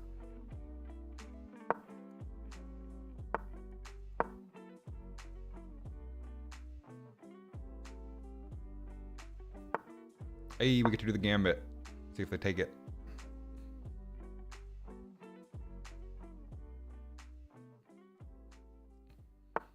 They don't.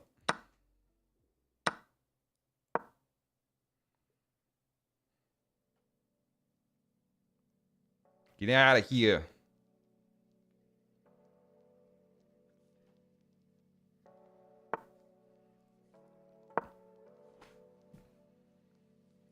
My center.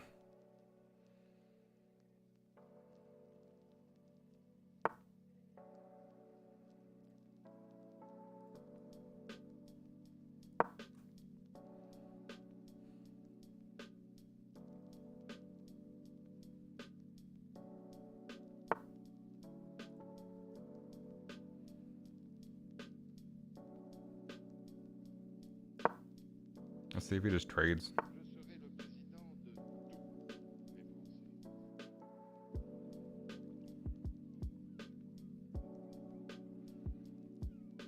Gonna put my bishop here because it's not easy to kick out. And then I can castle, and then I have a direct line to this pawn right here. Oh, he castled, never mind.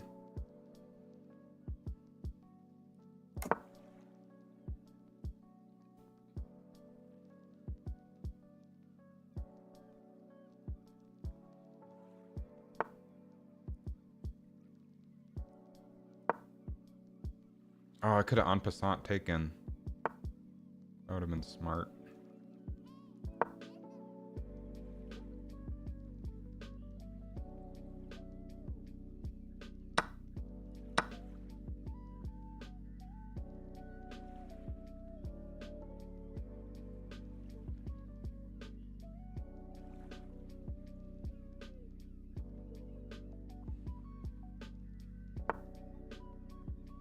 I always hate knights. Let's see. He's got there. He's got there. He's got there. That's a check. And opens up my king.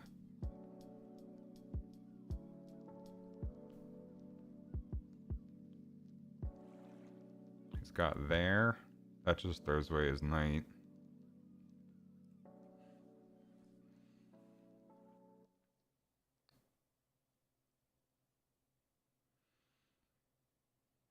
Oh, let's see what he's planning.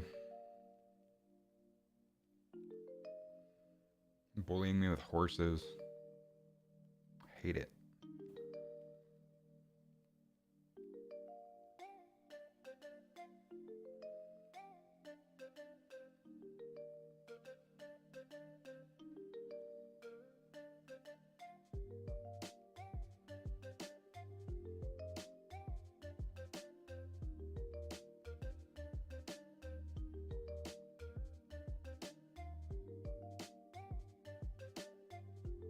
Got there, there. Those are all safe. He can't go there. He loses the knight. Can't go there.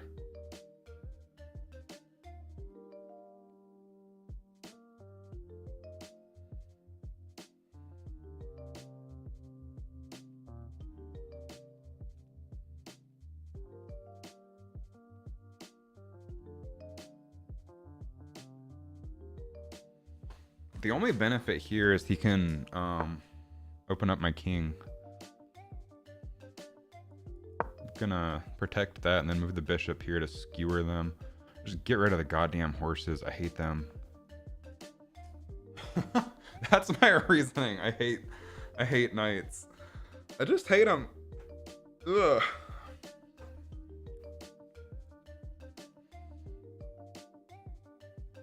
Let's see. This brings his queen out if I take it.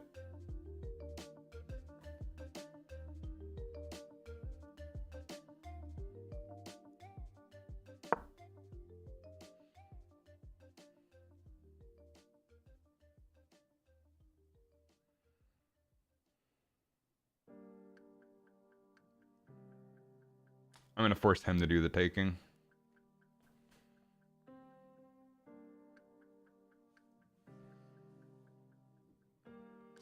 If anything, it seems like he's gonna run out of time thinking so hard.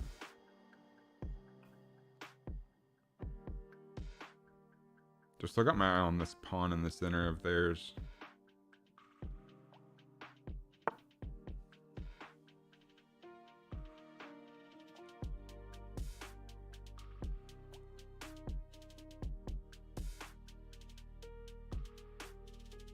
Force it.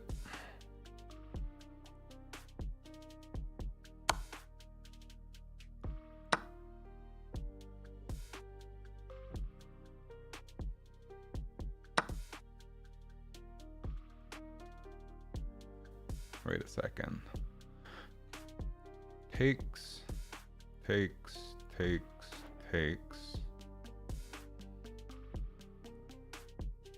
They win that one.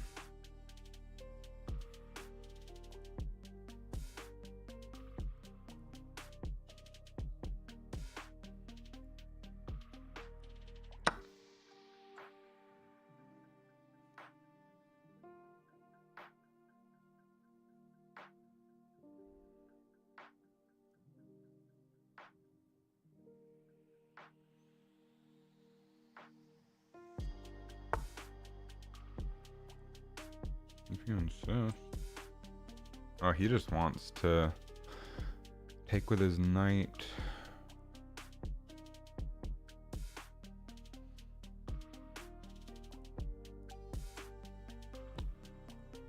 Does he have any checks? No. Takes. No, I don't have to take. I can just take.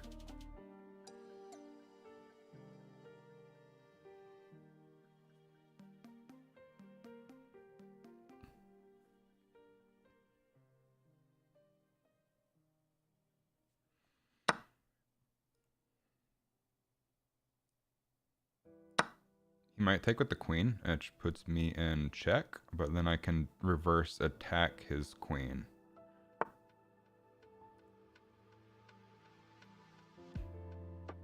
That's pretty annoying.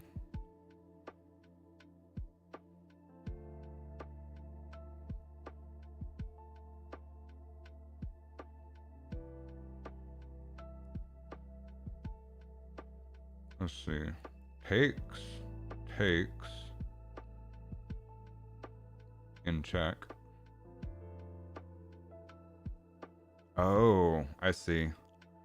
It's my rook.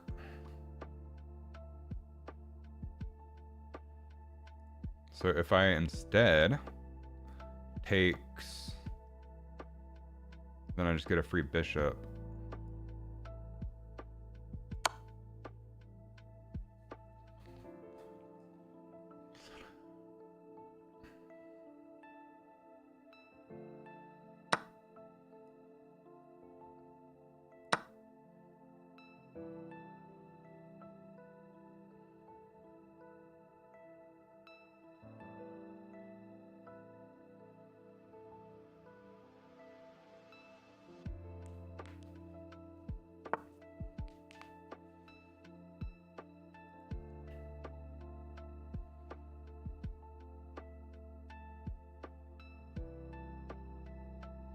I want to figure out a way to get my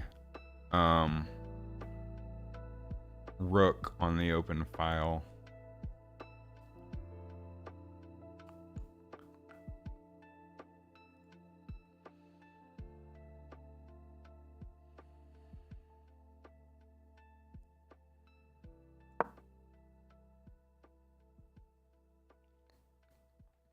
So I need to get rid of the queen.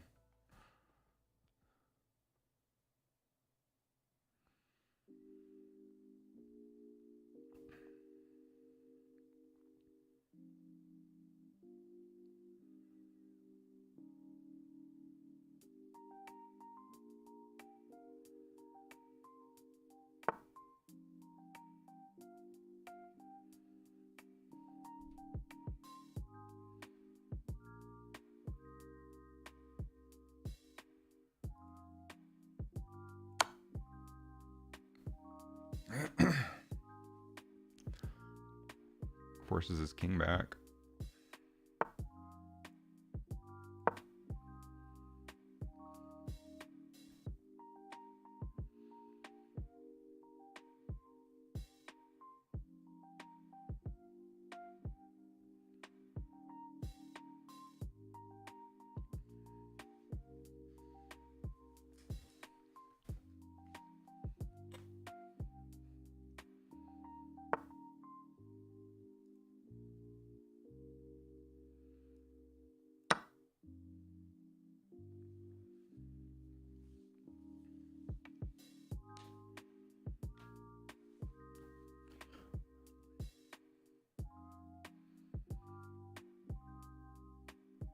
I think I can get the queen here.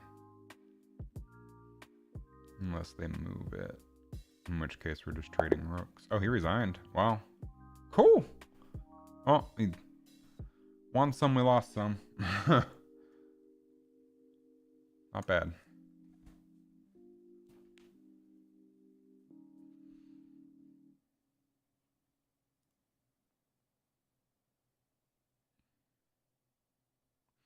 Back to work. That was fun. Fun little break.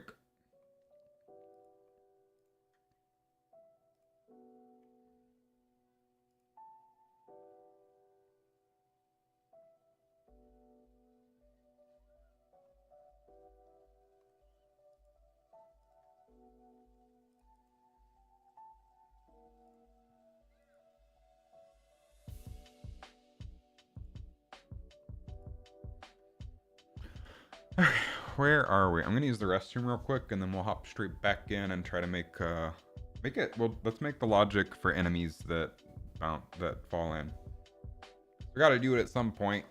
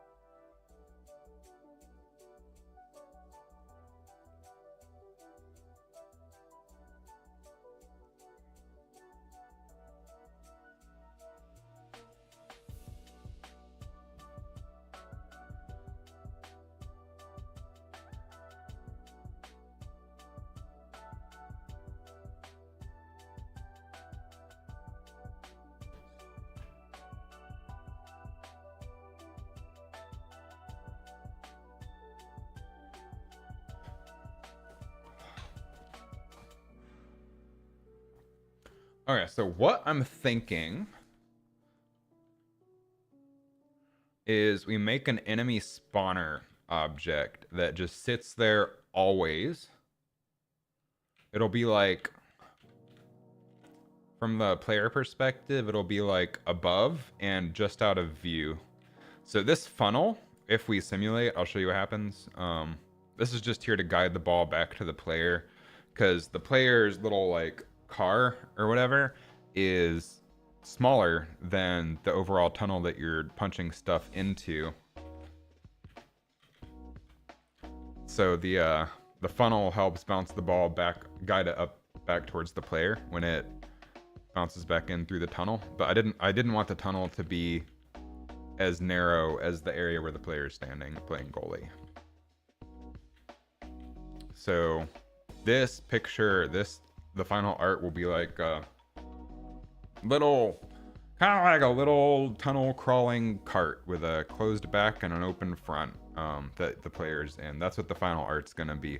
So the enemies are gonna shoot in, because I don't want to have to model like an exhaust port for every little segment. So I'm picturing like right outside of the player view above them is where the enemies can shoot in from, or to the side out of their view. And I'll add something in the art to that effect, but it could be from either left, right, or top, I think.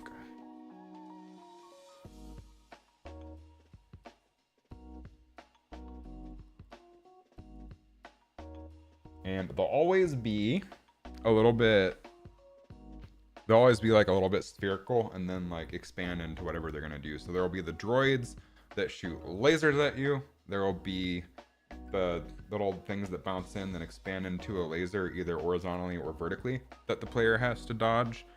And then that's all I got for now. that's two kinds of enemies. And the little droids that shoot lasers at you, you can deflect the lasers with your fist and it'll shoot back and destroy the droid, or you can destroy the droid with the bomb. But if the laser hits you, you lose health or something.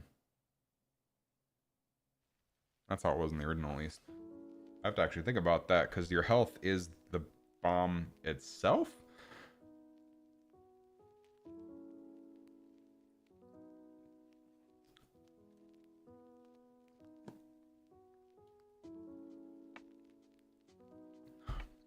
Maybe make it just a detract score or something. But first, the mechanics of it.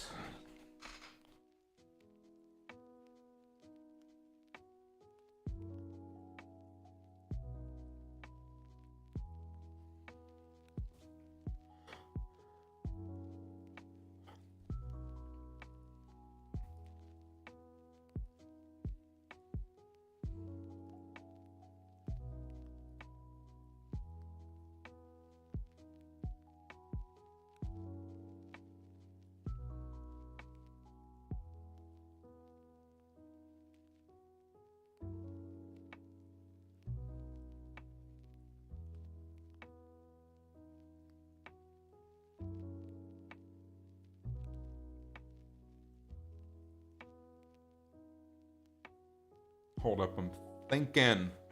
Half of game development is sitting here staring into the void and thinking about stuff. I feel.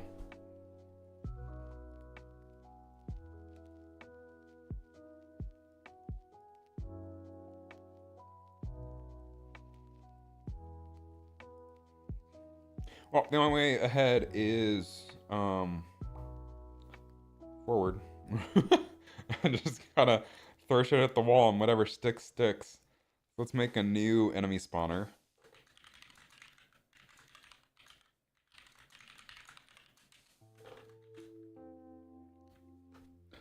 And then we need a folder for enemies.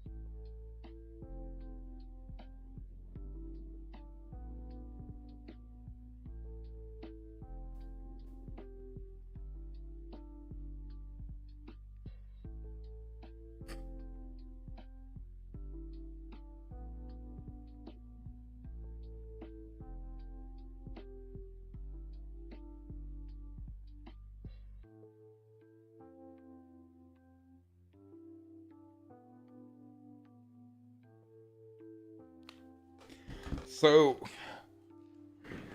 ugh.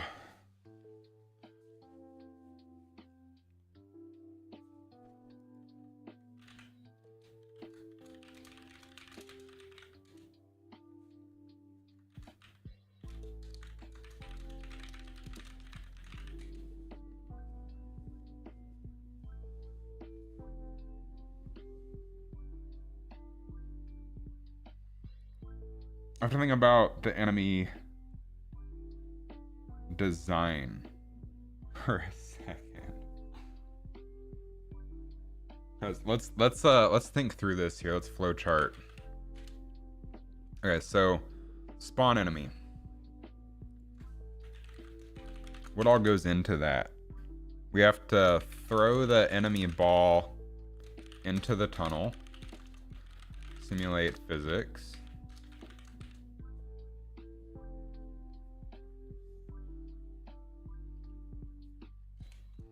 When it hits the tunnel,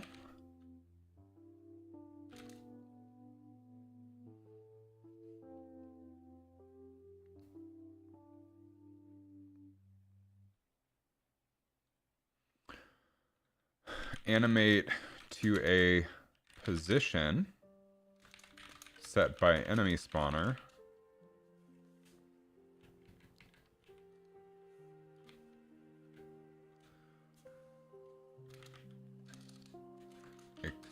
Expand out and do enemy logic. Ideas, we have laser droid. Shoots lasers at player that can be deflected by fists. Simulate with button click for 2D version. And we have deflected lasers bounce back and hit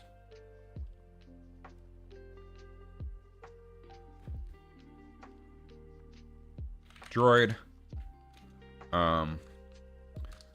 Lasers that hit player cause points loss, death, something bad. And then we have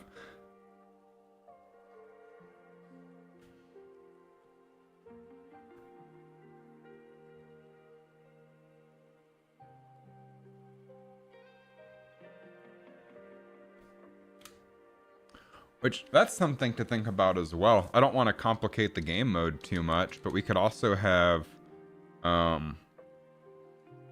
health and bombs available as separate counters.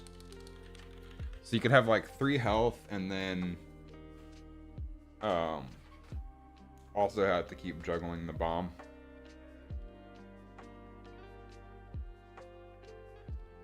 Or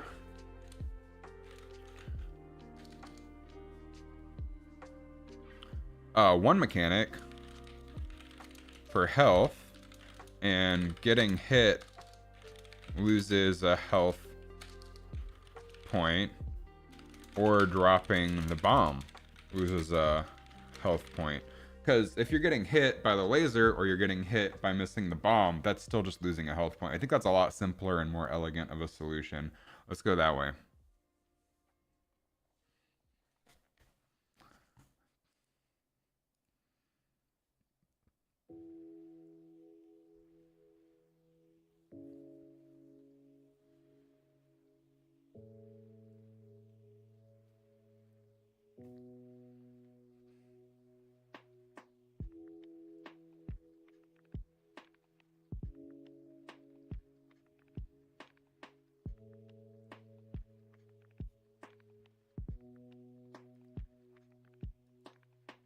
I got another power-up idea just randomly. Upgrade ideas. Bigger bomb. Easier to punch.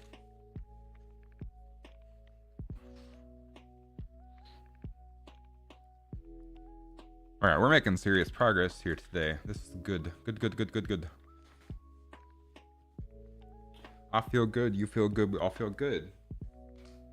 I do have to be done around 4 or 5 probably to get ready for tonight. People coming over at 7. I gotta get dressed and stuff and relax a little bit today.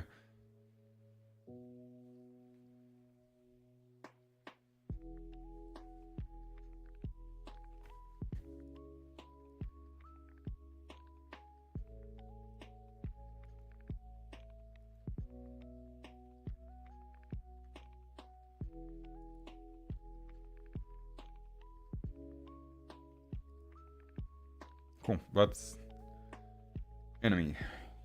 So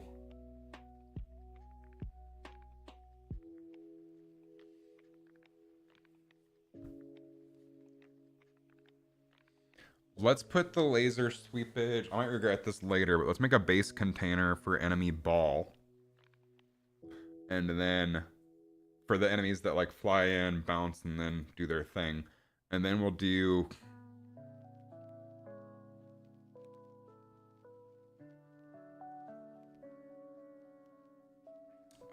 I'm just thinking practicality wise. This is gonna be hard.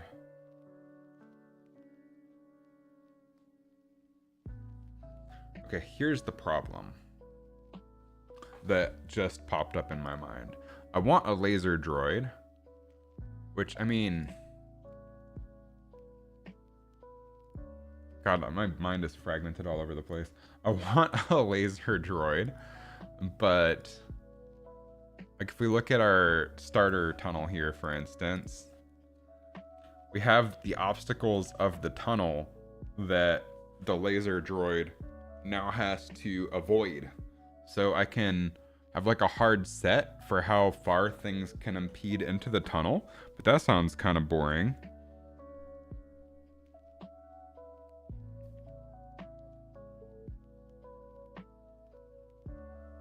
Man.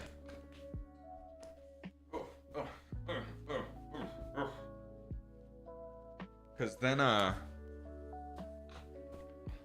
droid, we have floating bouncers and things and obstacles that are in the tunnel. How do I make the droid avoid those?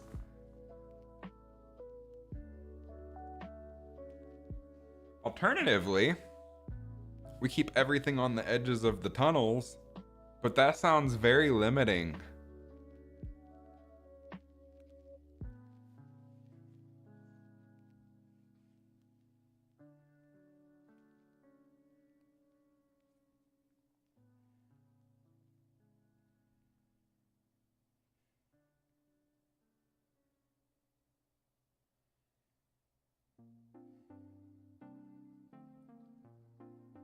So what we could have, let's write down some ideas.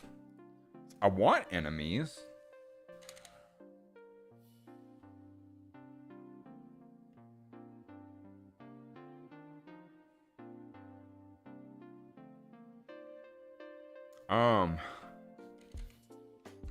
How to avoid obstacles for enemies.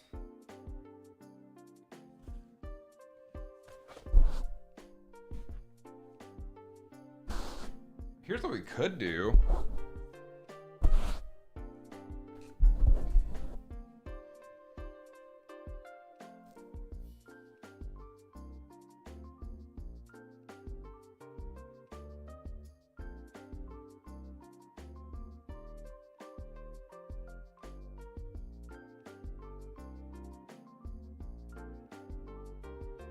I think the enemies are always going to have to appear in the tunnel segment closest to us. That's just going to be a limiting factor here because we have like the things floating in the way and stuff. So if we put a droid that shoots lasers in you in the segment behind, we don't know what the segment in front is doing unless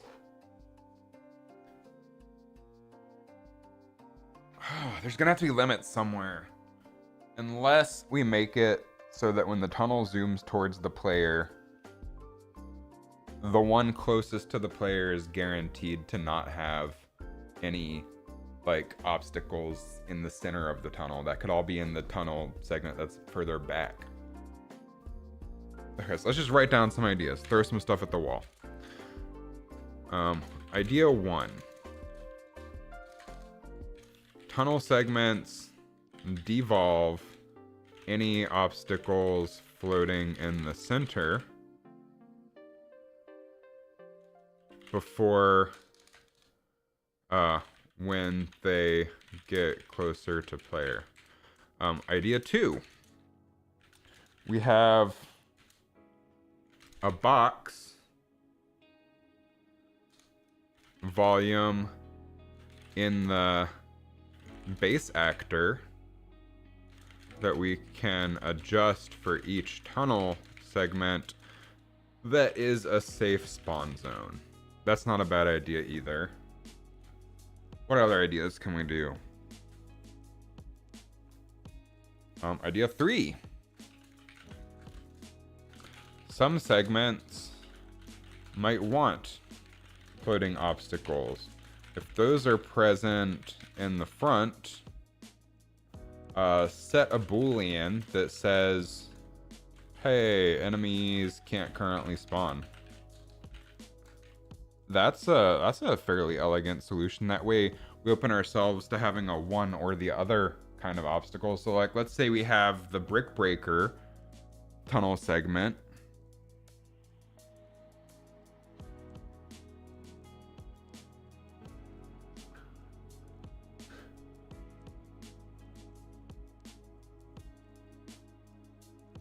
Let's say we have the brick breaker tunnel segment. If there's a giant wall of bricks in the way, we can't necessarily have enemies spawn there unless the bricks are far in the back.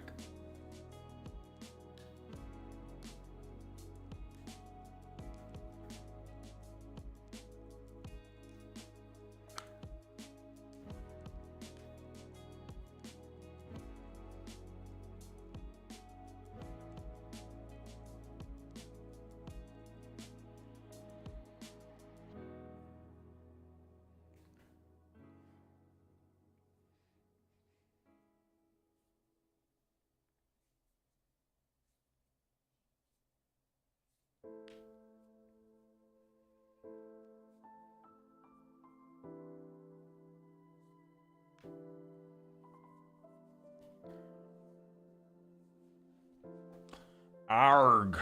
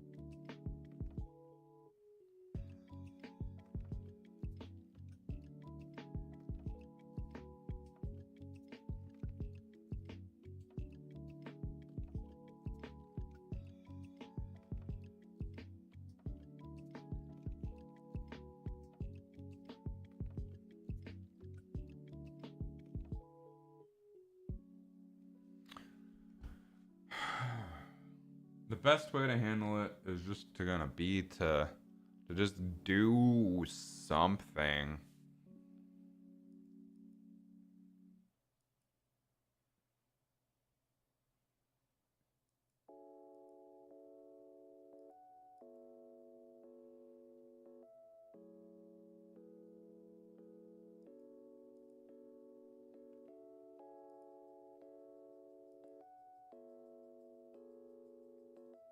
So I think we need to get rid of the central bumper on the first tunnel.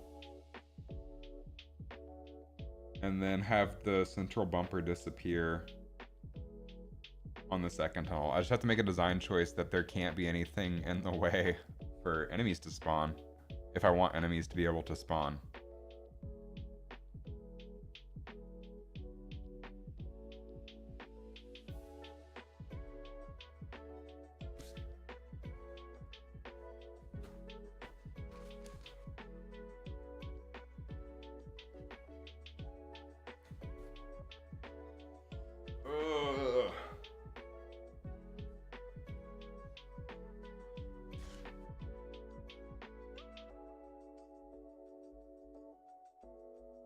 And design-wise, I'll probably just want to keep stuff closer to the edges.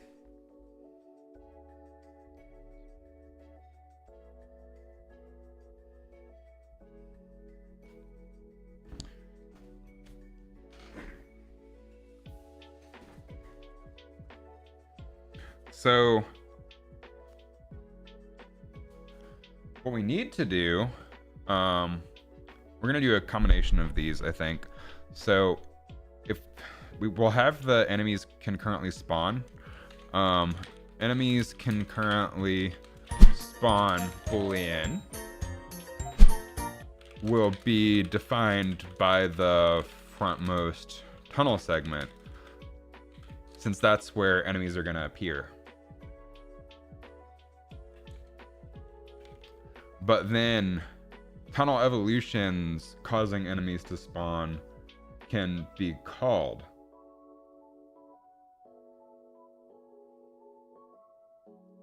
How deep into this project are you? Had some piqued curiosity on MetaQuest dev. So the game is already available on the Quest store. I'm working on a brand new mode for it that's on a new map. So this is the game right here. Hey you, yeah, you. Do you like to punch things, but you don't want to serve the time? Then I have a game for you. Punch Bomb is a VR action arcade game where you punch things, built from the ground up for those who like a challenge. That's me thinking I look a whole lot more badass than I actually do. Anyway, prove you're better than all of your friends on the global leaderboards across 3 punchable game modes. Show you have what it takes to survive in classic mode as you punch bombs, dodge lasers, and rack the time. So anyway, it's a game where you punch things. It's a very simple arcade game. It's only $6. But I'm just working on adding to it because it's fun to add things. So this mode, the main modes, you're in this map where it's like a 360-degree arena and bombs spawn around you and you have to punch them away before they blow up. That's the basis of it. You also want to combo and hit targets and stuff and dodge lasers. But by playing the game, you unlock different unique cosmetic fists. The mode that I'm currently working on is like you know the game you play when you're a kid where you try to keep the balloon off the ground? It's kind of like that, but it's front facing. And I picture like the elevator pitch is kind of like pinball in a randomly chosen tunnel. So the goal is to hit this is also gonna be in VR. I just have it set up where you can play in 2D so I can develop it faster. But the goal is to hit locks to open the next door to get to the next room. This mode is still very early in development. It's basically just started. I just have like the really basic gameplay loop, no scoring, no enemy design or anything yet. Only one kind of tunnel segment. But that's the general pitch, is kind of like a infinite procedurally generated tunnel pinball. And then every time you unlock targets, it'll evolve the different tunnel slices as well. And this will be a whole lot harder in the VR headset because you have to actually punch the ball. Here in the 2D testing mode, I can just sort of click where I want it to go. But practically, it'll be a whole lot more difficult for the player when it's done.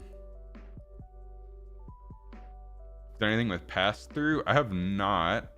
My friend has. My friend owns a studio called Theory Studios, and they just released a trailer for their new thing.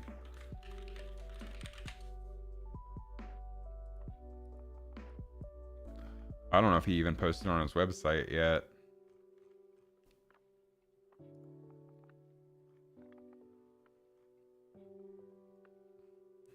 Oh, he also did this one, which was passed through, but it needs a player base, I think. It's like a little mini fighting game that's passed through. Yeah, I think pass through stuff is really cool. I have no idea how to do AR, especially in Unreal Engine. I feel like Unity gets features for MetaQuest stuff a whole lot faster than Unreal does, and that just adds like a whole extra element of difficulty to designing things. I kind of stuck with the general standard VR game. Anyway, let's get back to this. So right now I'm working on, as you're playing the game, whenever you hit targets, the tunnel either evolves or it does something generally. One of the options for things that can happen are enemies appear. So like they'll fly out in front of the player, they might shoot lasers at you, they might turn into a laser that you have to dodge, all while you still have to keep juggling the ball. So that's what we're working on right now, is the enemy design. And all of this is temporary art just to get mechanics working. There will be real art in the long run. But let's make a new folder for enemies. We'll make a new parent enemy class. So this will be an actor, and we'll say GT enemy base VP.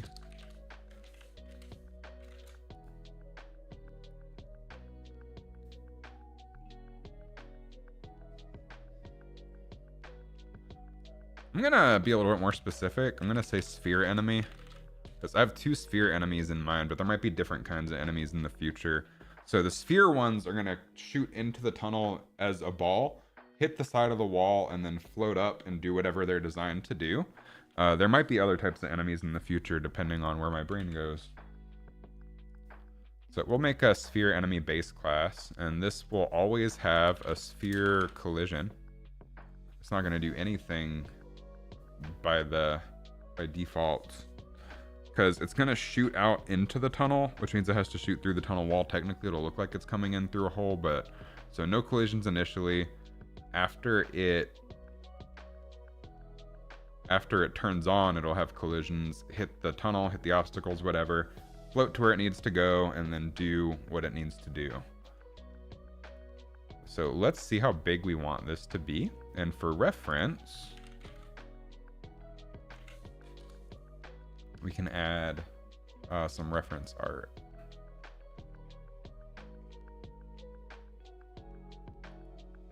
From our other mode, let's grab our probe, sphere enemy.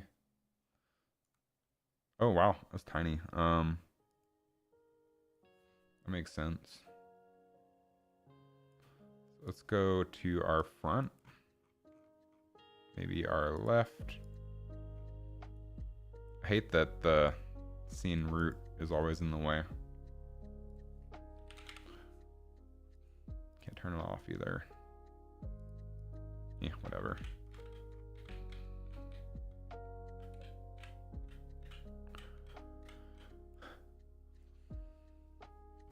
Which I'll need to make probably a new laser art eventually for this that comes in as a sphere and expands. But we can use the old art for now.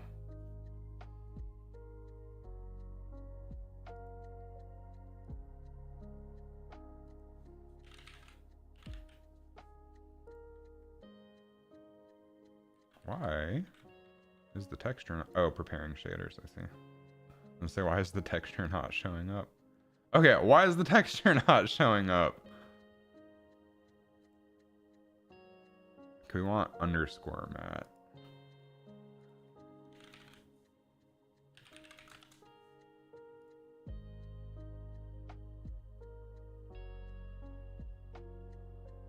Why is the texture not showing up?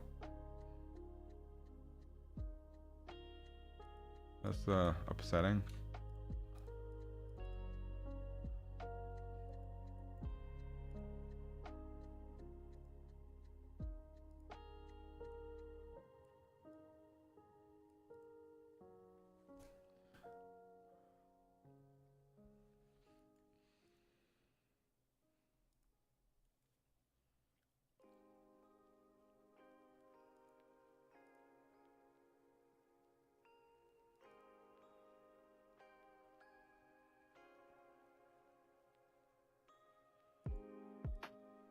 Are my textures missing?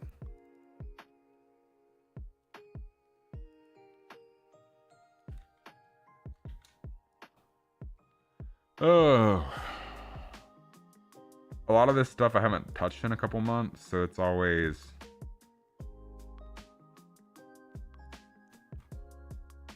somewhat annoying to refigure out where things are.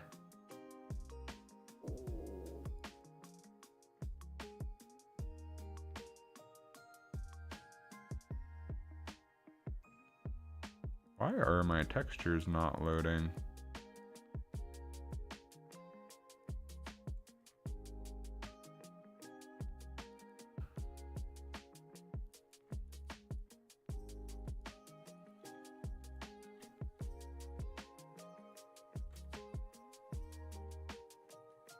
I'm gonna reopen, see if my textures come back.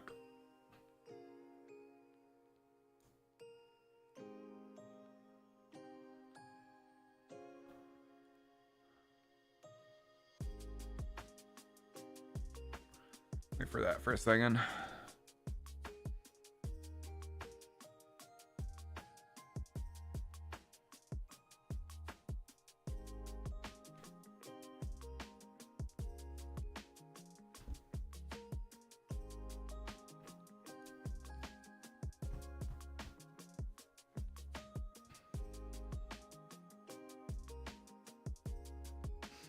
Probably has to do with when I switched over to Vulkan.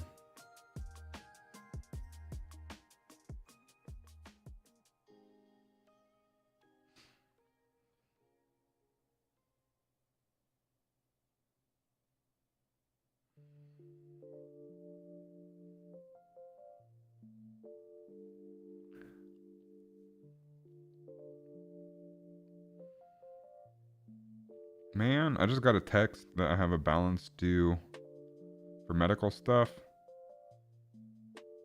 I don't know why I still have stuff to pay when I already hit my max out of pocket. I swear, medical in the US is a fucking joke.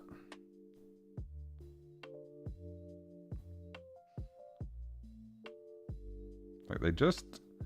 You have a doctor's appointment, 3 months later, they're like, oh, no, you owe more. And you just keep getting bills, and they never stop. I don't even know what this one's for.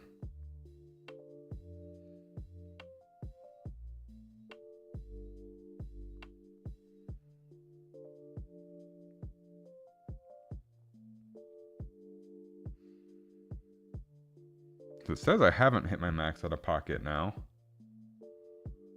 when I definitely have. Ugh. It's only 29 bucks that they want, but still, it's annoying to just continuously be build and build and build and build and build. It's very frustrating.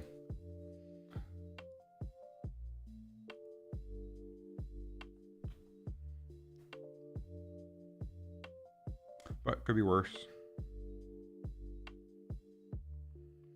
And this is also for the least comfortable thing I've probably ever done outside of having open heart surgery.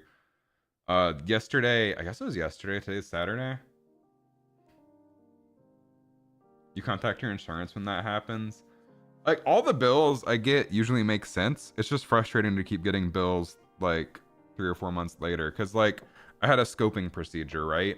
So I get billed by the doctor. I get billed by the people doing the lab work on the samples that they took. I get billed by the anesthesiologist. I get billed by the person for interpreting the lab work that the people that did the lab work did. It's like you just get nickel and dimed for everything. Why can't they just give you one bill? And yesterday, the procedure I had was on esophageal manometry. They take a big plastic tube with gold and copper sensors in it and put it up through your nose all the way down to your stomach. You're awake for this because you have to swallow. So then you're not allowed to swallow for 20 seconds after they get it into you. While it calibrates. That took like 5 different tries because my body just kept reflexively swallowing. Like I literally couldn't help it. And then they make you take 10 sips of salt water and swallow each one at certain time intervals so that their little sensor thing can measure it. But man, that was uncomfortable.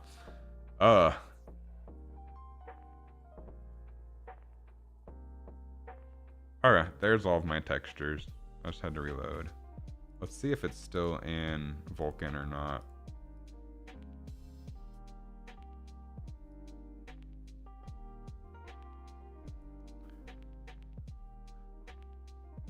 Okay, we are still in Vulkan. I just had to refresh. Pretty standard Thursday, sounds like. That was very uncomfortable. I told the lady doing the procedure, I said, "You were lovely, but I hope I never have to do this ever again in my life." She probably gets that a lot though. As they're sticking it down through your nose all the way into your esophagus into your stomach, like you gag. You can't not gag at that. And it feels like you're gonna throw up, but you have to fast for a few hours beforehand so you don't throw up. But, ugh. Okay. We got our textures back, I believe. Let's double check.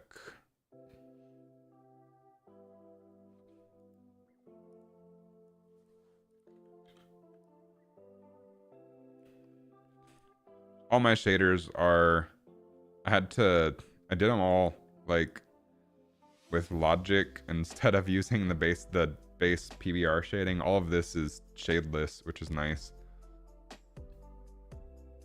for performance. I was pretty proud of that. Anyway, now let's get back to work on our thing before we got sidetracked figuring out where our textures went.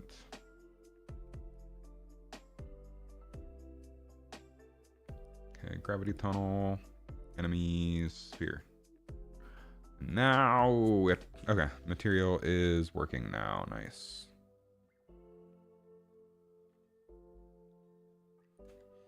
So I believe this is probably a pretty good size for spherical enemies. So let's make the base sphere a bit smaller. And we can always adjust this on a per enemy basis. Doesn't really matter. And by default, we want to ignore everything, but we do want to enable collision. And we do want to enable hit events. Because then after it, and we do want to simulate physics. Because after it flies in, like right after it gets past the little tunnel area, we're gonna have it turn physics on, or turn collision on for world dynamic and stuff, just so it'll bounce off the tunnel. So on end overlap, we want to overlap everything, I believe, actually. So on end overlap,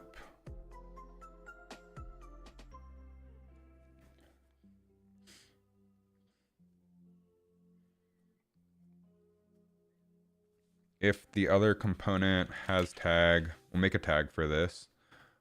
We'll say enemy launcher.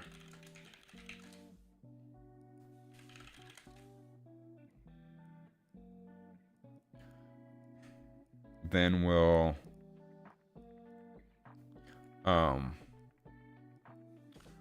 set collision response to channel.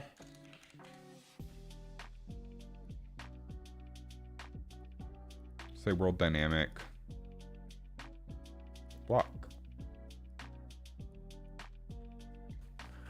So now I need to build the enemy launcher.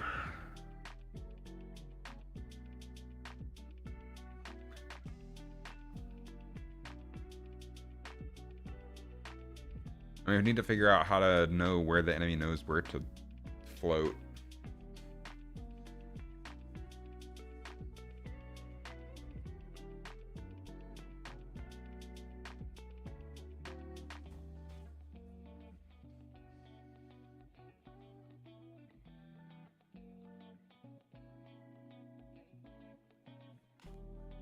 Lots of things to figure out. This is why I get so distracted so easily, is you have like a million things in the back of your mind that you need to figure out that all have to piece together perfectly, and you just, again, don't know where to start. Anyway, let's write down what the tag is. So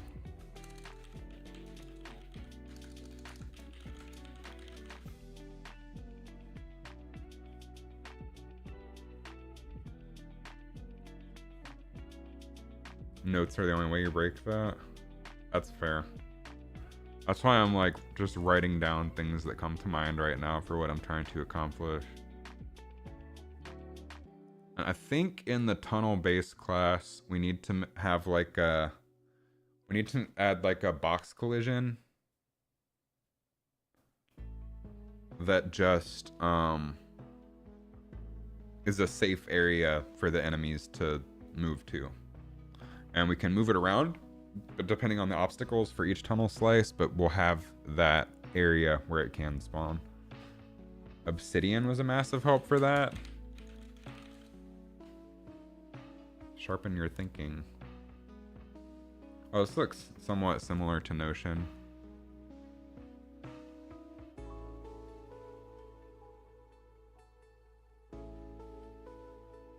I use Notion for most of my stuff. If I need to very quickly jot something down that I'm just thinking of at the tip of the moment row, I shove it into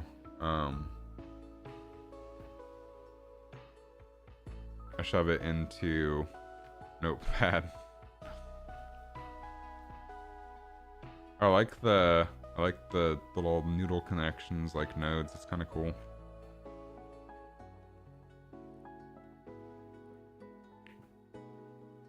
$4 per month, that's not bad. Oh, free without limits. Cool. I like I use Notion a lot. Oh, that was my live stream link. Okay, so on the YouTube app, because I stream on YouTube as well simultaneously with Twitch. Actually, YouTube is my preferred streaming platform because that's the channel I'm trying to monetize. But I share it on my Instagram story when I go live, and because so in the YouTube app, it doesn't let you see your scheduled streams for some reason. I could not find it to save my life, my scheduled stream. So I had to grab the share link from my live streaming panel on my PC, put it into Notion, copy it from Notion to my Instagram story. You just think with GitHub for free since it's all marked down. That's cool.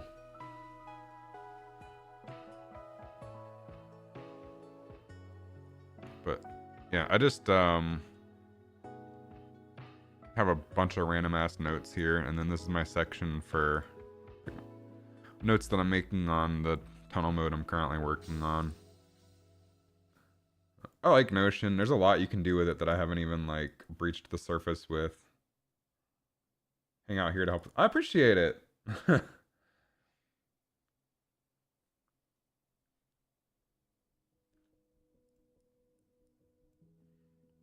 I'm trying to I need to figure out how to get enough view hours on my videos to monetize the YouTube channel, because I was originally just doing shorts.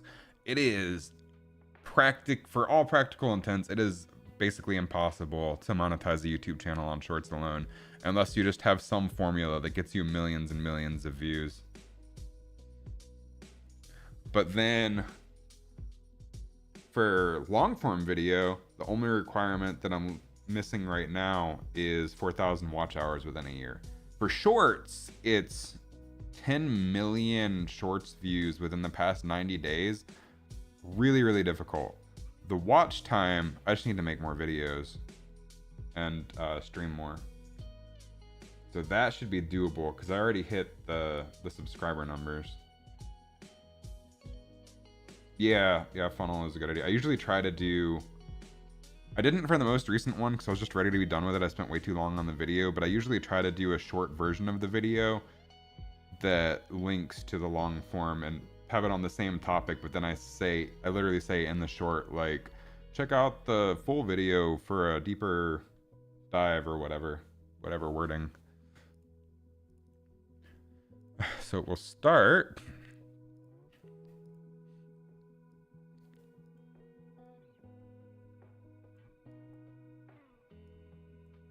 So we have this logic on all sphere type enemies.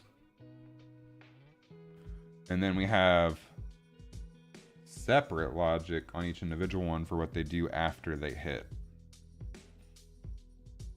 Regardless, we can get rid of our laser beam probe here, and now we can make some child classes.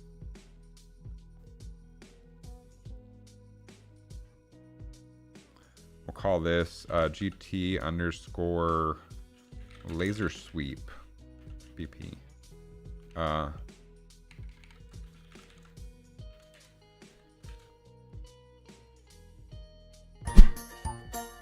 I appreciate the subscription on YouTube.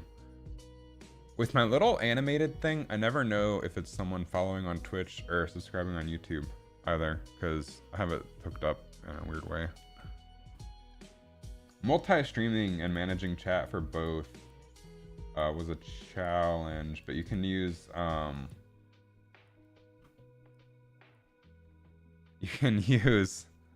Restream chat. That was so late.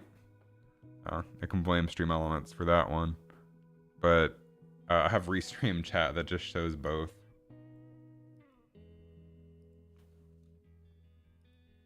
And then it usually, the Restream bot on both YouTube and Twitch posts the messages on either, which is pretty cool if someone has a tool for that and it doesn't cost anything to use. Focus. Let's add our probe. Oh, we just want a static mesh, or that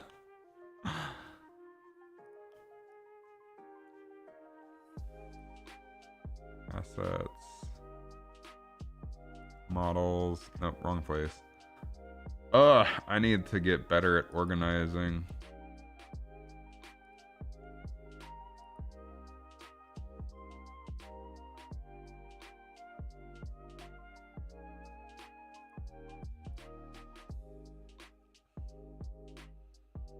Not my strongest suit. Here we go. Ooh la la.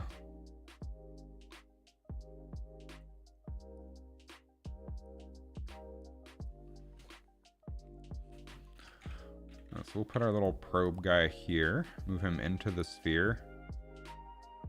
And like I said, we're gonna need to do new art for this that makes it one sphere that goes together and separates out, but for test purposes, this will be totally fine.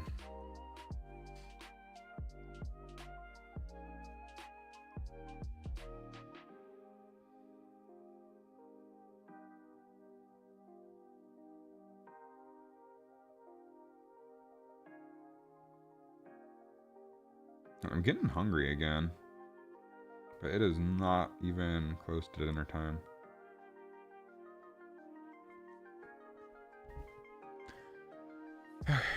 So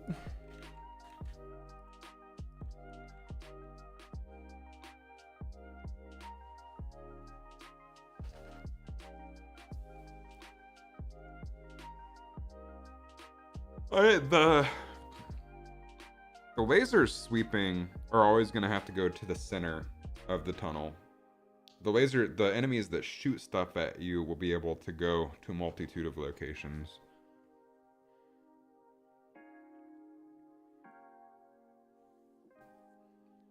So I think we just put this dead center, 00150, and then have it do its stuff. Let's test it.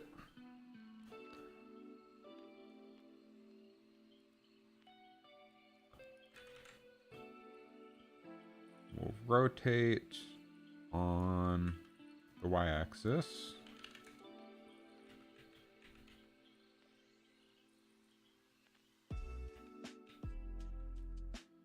And then, bam. So that's gonna look terrible for the time being, and that's okay. This is just for functionality.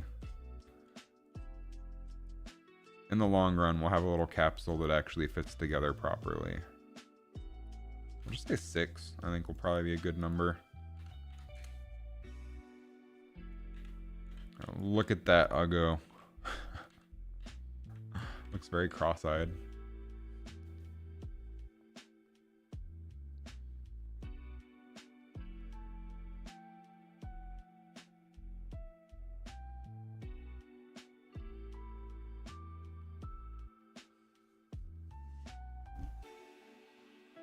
These shouldn't even have collision attached to them anyway. Oh, but they're gonna need it. Do they have collision on the model? Did I do that? Did I have the foresight for that?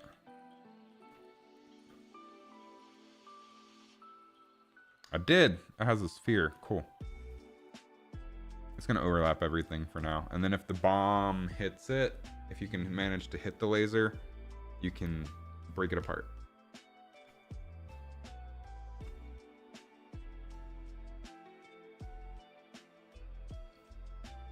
Steve Buscemi from Mr. Deeds looks good to me.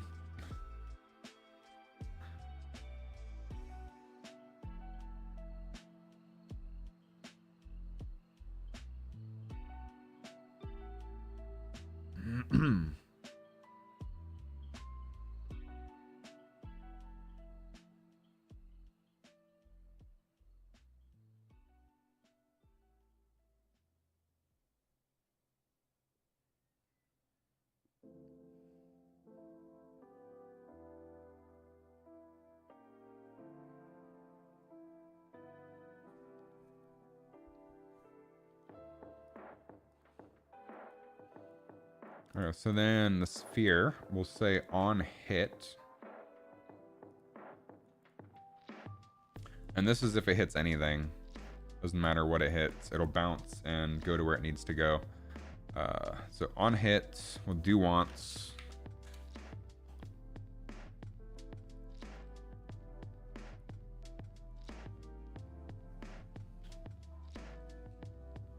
We'll make a new timeline.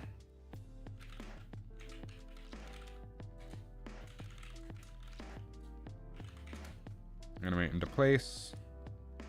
Let's give this one, I don't know, like 2 seconds. I can always change it. Another trick you can do is just set it to 1 second no matter what. And then change the play rate by dividing by how many seconds you want it to take.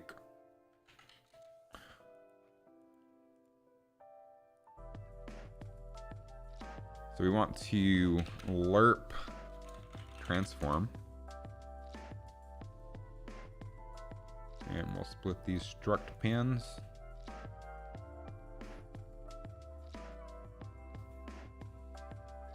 So let's go ahead and make a variable for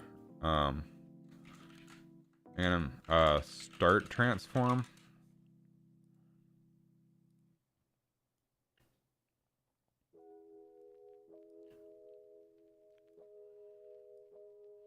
Then we'll say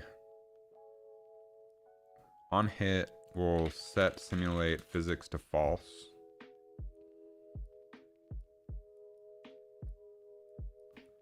Then we'll set the start transform. Ooh.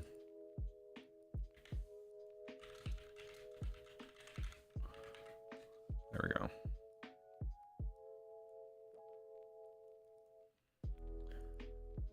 We can recombine this struct pen, and we can say the start is just going to be the start transform. Then we'll play our animate into place timeline. You largely abstract away a lot of the VR specific complexity, or are there a lot of deliberate spatial considerations you have to do differently compared to just a standard camera game? I'm in a weird position where I have never made, I wouldn't say never, but I guess never. Like, my first game was the Steam version of this, which there's a long story there as to why that is never going to be done.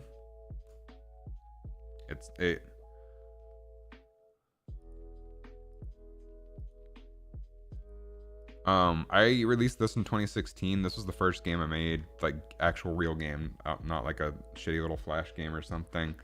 And I was introduced to VR at SIGGRAPH through the PlayStation VR, surprisingly. Then when the first consumer Vive came out, I bought that and got to work developing this in 2014, 2015, I guess. Released it in early access with plans to add more stuff to it. But in 2018, as I was still working on this, I went through an open heart surgery of all weird things. I had to have my aortic heart valve replaced. And then after 12 weeks of recovery and then a couple of years of depression and dragging my feet, all of the APIs and everything had changed so much in the VR landscape that my software was so behind. I was still on an ancient version of Unreal. It'd be really impractical to update that. So I just scrapped it and restarted specifically with the Quest in mind, which allowed me to do a lot of optimizations and do things better from the get-go without having to go back and clean this up. And then also, this was the first game I made. So all of the models and everything, all of the shaders and everything, not optimized at all. So being able to go back and kind of just restart from scratch and do everything in a more correct manner was kind of a lifesaver for actually being able to finish the project. So I made the Quest version of the classic mode of this game, released it not in early access with no promises to add on to it, because the whole early access thing is a nightmare for many reasons for me personally. So restarted, released it, and now I'm just adding to it for fun. It sold like maybe 10 copies. This version sold a lot more than the Quest version because there was basically no VR content at the time. But this still, by all measures, did not sell a lot. Notice how there's only 25 reviews. So I would say financial failure, critical success. And then the Quest version probably only sold like 10 copies so far, maybe somewhere between 10 and 20. But I figure I'm just gonna keep adding to it for now until I'm satisfied and have had my fun. And then eventually people will just be like, that's too much content to pass up for $6. That's my philosophy. So, where was I going with that anyway? Yeah, so, I remember the tangent we were on. First game. So I haven't really developed a game not in VR. I haven't done like a traditional camera system or character setup. So I kind of only know VR development. I've even done a couple game jams in VR. See if I can find the trailer for one of those. This one was for a horror VR game When.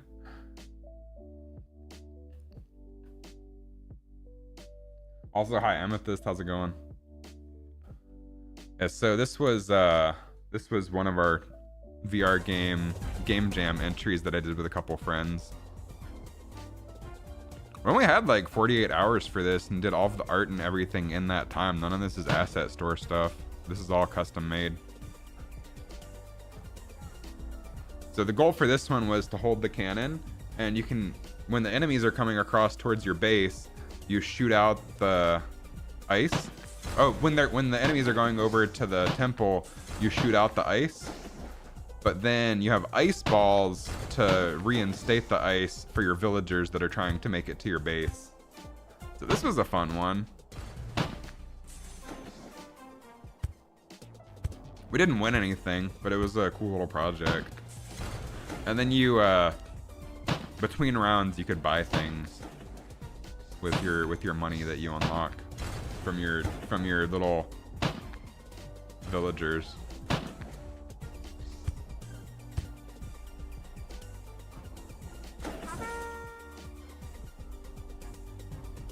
I appreciate that.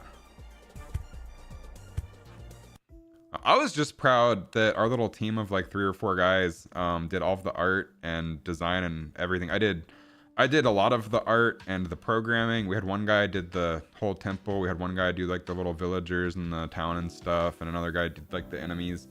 It was a fun little team project. And then the other one, let me see if I can find it on my channel specifically, because I did not finish this game, this game's development. My friends that I was working with took the concept, basically completely changed it, and made it into a fully released game. But the original concept was that there are these little blob guys, and you use them to, they are your ammo in your gun to fight the enemies.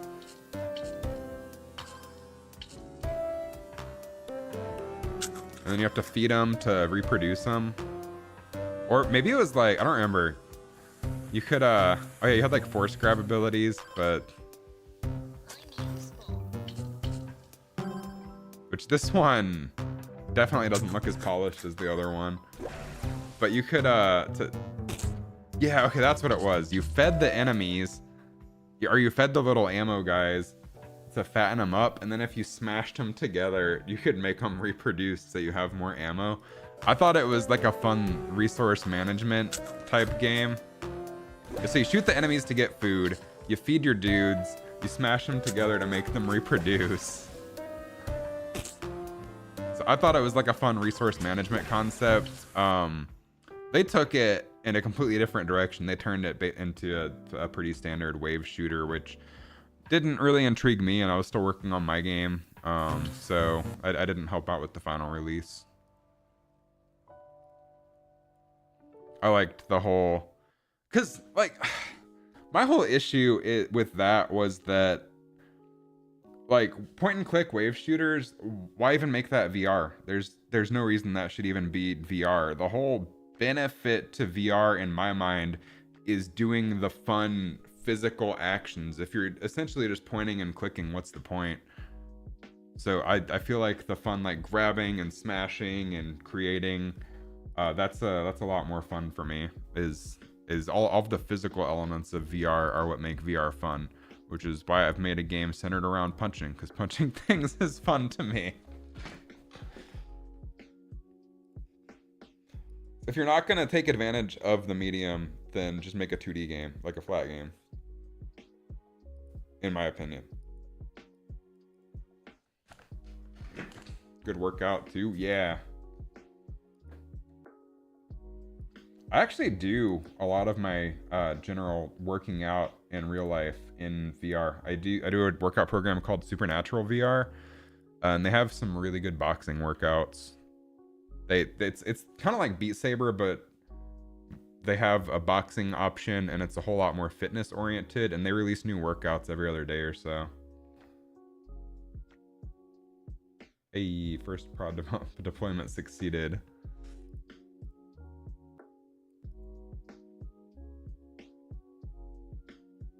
Setting up keys and losing sanity. What are you working on? So we simulate physics, then we animate into place. We want to start at the start transform and then go to 0, 0, 150. No, that's not, that's rotation. 0, 0, 150.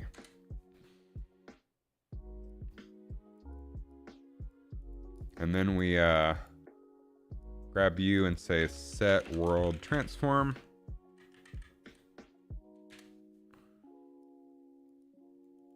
Plug our lerp in. Long story short, VR is kind of the only thing I'm familiar with. Planning SaaS. What's sprint planning? What's SaaS? I don't know the lingo.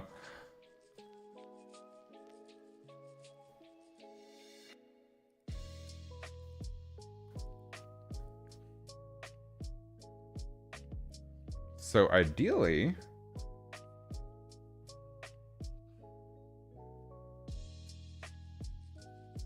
this should technically work as long as we have a software as a service subscription based. Oh, cool. Cool. I've got like maybe half an hour more working today. I'll come back and maybe stream more tomorrow, depending on how I'm feeling. Later tonight, we're going out with some friends. There are some holiday themed pop-up bars near us. I gotta go. My girlfriend wants to vacuum, so I gotta go bring her the vacuum. I'll be right back.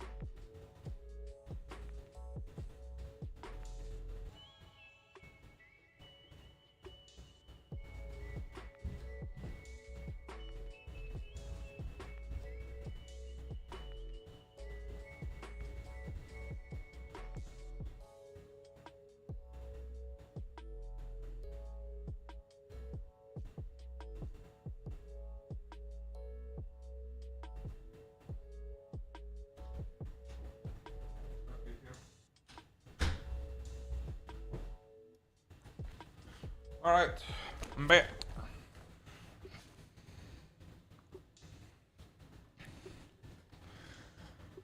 Whew.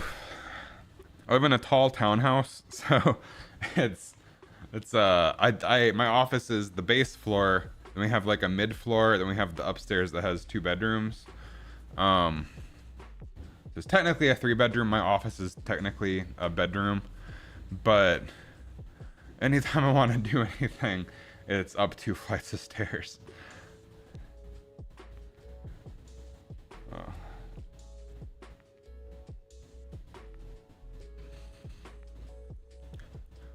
So let's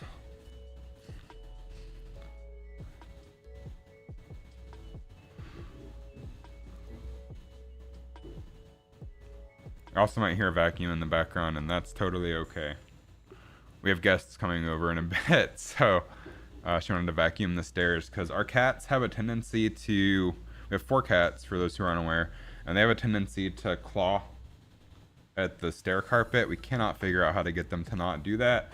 So there's always little bits of carpet all over the place.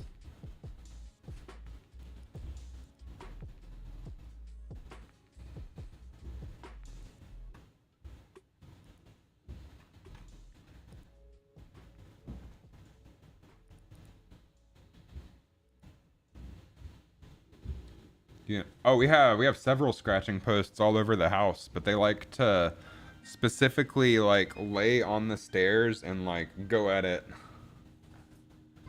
Having hardwood floors help with the cat destruction. Yeah. There's a lot of carpet in this house, unfortunately.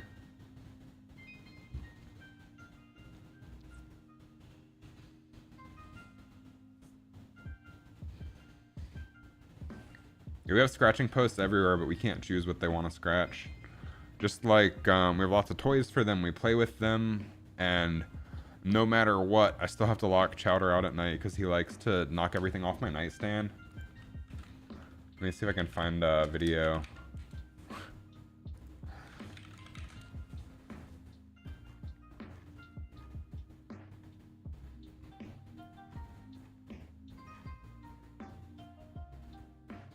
I deal with this every single night without fail. Let me get rid of the info so y'all can't see my address or anything.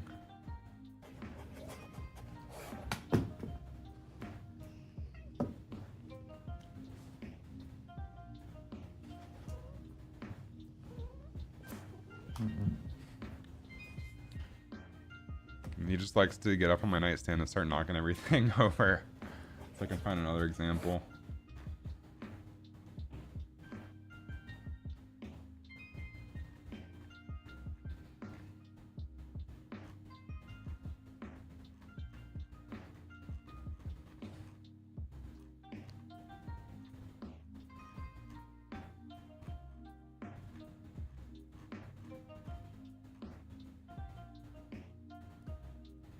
Yeah, I used to have an example. Is this it? Nah.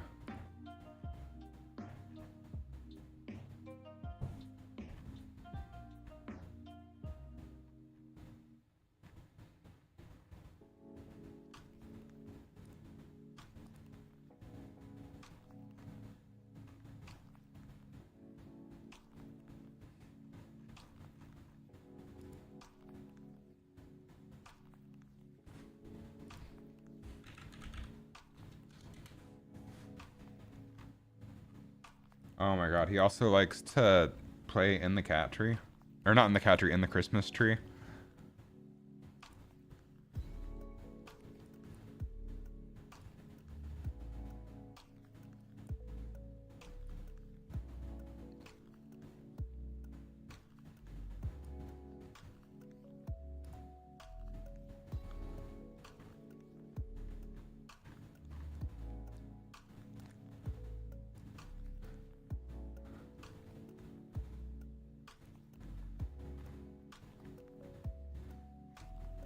I'm looking for a specific clip where he knocks my water or my drink over and runs off. It's every single night, no matter what. We play with him, etc. No matter what, he wants attention at night and he comes over and starts knocking shit off my nightstand. Oh, Sabrina likes to sleep on the stove. Cats, man.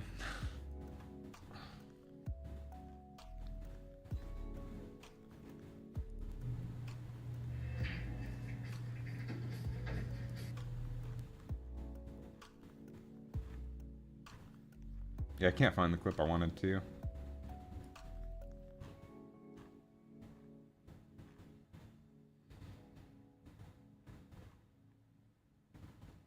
Oh, here it is, maybe.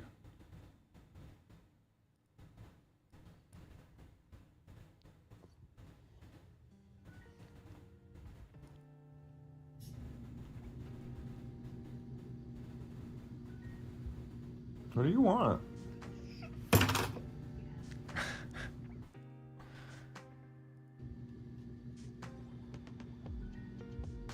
What do you want?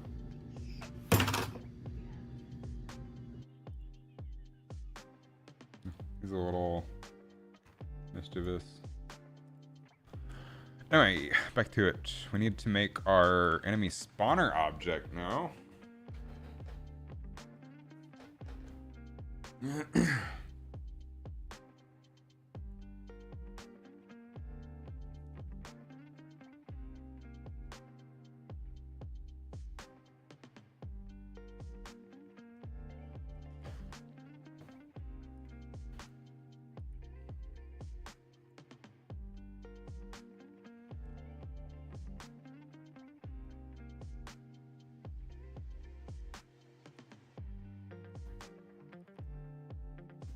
Okay, enemy spawner.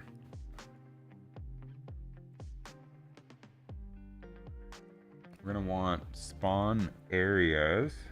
Let's do top, left, right for now.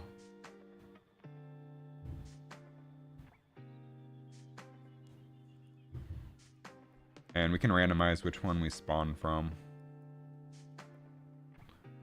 And we need to keep an eye on, so I'm going to drag this out into the world, and we'll just always have the enemy spawner available.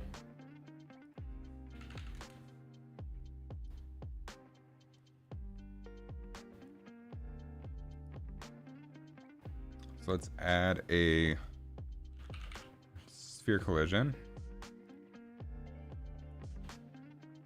And I guess you can just move this on the x-axis.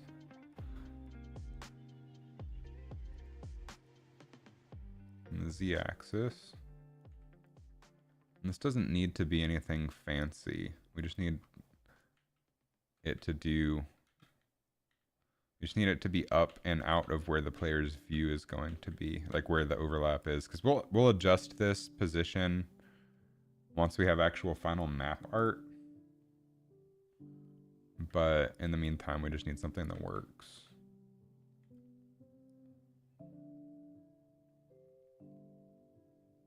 So put it like right here, I guess. See if that works. Maybe even a little bit further in. So you kind of want it to come from outside the map. So I'm actually gonna make this a little bit bigger.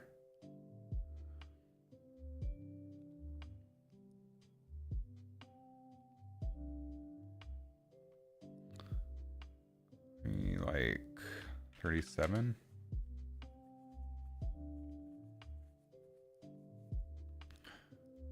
This will be spawn point top.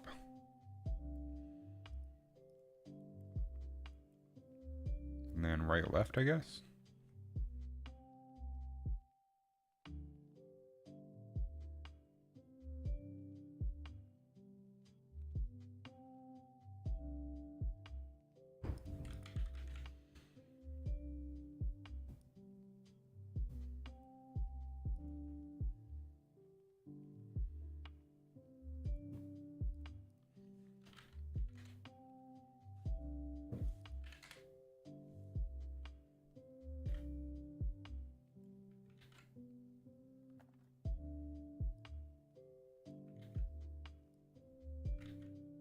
Oh. X0. And this will be left.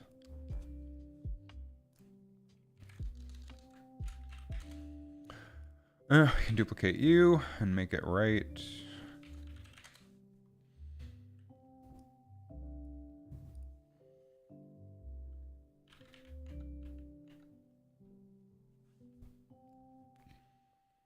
So we're at 3 spawn areas.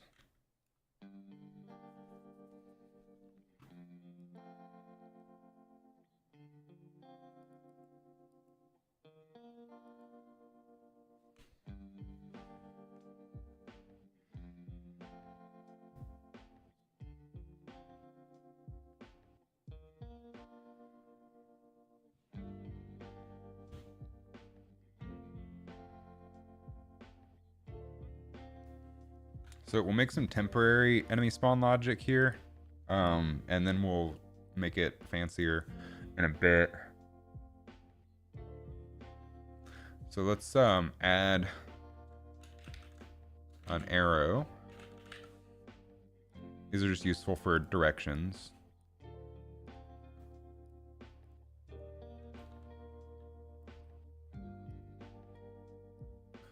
Just to grab a location. Put this like up here maybe to be able to orient the cannons. This way I can just move the arrow if I want to change the direction of where the projectile is going to fire. That way I don't have to like manually type in values. I can just move this arrow. So we'll make a custom event spawn enemy. We'll say a spawn actor from class. This will be GT enemy laser sweep. Spawn transform. Let's just try the top for now. Actually, we can go ahead and add some random logic here. Oh, we need to add the tag to these two. What was the tag again? Enemy launcher.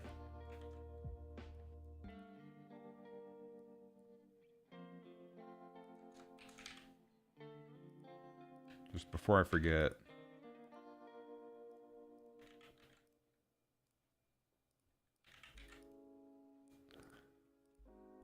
So then we spawn the enemy.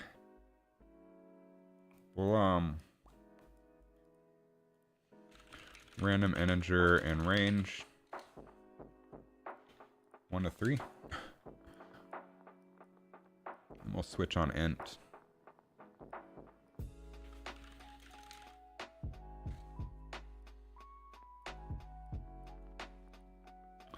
And then we'll make a new variable that'll be spawn launcher.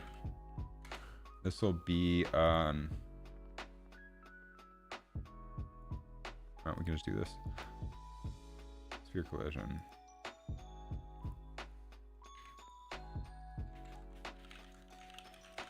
So we'll switch on int 1, 2, 3. Grab our random float or random integer. Oh, 0, 2. Sorry. Always starts at 0.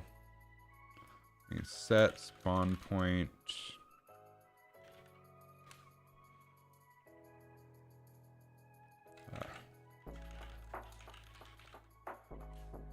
Delete this boolean. Spawn launcher.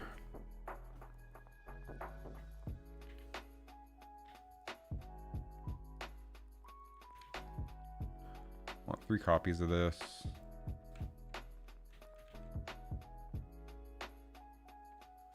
And then we'll just say top, right, left. Okay. And we'll say a top will be the default if the integer doesn't work out for whatever reason. So then grab our spawn point top, get world location.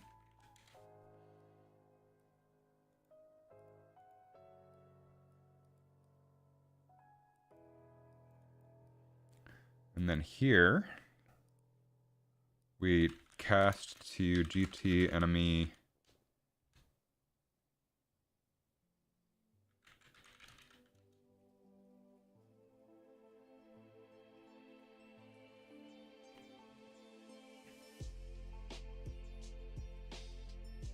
I guess if it already knows the class, we don't have to cast anything. In the future, when it doesn't know the class, we're gonna have to cast. In the meantime, it's not gonna let me cast. So we'll do get sphere.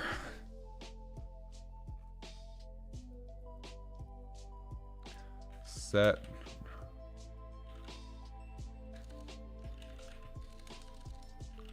physics linear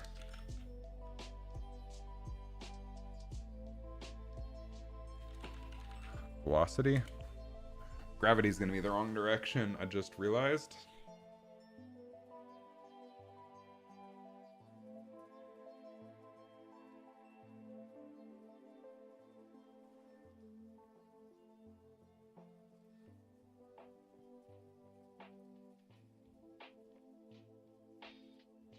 Regardless, it'll shoot out at an angle, so it will hit the wall at some point, I believe. And if not, we got issues. So for this, we'll grab the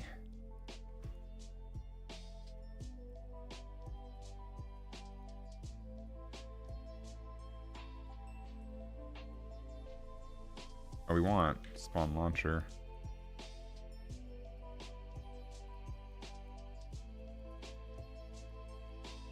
So we'll grab the spawn launcher, get that world location, then we grab the direction from that to our arrow.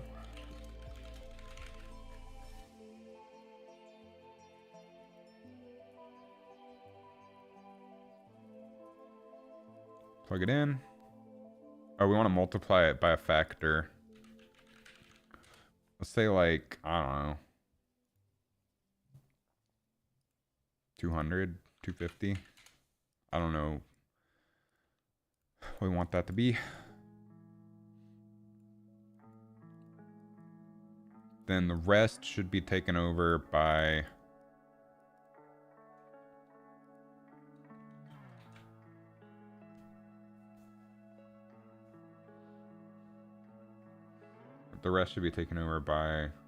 the game. So now let's make it so this can actually, let's make a control to manually launch the enemies. So we'll add a space key.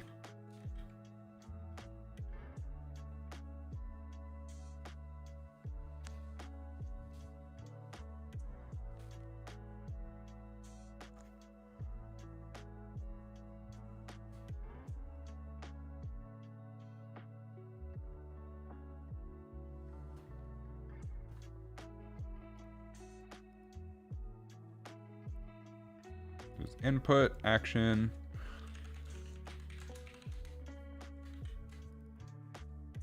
Actually, I'll just say Z for launching enemies. Space should be reserved, I feel, for something else. Not that it matters. No one's ever going to see the 2D interaction for this game anyway, outside of me and y'all.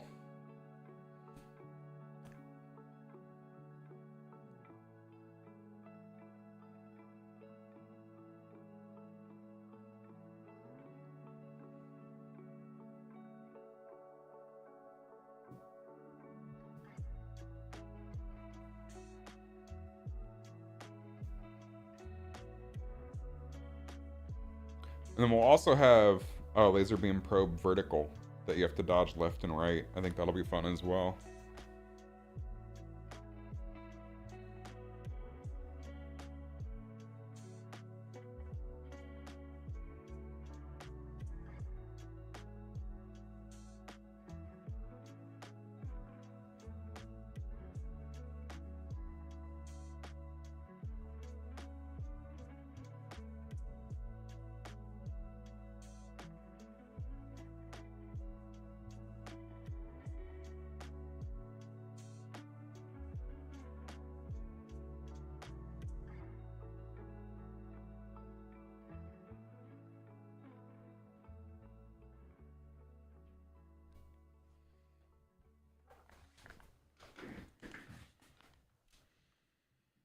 This will be a Boolean. Let's add it to our input 2D key mappings.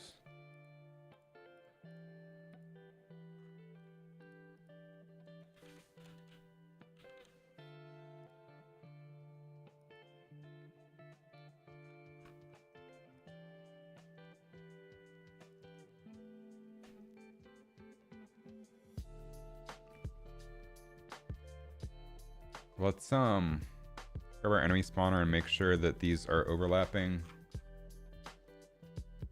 Custom, ignore everything, overlap, bomb. Oh, it's not a bomb.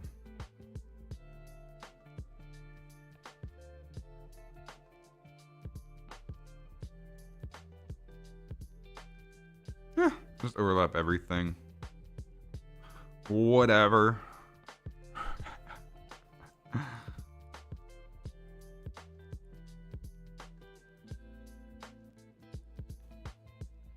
That might cause issues later, but that's okay.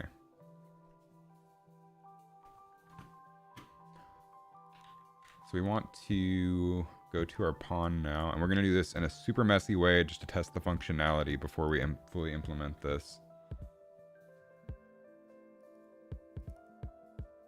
Let's grab our pawn.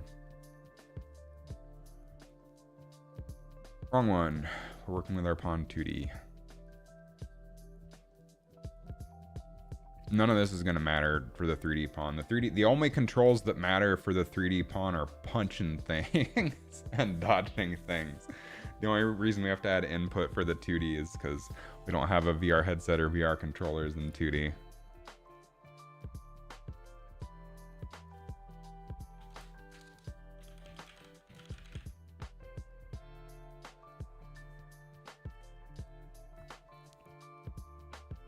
Oh.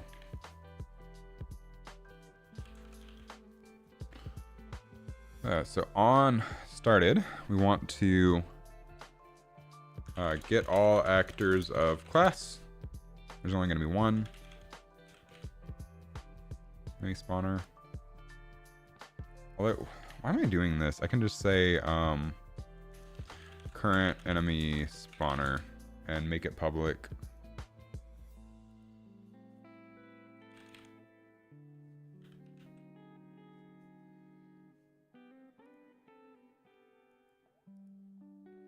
So we can grab our enemy spawner is valid.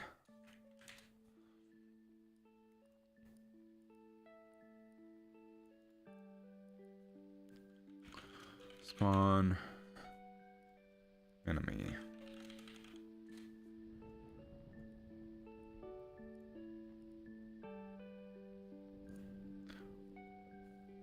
And then we just select our pawn and we set our current enemy spawner here.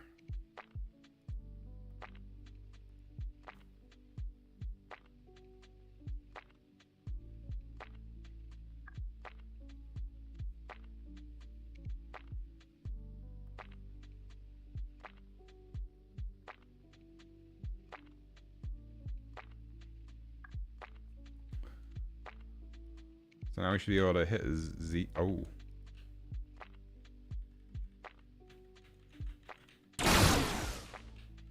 Did I do this wrong? What did I do?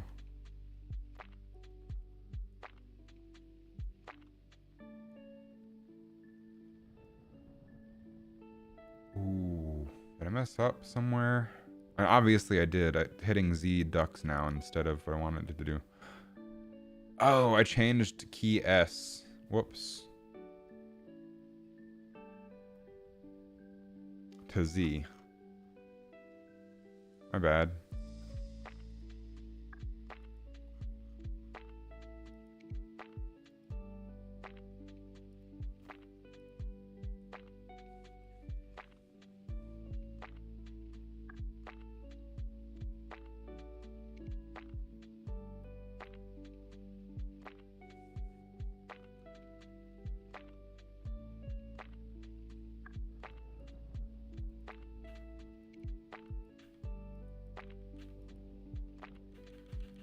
Okay, it is spawning it.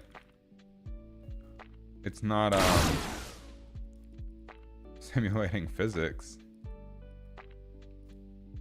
Did I turn physics off by default or no?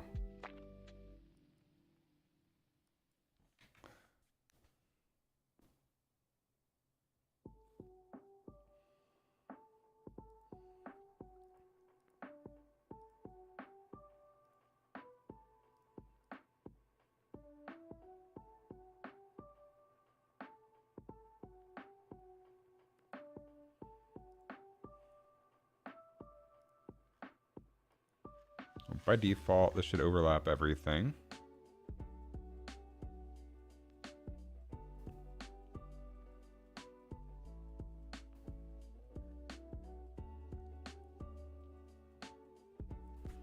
So let's print some things.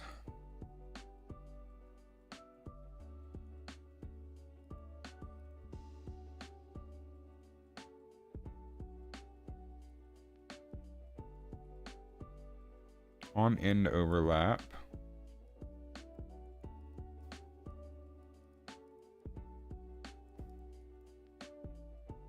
First of all, are you simulating physics? You are simulating physics. We do have gravity enabled. It overlaps everything by default.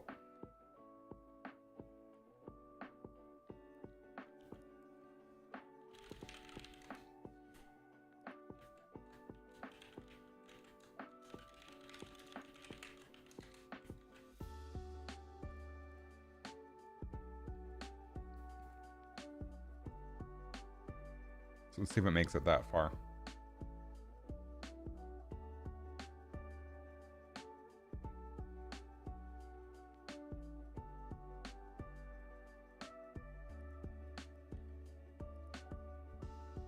Okay. It is making it that far where it ends overlapping.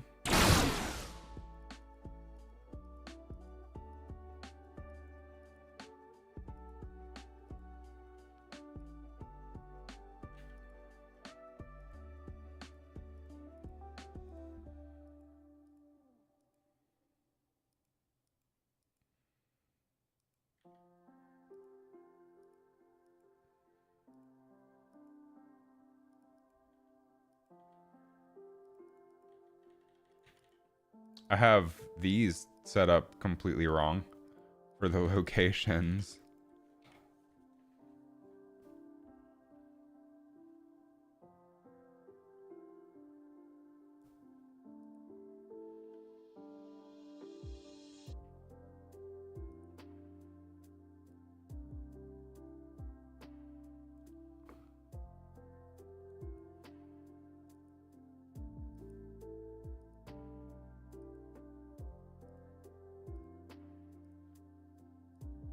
I'm gonna consolidate here a little bit.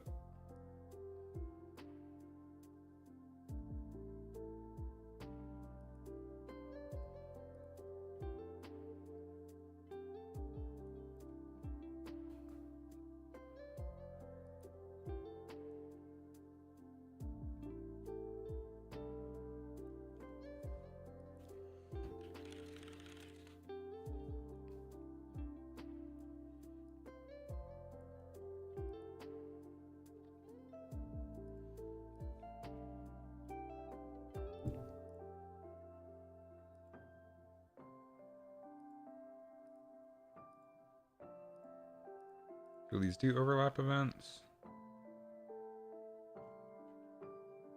They do.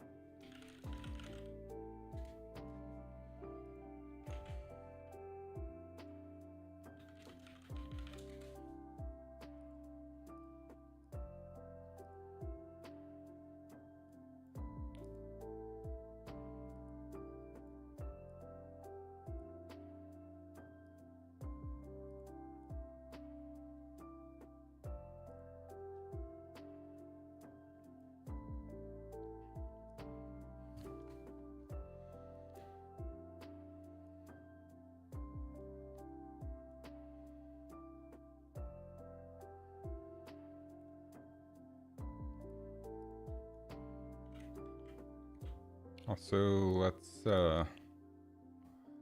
fix this. That's right now.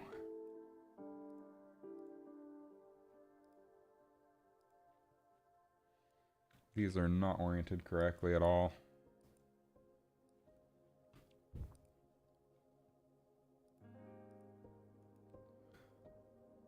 So I think this one is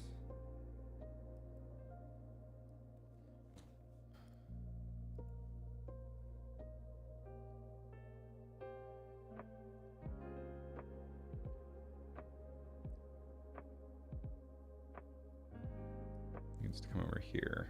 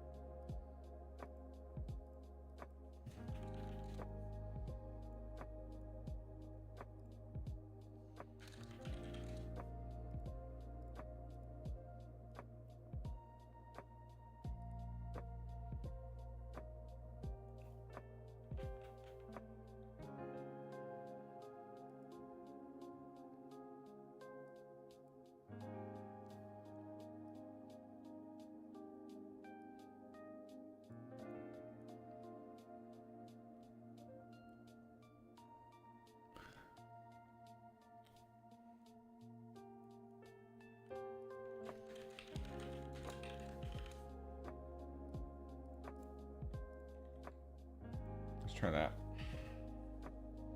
I don't know why it's not setting the velocity and shooting it.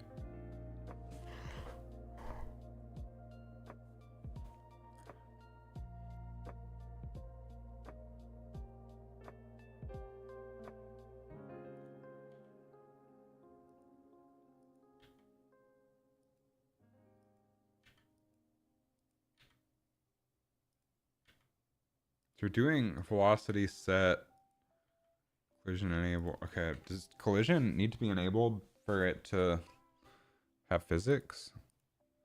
'Cause it's not set to just overlap. Collision is enabled, it's just set to overlap most things.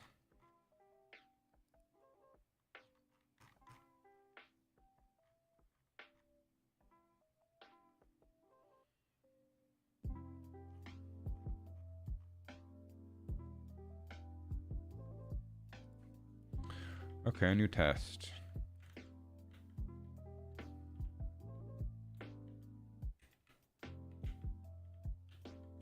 Let's just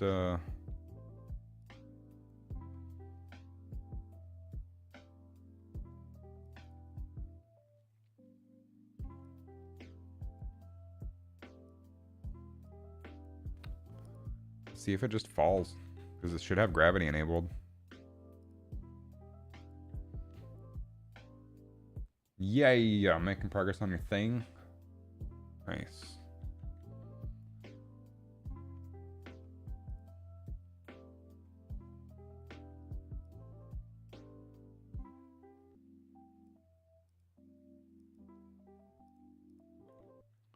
Oh, am I just stupid?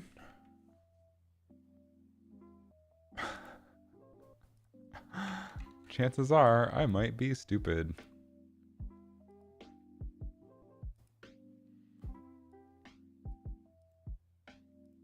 I didn't parent these to the sphere. Okay, now we got physics.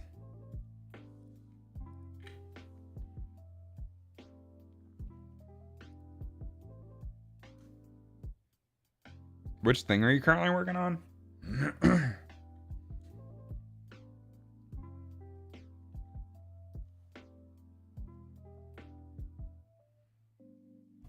I'm a little bit brain dead at the moment after a full day working on my game. Okay, so it is shooting it. It's just not angled enough to hit the wall.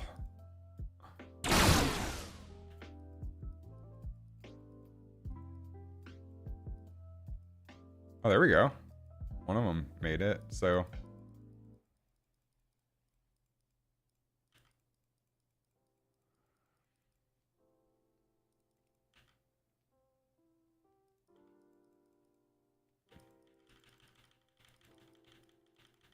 How is this still shooting from did I do this again? How am I this thick in the head? I put it on the bottom instead of the top. Oh, fix some new operating system. I see, I see. How did I mess this up twice? Top is to the left.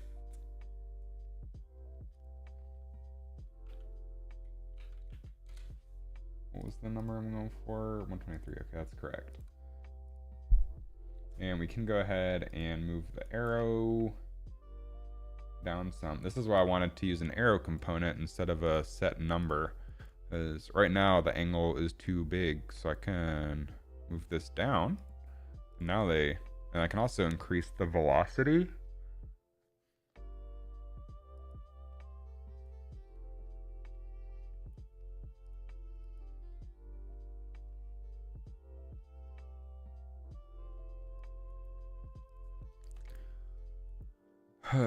Like 450.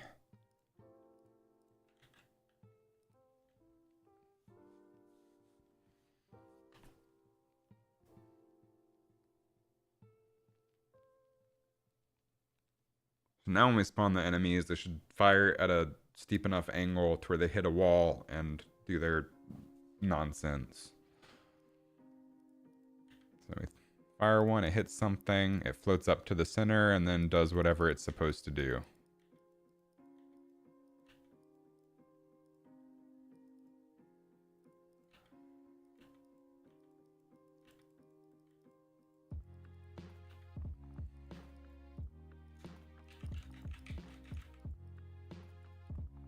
Cool.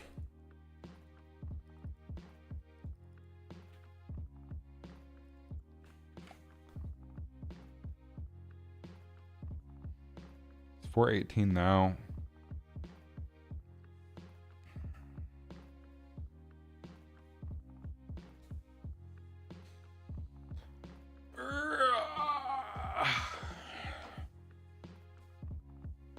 I don't know how much more I have in me today.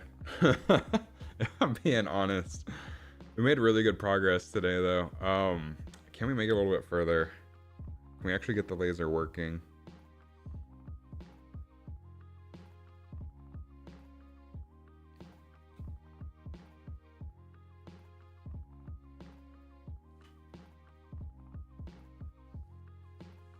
Ah, the tired is starting to hit. Let's play a couple more games of chess to get to my 10 game goal, and then get a little more work done. I think we can finish the laser enemy today. That's optimistic, but... Oh, I'm black. We'll just do a mirror variation.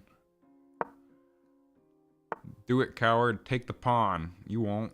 No, get my bishop out of the fold.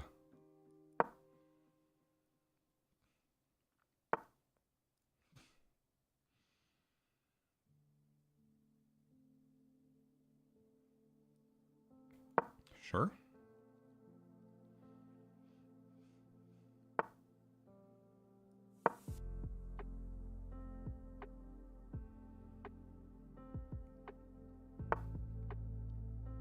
Oh, I could have taken that pawn a while ago. No, I couldn't because my knight was there. I'm gonna pin his knight to the king. I can ruin his pawn structure.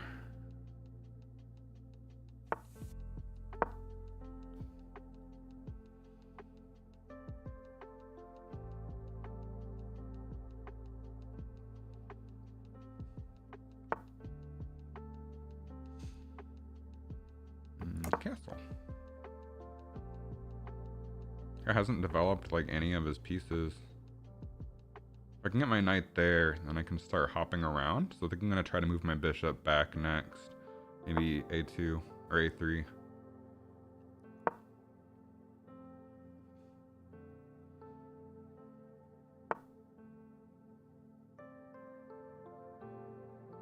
And go for it if you want to open up my rook.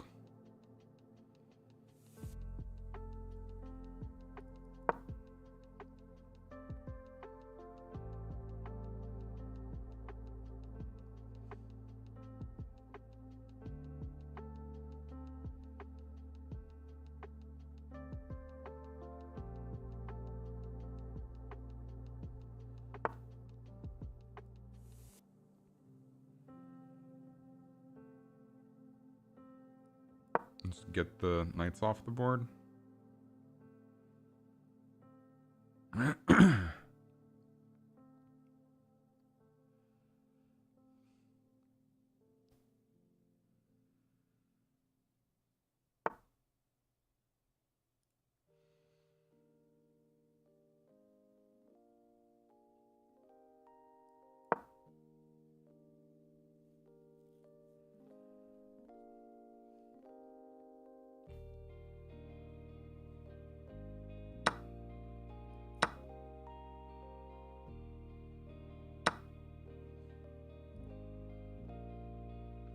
Let's see, his knight can go here, here, or here. That means no safe squares.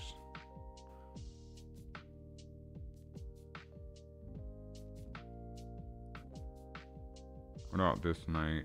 That knight can't go anywhere.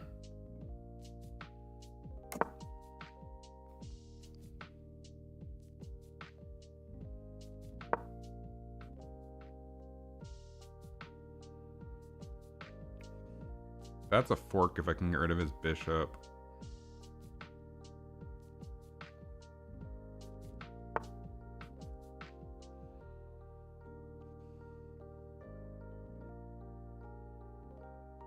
My bishop is not doing a lot, so I'm going to go ahead and make that trade.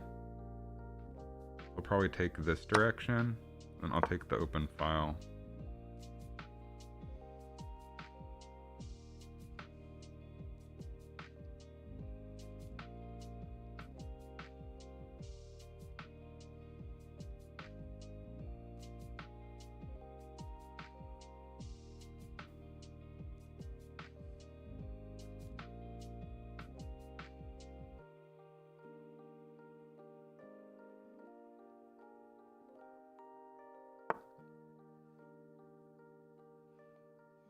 He caught that.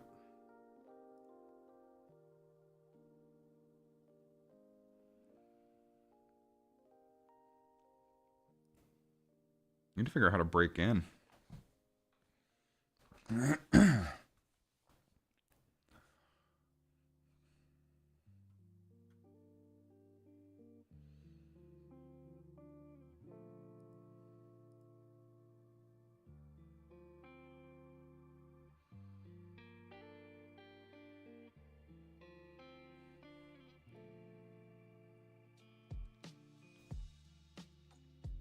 He's got that pawn defended twice. I could potentially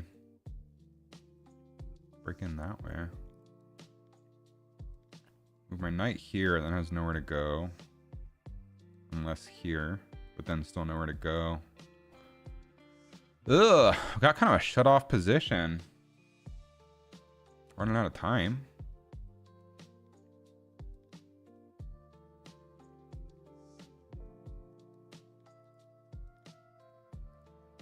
Here. Doesn't get me much.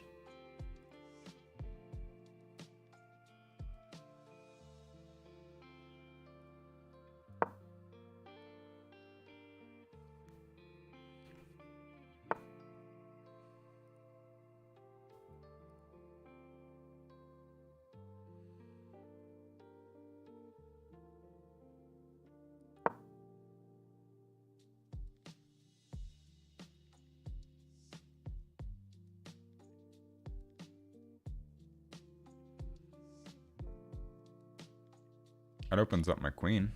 If I can get rid of his knight.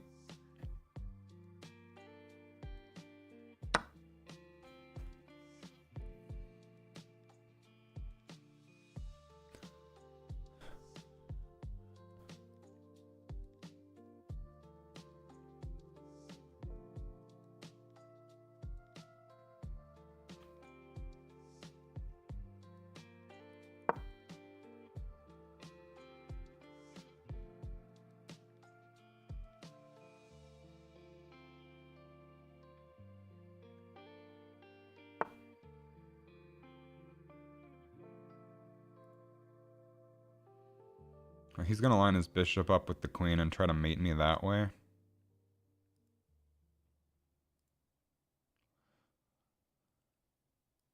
I'm just going to take the free pawn. If he lines it up.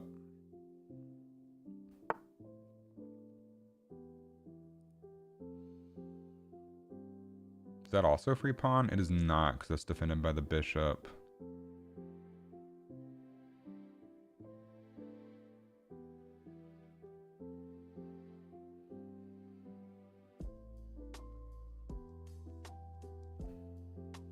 Should be able to drop you back.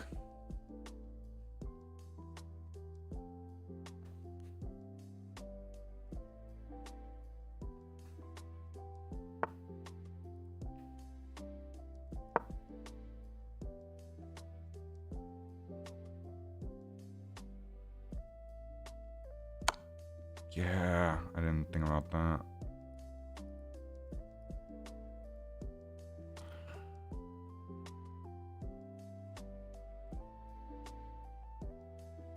I left my dude undefended.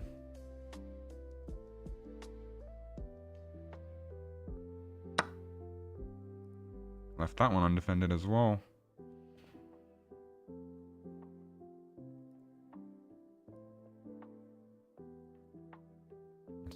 can the knight go?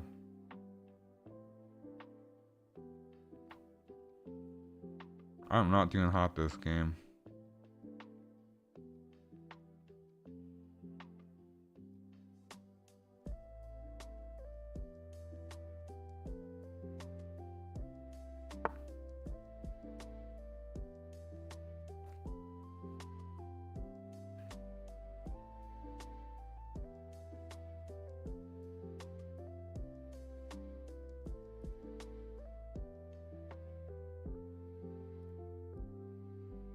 No, if I trade queens now,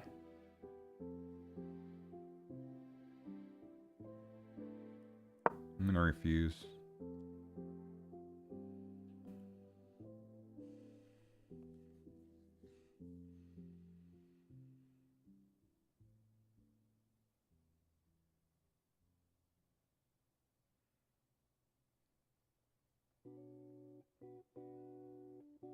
This is double defended.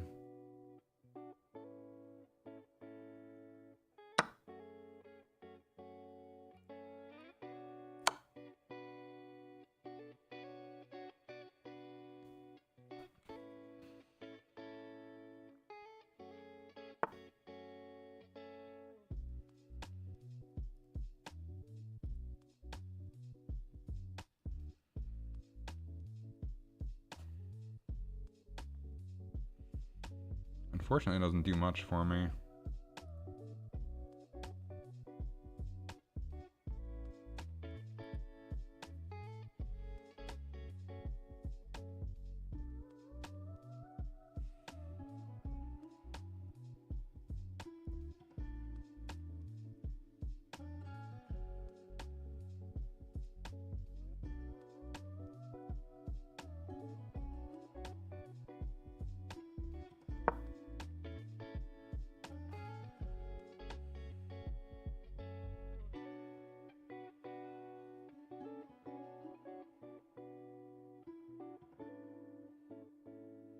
I'm just so behind on material this game. This is depressing.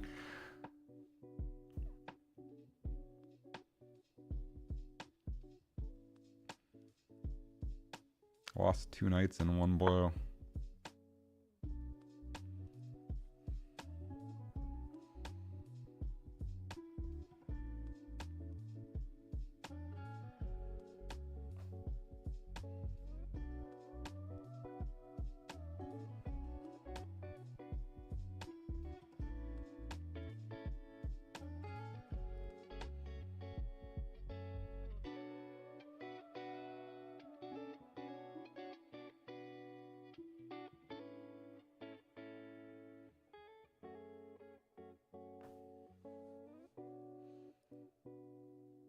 I think that's a free pawn. Only got 3 minutes left, too.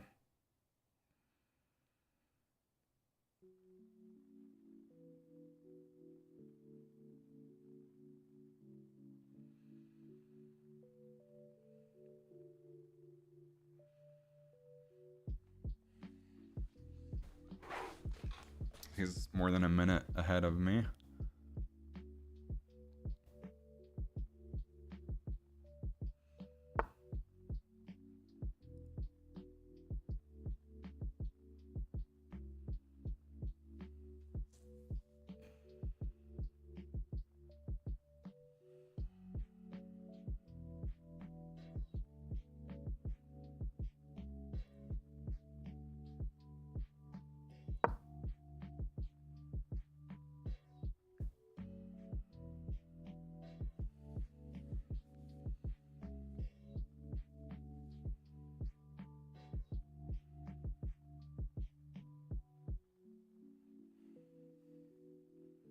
I did that because if he takes, I can trade rooks off the board.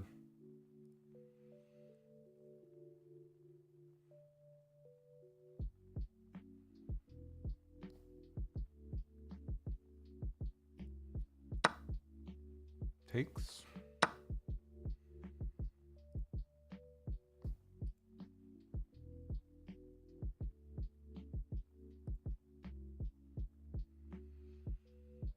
If I can get my queen to here, Then I can pin and trade queens.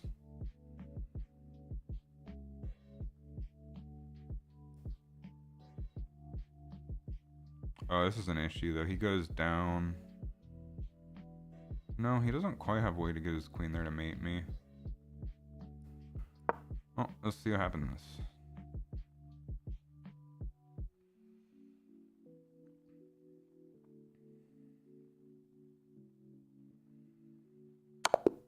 Mate. Oh, I literally can't move when that's check. Yeah. Damn, missed that completely. That was a bad game for me.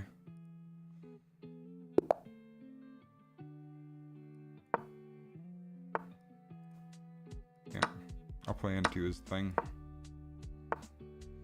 Yeah, he doesn't even know how to play it properly. Nice.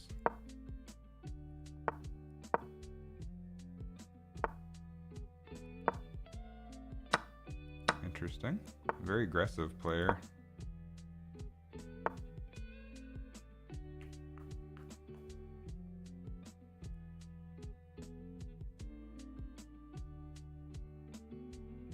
He's gonna castle. I have a tactic, I think.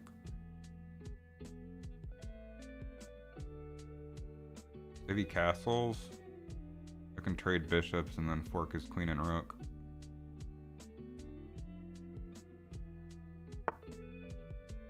He didn't like that. Fair enough.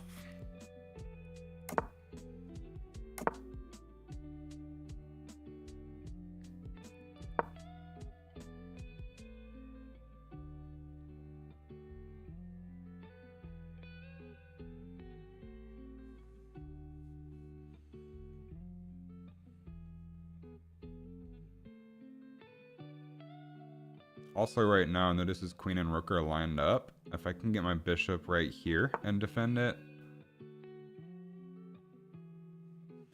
So takes. That's just a math problem.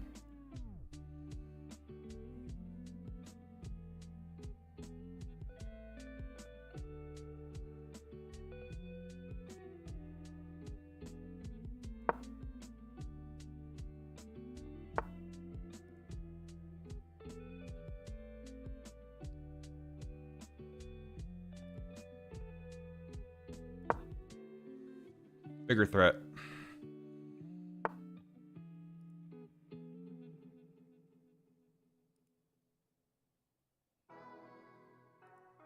I walked right into that. I realized if I take that pawn, then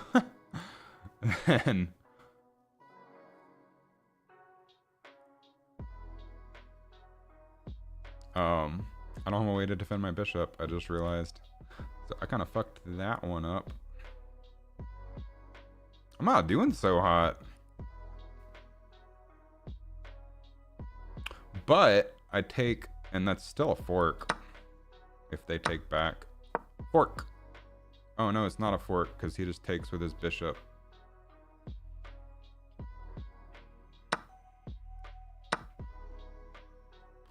So he's just a piece ahead. That sucks.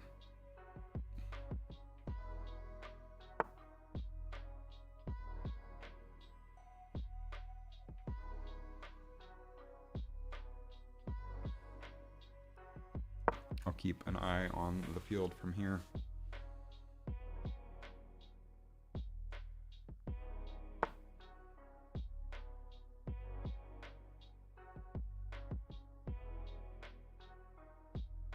Let's see.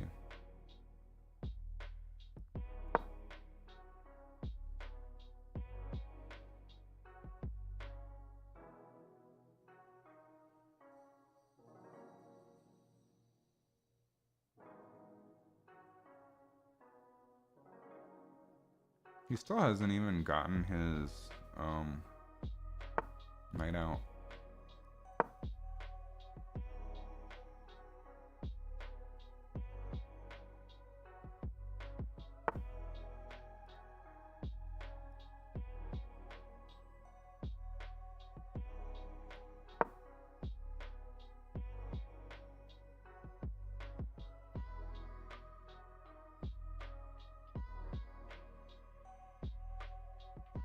And I think he's still trying to go for that.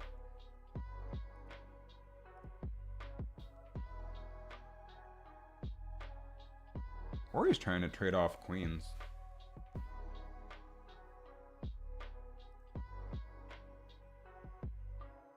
If he takes, I just get a free rook.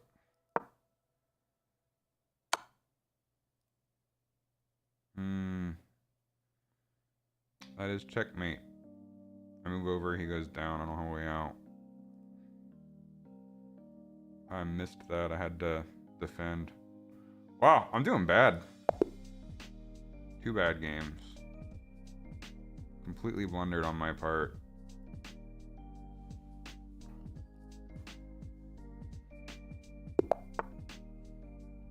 Again, I'm used to looking at like a 7-inch phone, not a 27-inch screen, so it's harder to see the whole field. Yeah, I'll just take the center, let him do whatever he wants. Defend that square when I get it.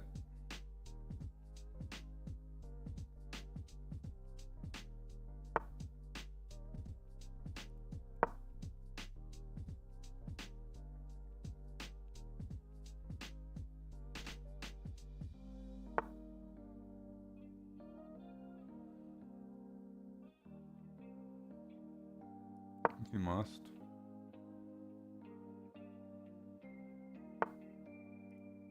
Dude, I'll just castle the other way. Get out of here.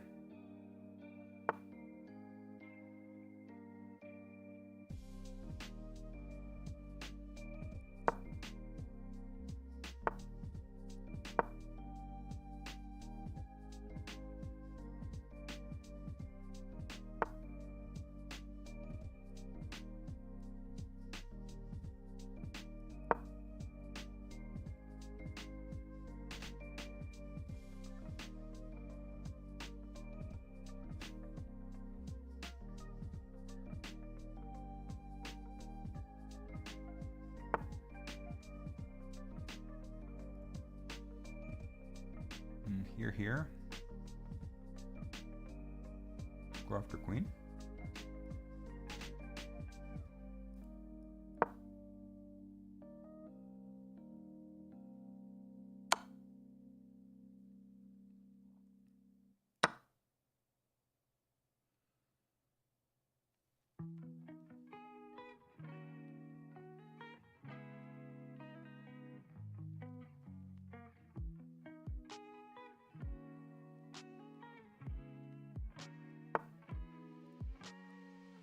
Go ahead and get that off the board. And castle.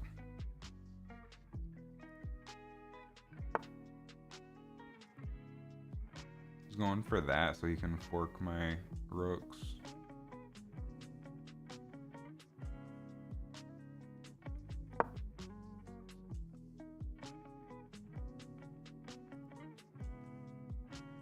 I'm gonna trade the knights next turn because this guy's gonna be really annoying with that.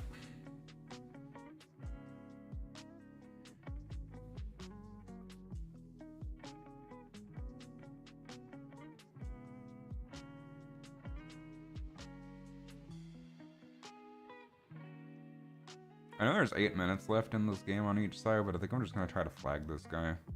He's being really annoying.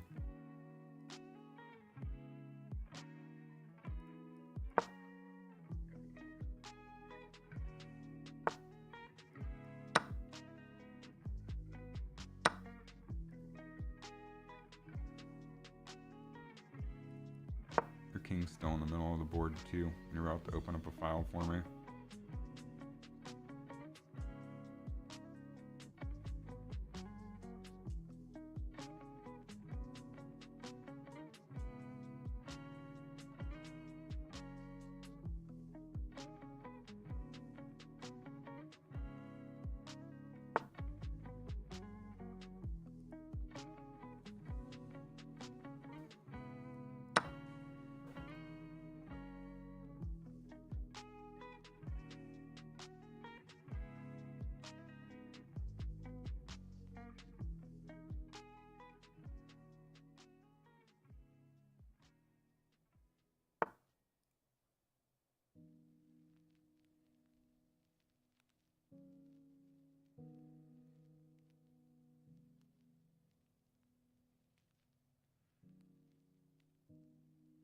idea.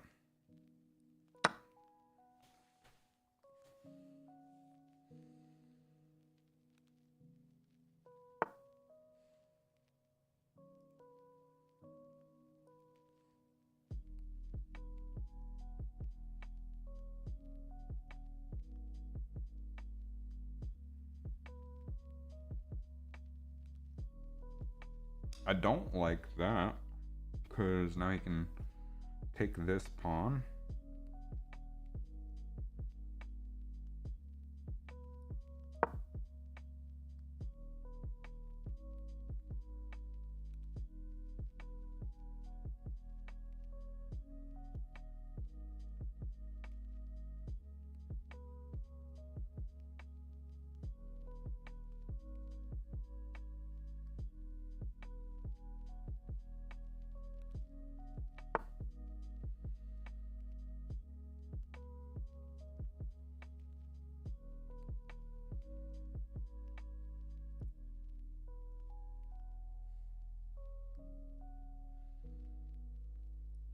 That's a check.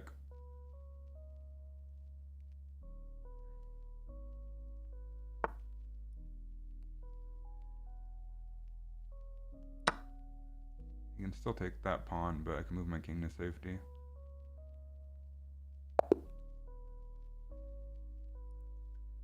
Ah, that was a win at least, after a couple losses.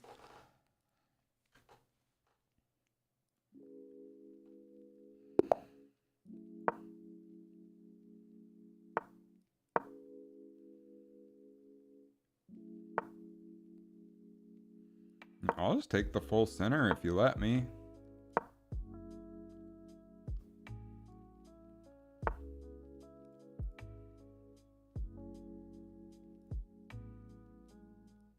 Double protect and castle.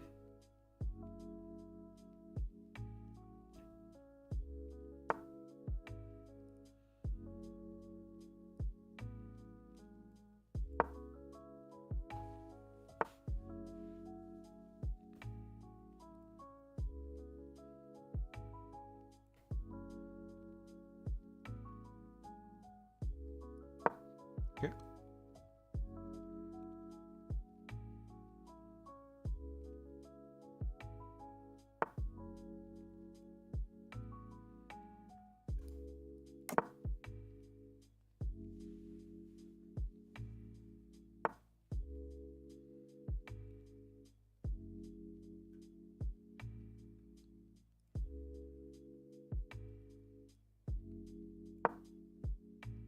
Reinforce.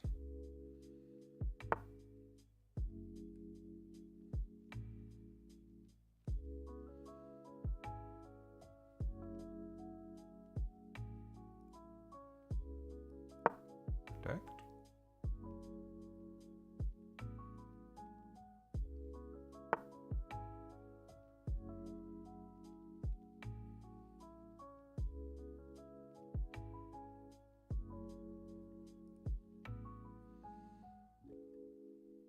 Yeah, I'm fine with him opening that up.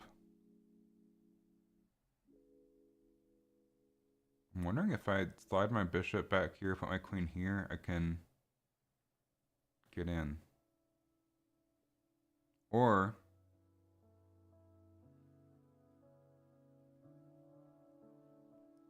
let's see what he does.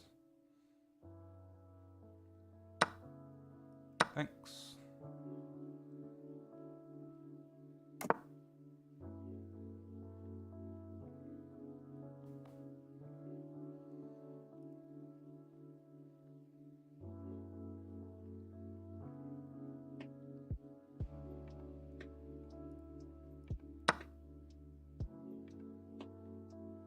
Get rid of that nuisance. Attack the rook.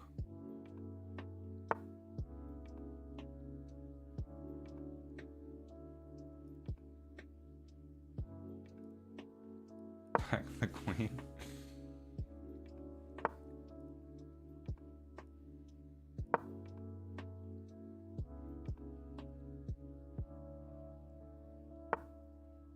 If you really want to trade a rook for a bishop, be my guest.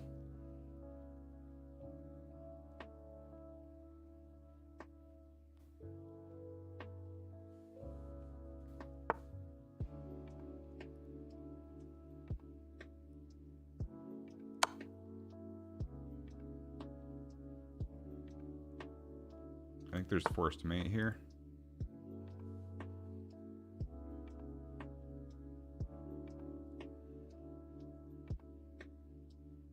There's not.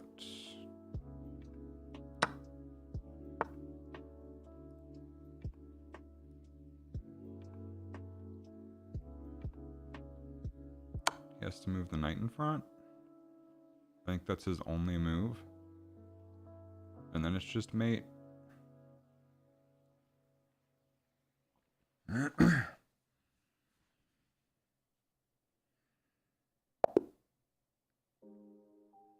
Or that.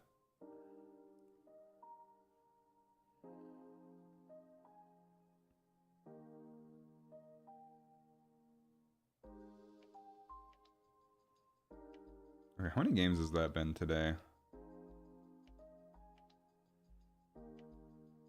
Let's see, profile. 1, 2, 3, 4, 5, 6, 7, 8, 9, 10. Okay, we played 10 games. We ended up lower than we started, but we won 5, lost 5. Oh.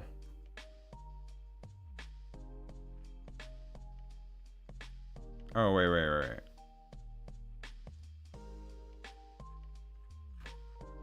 Okay, this is page 1.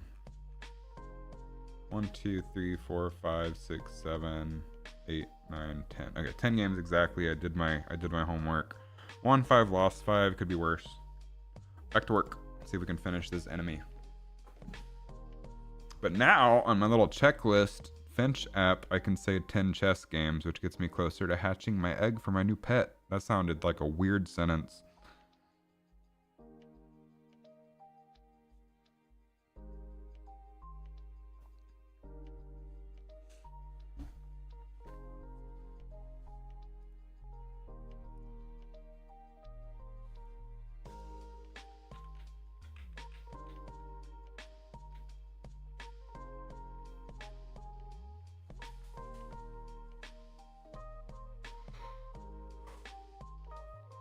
Arg!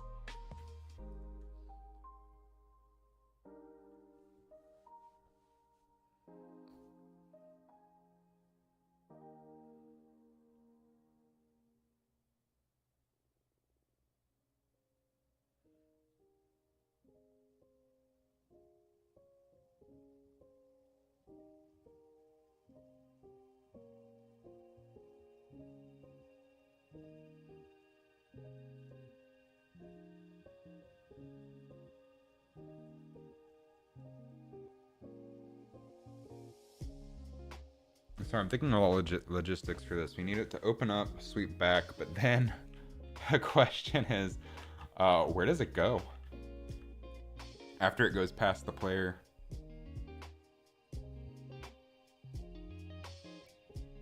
I guess it can just, like, go past the player and contract like the other ones do. But anyway.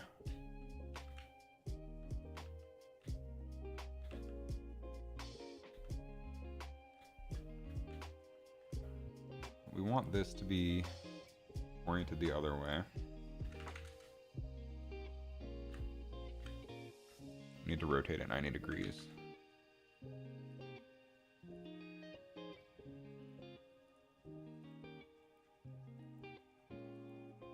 So that X is the top bottom, Y is left right.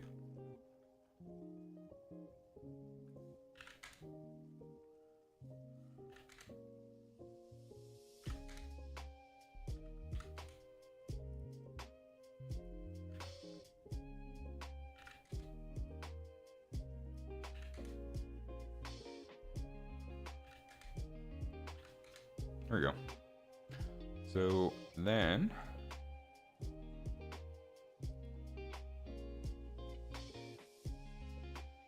Let's say animate into place. We'll make that like, it's only 2 seconds? It felt so much longer. We'll say 1.5 then. See, doing my little speed trick would have helped.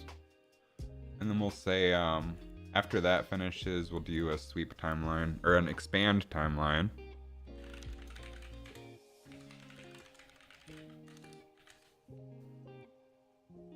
Oh, wait.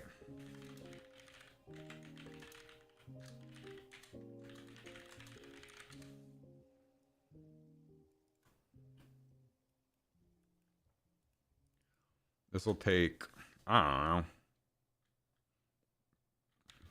know, 3/4 of a second. A second is a long time.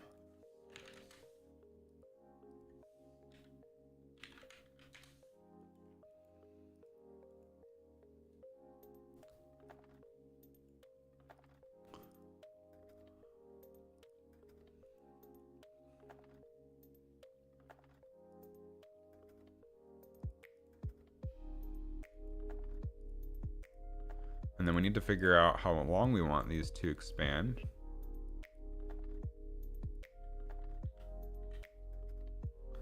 So these will go from 6 to, I don't know, maybe like,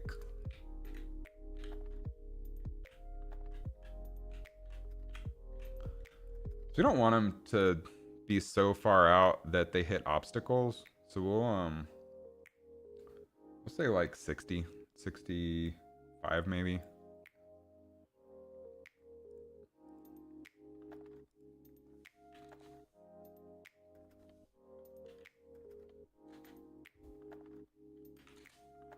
So -6 to 65, and then 6 to -65. Ooh, that's tricky.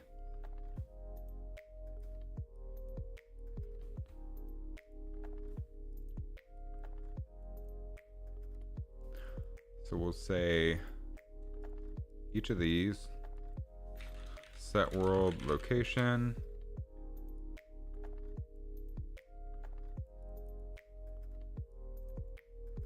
set world location,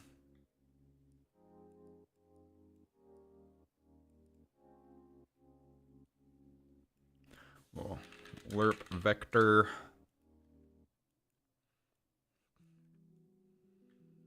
and this should be 0. So beam probe is the -6 to regular 65.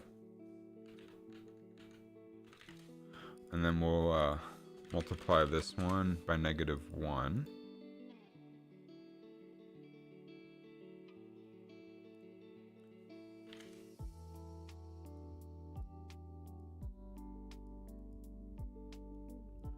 And this will be the alpha.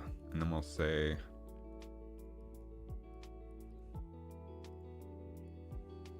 let's grab our laser object to go ahead and get that in there too.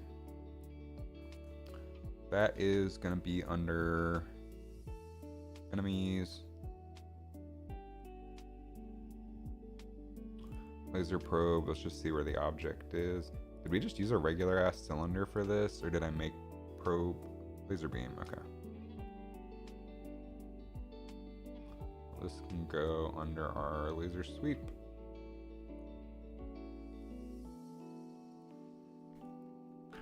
We'll rotate it 90.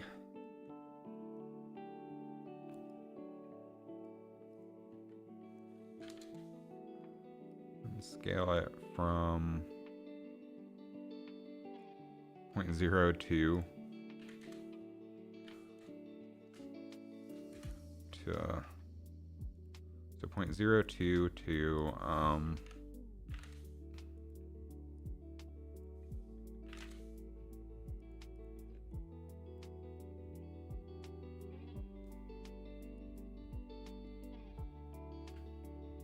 0.02 to this very specific number, 43825.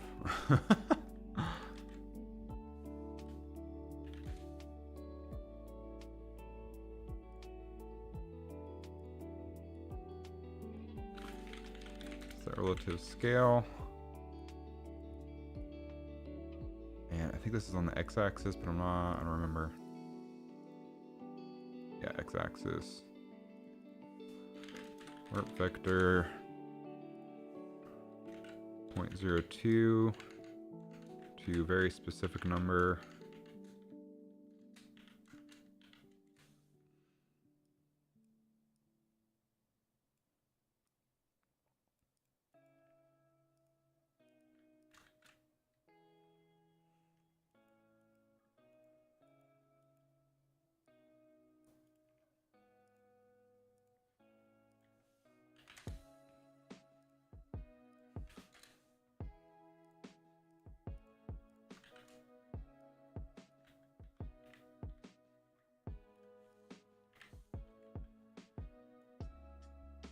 And then under the laser sweep, we want to say after it animates into position.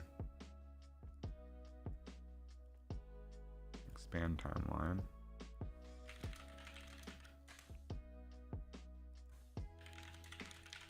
From start.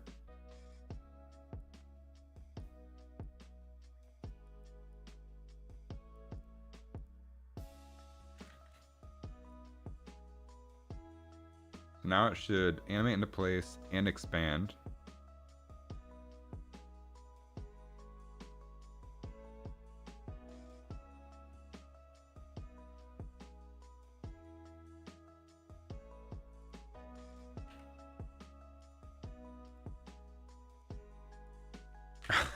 What did I do? Where did I mess up?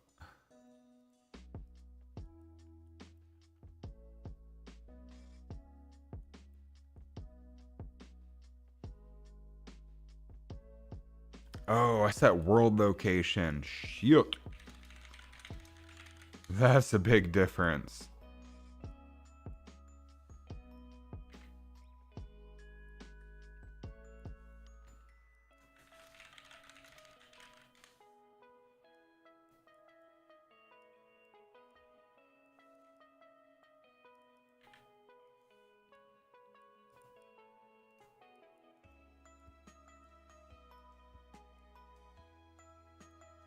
Okay, let's try that.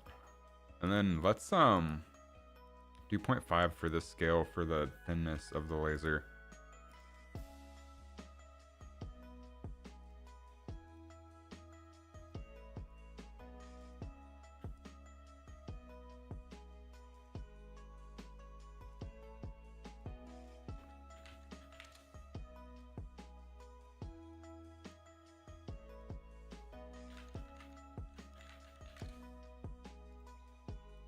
Try that.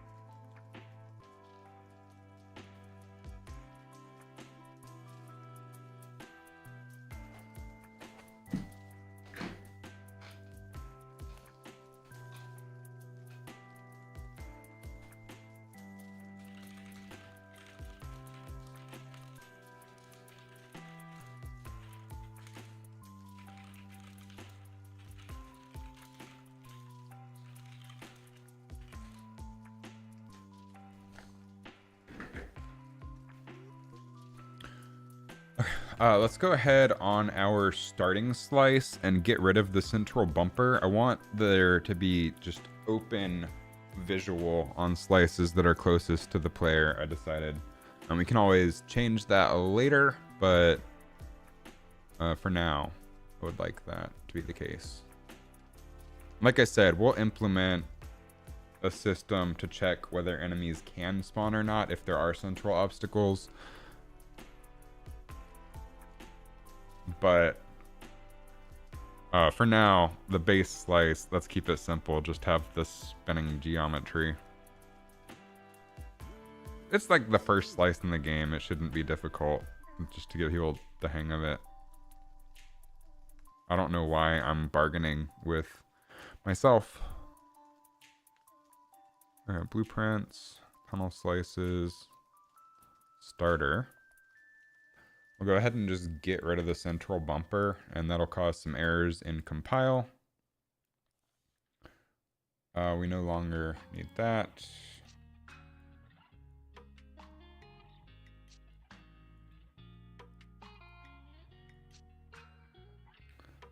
We no longer need that. And it compiled.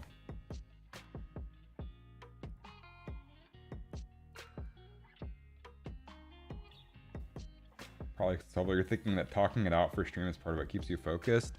Yeah, I think talking through what I'm doing definitely helps me solve problems. It's kind of nice, honestly.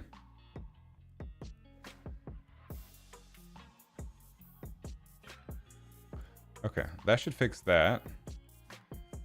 Let's test real quick.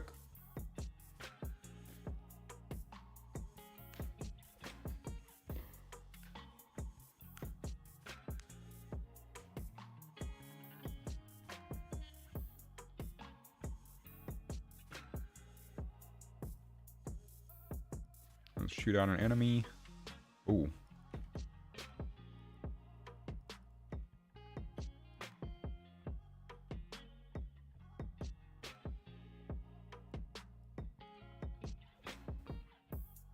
Okay, why is it going through the wall?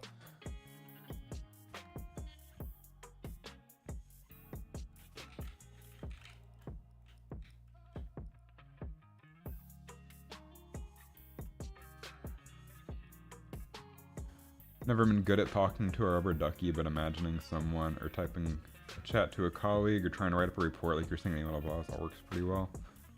I usually don't talk through things when I'm quiet, like working by myself, but the streaming honestly helps me stay focused. Like I said, it's really easy for me to get sidetracked and just play chess on my phone all day.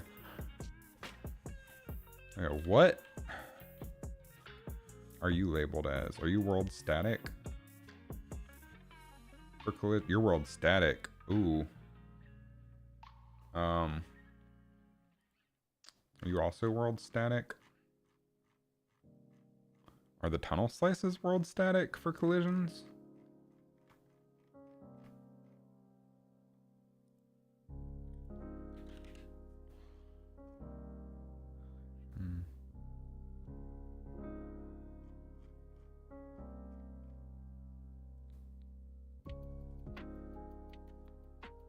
Something about checking yourself to make sure you're not about to say something dumb to your boss or colleague that you want to keep a good impression with. I just don't talk to anyone at work most of the time, if I'm being honest. Where is the collision for this?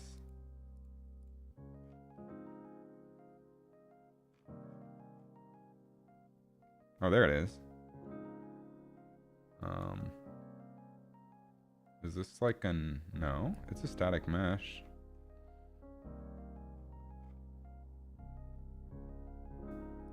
So where are...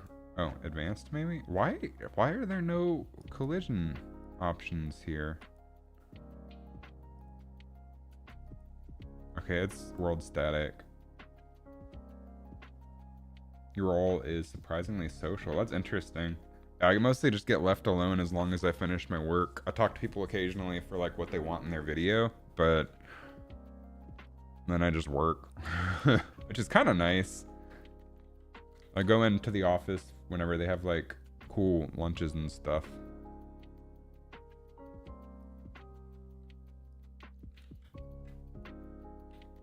Okay, so then let's look at our starter tunnel here. Is this world static as well? World dynamic. Oh, it blocks bombs. That's it. We should block world dynamic.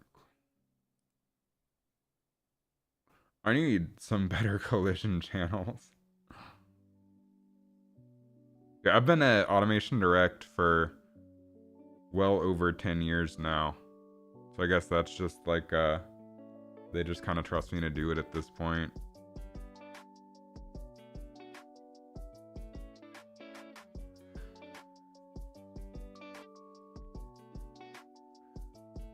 These are world dynamic, I believe, and I don't want them to collide. I'll turn it on, see what happens.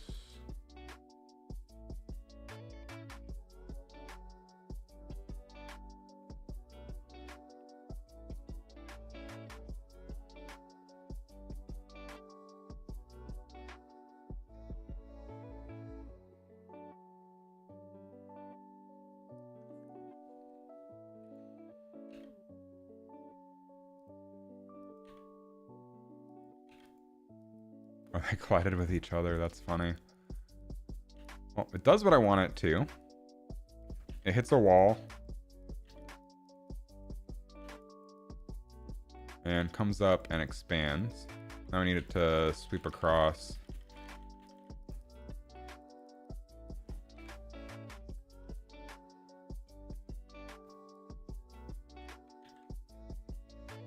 And then I think that's where I'm going to end it tonight after I get it sweeping past the player. I'm tired. I'm a little worn out of talking through this all day. And then I got plans and I got to go pick up dinner. I think we're going to do public subs for dinner.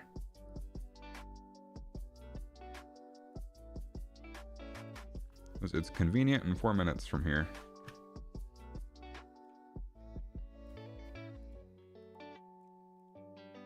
Okay. So I need to add timeline, sweep timeline.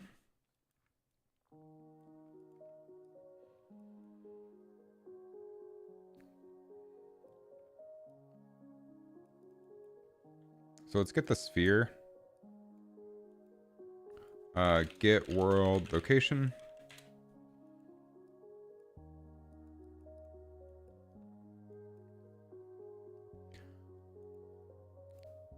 And then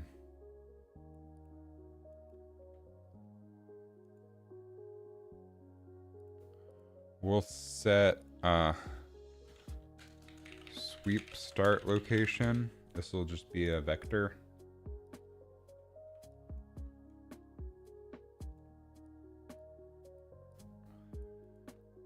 And then sweep end location.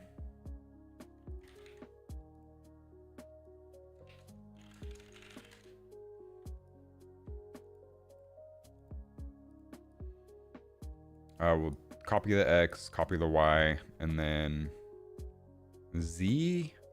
Where do I want it to end? Let's see.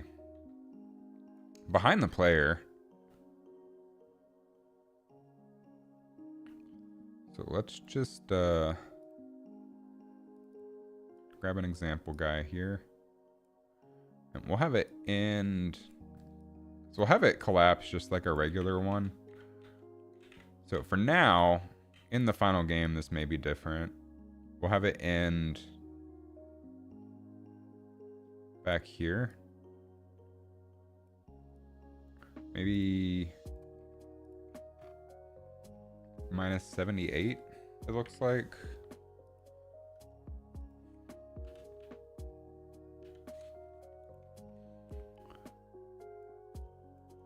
So then we want to lerp vector. We'll make this over like, I don't know, 3 seconds. Can always change it later.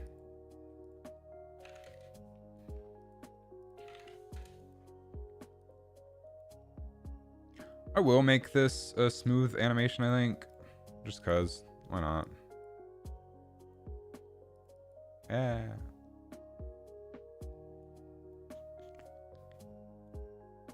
Fun.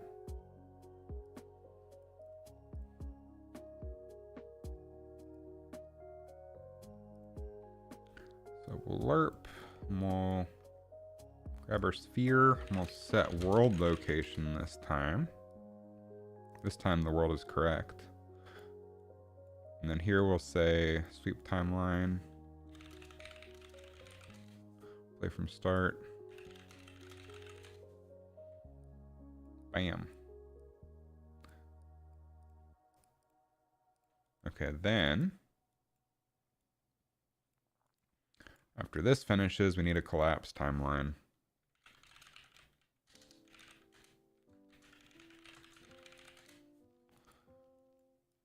We'll say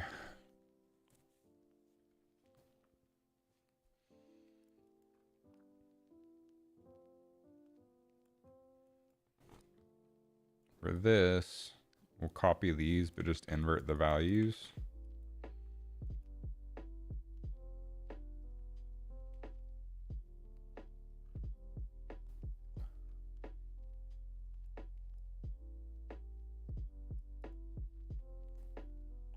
And then at the end,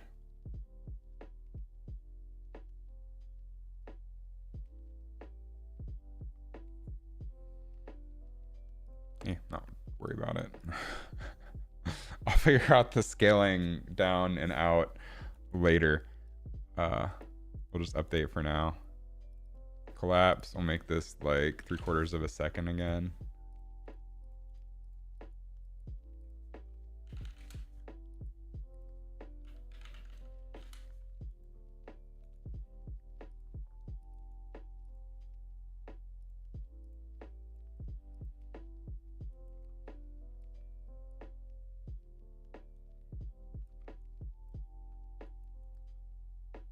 And then we need to flip-flop the values. So I could be really lazy here and just reverse the lerp so it starts at 1 and ends at 0. I'll be good.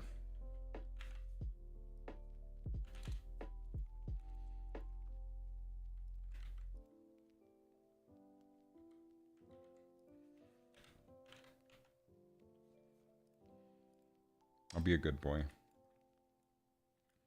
And after this is finished, we can delay like 0.1 seconds and then destroy ourselves. That sounded dark.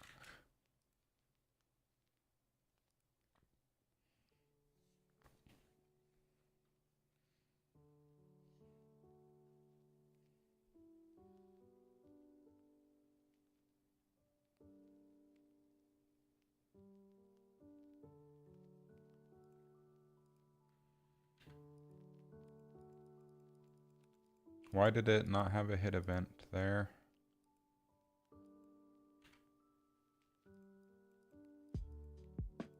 Ooh, what went wrong?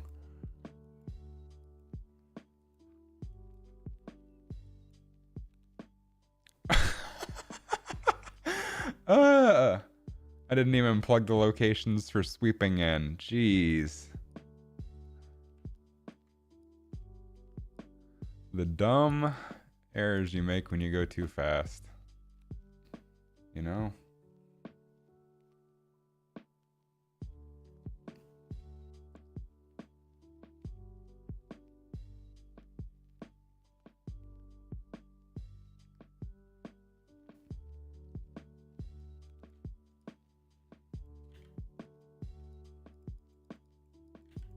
I don't know why that's not counting as a hit.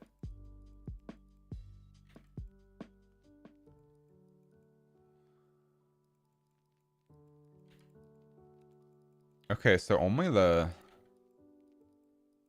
obstacles are counting as a hit.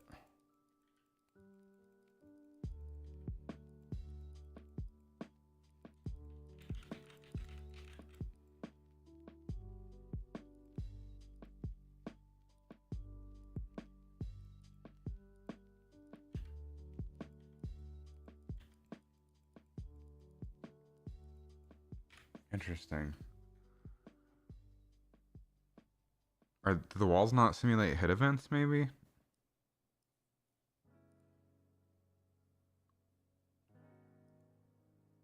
Let's look at our base.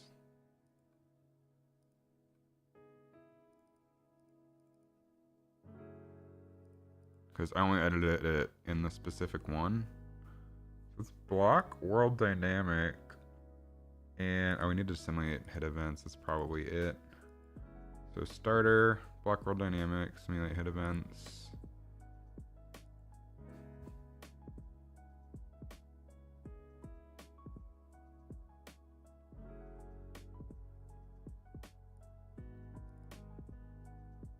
Bouncers, tunnel collision, hit events. Cool.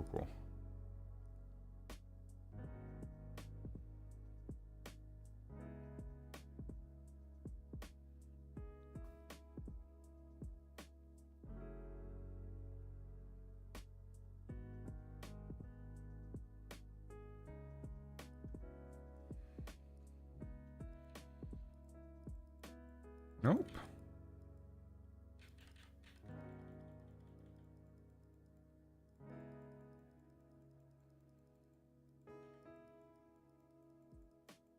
Okay, that works now.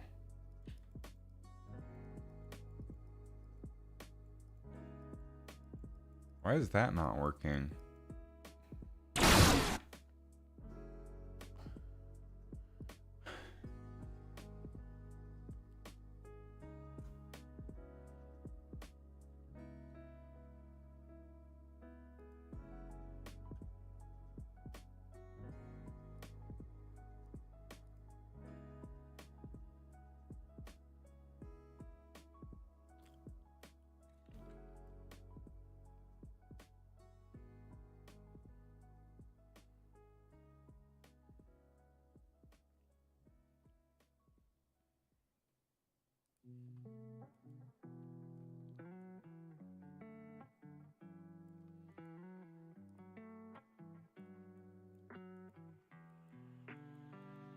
Okay, on component hit. Do once. Turn off physics. Go from start.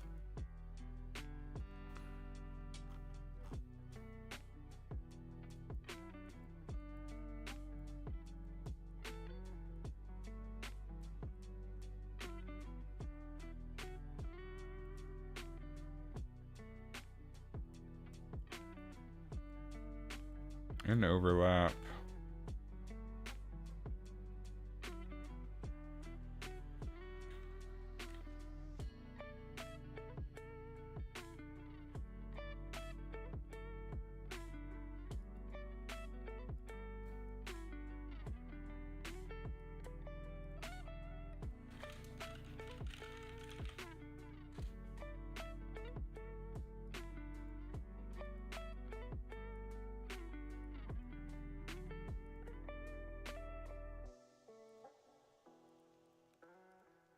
I don't know why hitting the walls isn't doing anything.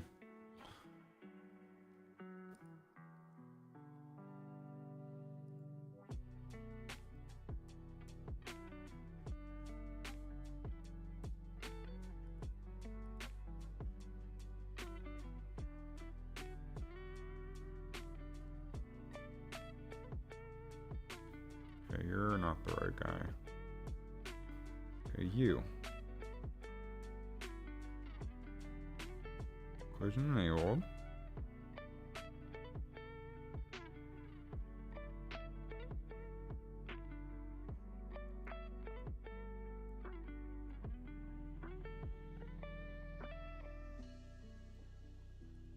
Try again.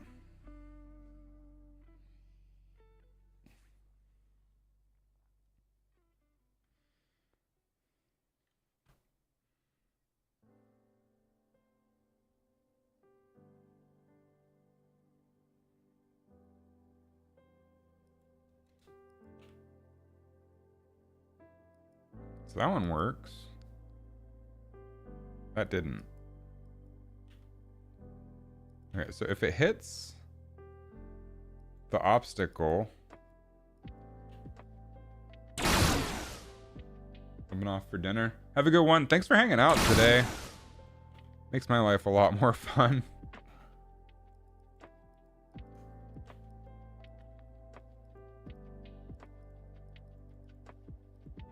Why is hitting the wall not doing anything, though?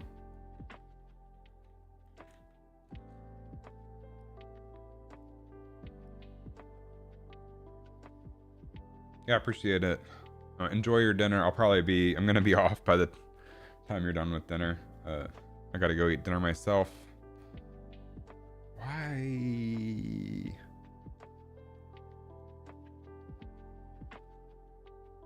I know it's probably something really stupid.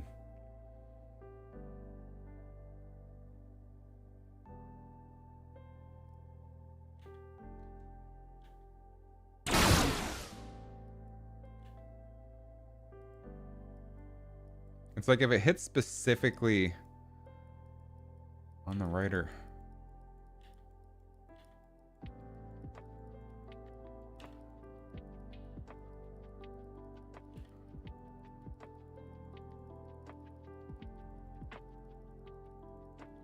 Just why is it? Is there something there?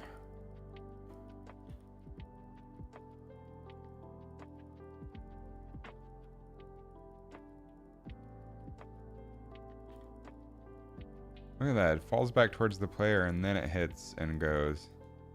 The heck? That's baffling. I don't know. I'm gonna have to figure that out later. I'm gonna get off and end the stream right now so I can go get ready and eat dinner. So, thanks everyone for hanging out today. I will be back maybe tomorrow. If depending on how I'm feeling, I'll come get some more work done. We have to figure out why this isn't working 100% of the time. Unless, ooh, maybe.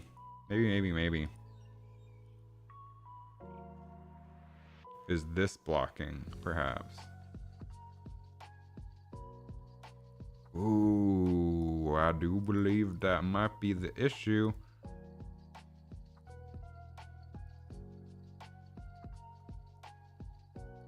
We want no collision on these probes for now. Fix that later. But we can't have them. I think that might be the issue. We might have solved it right on our way out.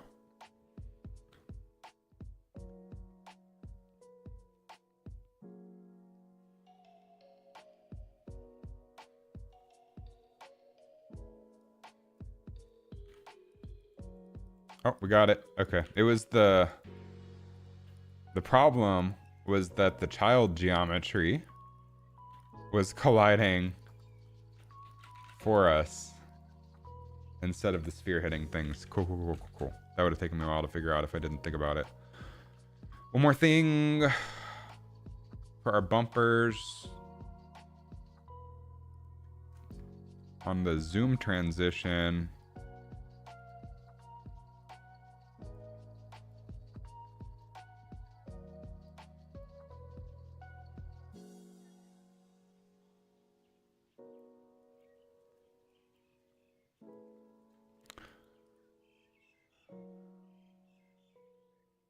we'll do floating bouncer, do the child actor, cast to GT, floating bumper. We'll disassemble this guy.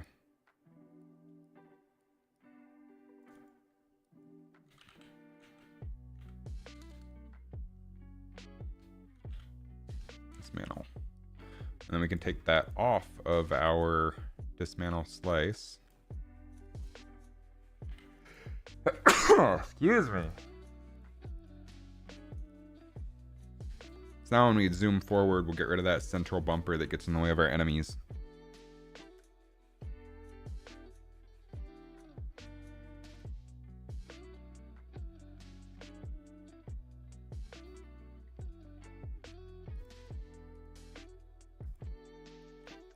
I have little enemies that come in and go.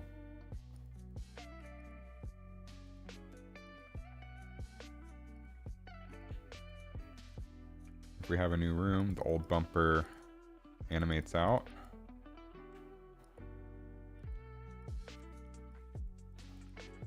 We have lasers that sweep properly that you have to duck under. We're gonna have to make the height for those dynamic, and as such, we're gonna have to make the width dynamic depending on player height. But that's an issue for future Chris. Right now, we just want to get things generally working. Then success through iteration.